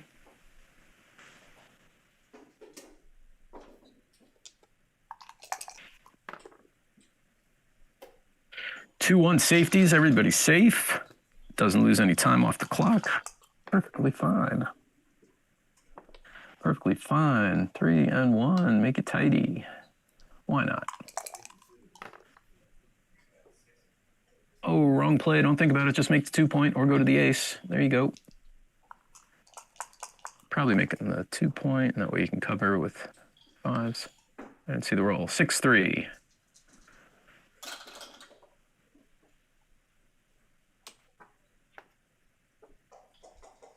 Yeah, you could kind of jump out with the 6. That might not be too bad. And then just play the 3 inside. You break your 5 prime, but you're creating a little more contact, which, as Justin, you don't mind at this point. You don't care about gammons at all. 6-1. Again, could maybe even jump out and just create problems. If you get hit with the 3, if Maggie doesn't cover with like a 3-4, then you get return shots on the ace. So jumping out at this point might not be too bad. And you're also giving yourself better flexibility, especially now that Maggie's stripped on the midpoint. Oh, well, especially since you roll double 5s. And what is the race? Yeah.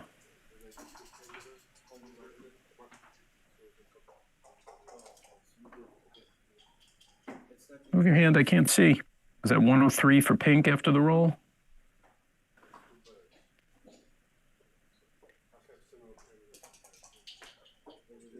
$96. I forget what the first number I said was.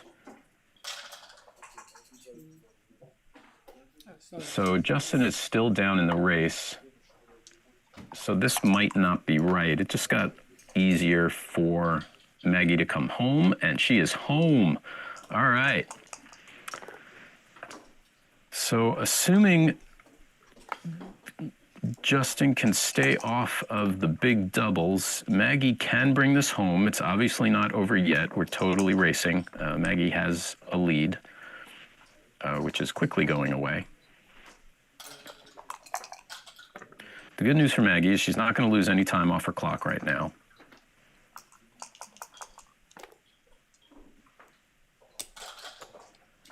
This is getting a little too close for Maggie's liking.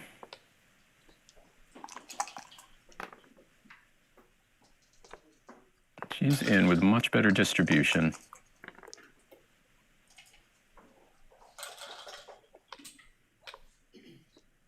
That is a case where you want to go 6 to 5, and that would maximize Justin's big doubles. He's behind in the race, and now if he rolls double fives, he only gets to take off 3 checkers instead of the 4, which he would have been able to take off. When you're ahead in the race, then you want your small numbers to fill in the gaps in the front because your big numbers already play well, and that way your small numbers can take off checkers.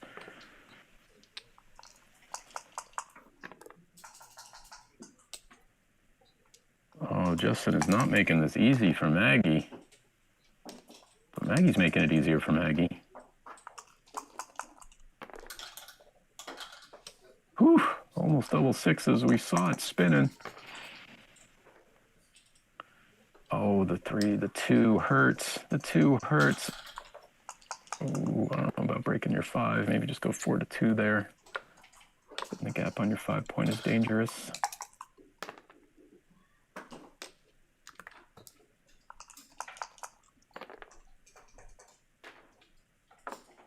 Yes, DMP, DMP.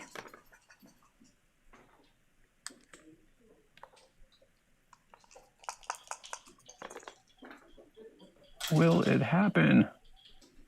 Will it happen?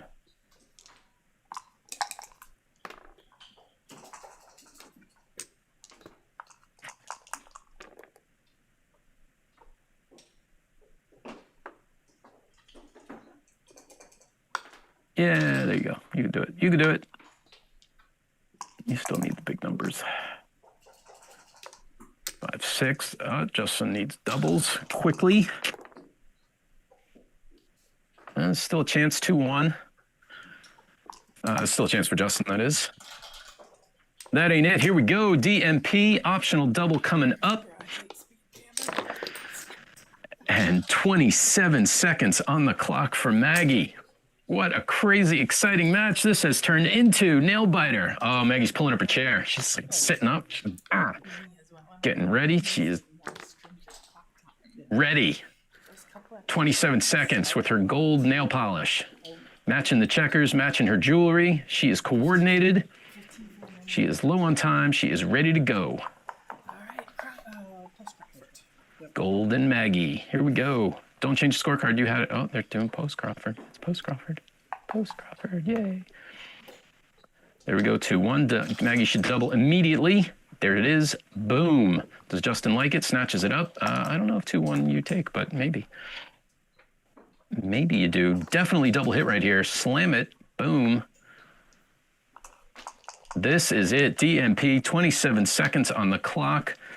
Oh, Maggie did not want to get hit. She just wanted it to be easy. Just wanted it to be easy. This is now anyone's game. Would love to anchor up. 4-2 does not do that, but it hits. Yes. Don't think. Hit it. Hit it. Hit it. Oh, it decides to split instead. You want to hit that. You want to fight for your 4 point there. 6-4. That should come around to make the 11 point. You probably could think about making the 7, but yeah, that's the play. You come around, you make the 11 points, super strong, super awesome. Maggie would like to anchor up, possibly maybe make the 18 point. Oh, or do that. Big double sixes. Certainly the 7, and then what to do with the other 2. Maybe bring one of those back checkers around to the 9 point. Yeah, that one. You're pointing at it. Maybe that. Maybe you could just hit on the ace, but I think this looks good. Oh, 6-4. It's time to run. Justin, for you, it's time to run, Justin. Justin, it's time for you to run. You're ahead in the race. You race. When you're ahead in the race, you race. When you're ahead. When you're ahead in the race, you race, especially at DMP. At DMP, your main, I learned this not too long ago, your main objective is racing. 6-4 can make the 18 point, unless she's really behind in the race, which I don't think 14. Yeah, that's not too bad. Oh, double sixes again. That is punishing. Punishing. 2 double sixes in a row. This could still go either way. Fortunately for Maggie, she doesn't have to think about a lot of these moves. Holding games kind of play themselves. You're just going to make your board slowly, wait for a big moment. Only 21 seconds on the clock. Whatever you do, Maggie, do not time out. 6-5. Yeah, bring it down, slotted. Not much to think about. It's okay. 4-1. Good roll for Justin. Justin's still 3 minutes on the clock. Plenty of time. Double threes for Maggie. And now she's kind of got to think, I think you're a little too far behind in the race to be doing this. That's 3. That's 4. You just made it easier for Justin, but maybe 11. Yeah, that made it easier for Justin jumping out with those double threes like that. But with no time on the clock, it's really tough to do that. Yep. Yeah, you're reaching for it, but no, you're running and you're behind in the race.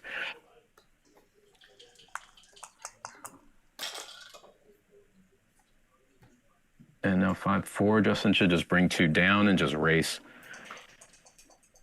Just don't mess with it. You're racing for the match. But yeah, Maggie jumped out a little too quickly with the double threes and then the 5-4. Put herself into a racing game when she is behind. Let me try and get 93 for pink.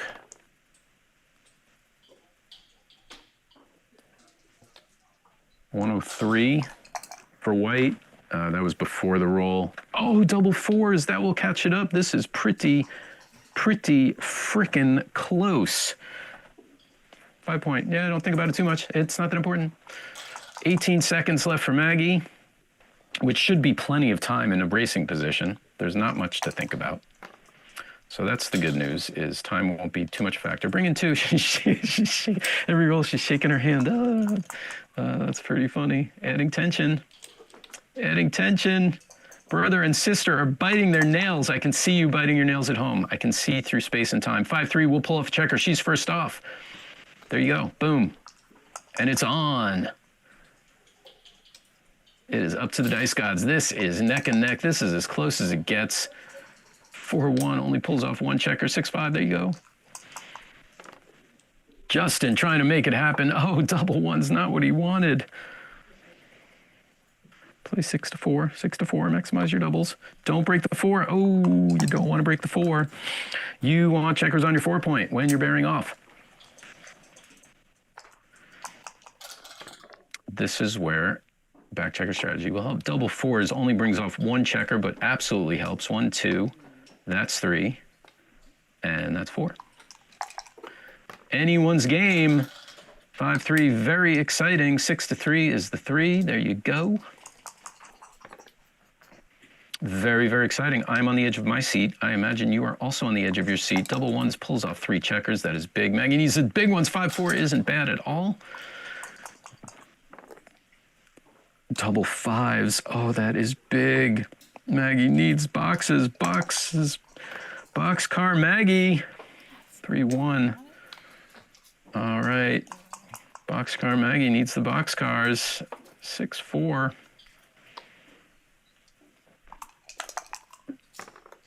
Let's see him. 5-3. Slipping away. Oh, that is it. It is over. What a match. Justin Cutler pulls it out. Maggie Sweeney putting pepper on it the whole way. That was very exciting. You can hear what they're saying, but I can't. I wish I could. Maggie's putting the gold back on. Less than a minute to the last. We will move on. Thank you, everyone, for joining us. That's the end of round 3. That's the end of our streaming for the evening. Please join us tomorrow, Thursday, Friday, Saturday, and Sunday for all-day incredible action. I'm not sure what time we're starting tomorrow. I imagine it is going to be in the chat or the descriptions. But if you subscribe to the channel, you will be notified. Again, thank you for joining us. Stuart Connolly, Dmitry Obakov have been bringing this to you from Wisconsin. Live, excellent. This is Josh Isaac. I will be signing off in a moment because I think that's it. If it is not it, then I'll hang out, but I'm pretty sure that's it. So everybody have a good night. Thank you again for watching. It has been my absolute pleasure. I love you all. Keep playing backgammon and come play me on Heroes. I play on Heroes all the time. My name is Jed Isaac. See ya.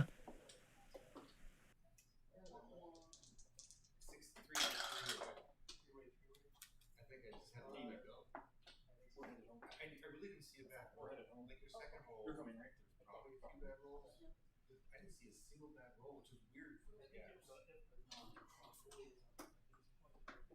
And so she had a gap here, and I was here. If I'm here and the gap's there, I think she's. I want that gap right in front of me.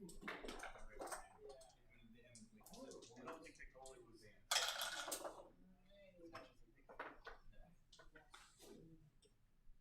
I think she wanted to. Yeah, it's good. It's good cute. I didn't buy the.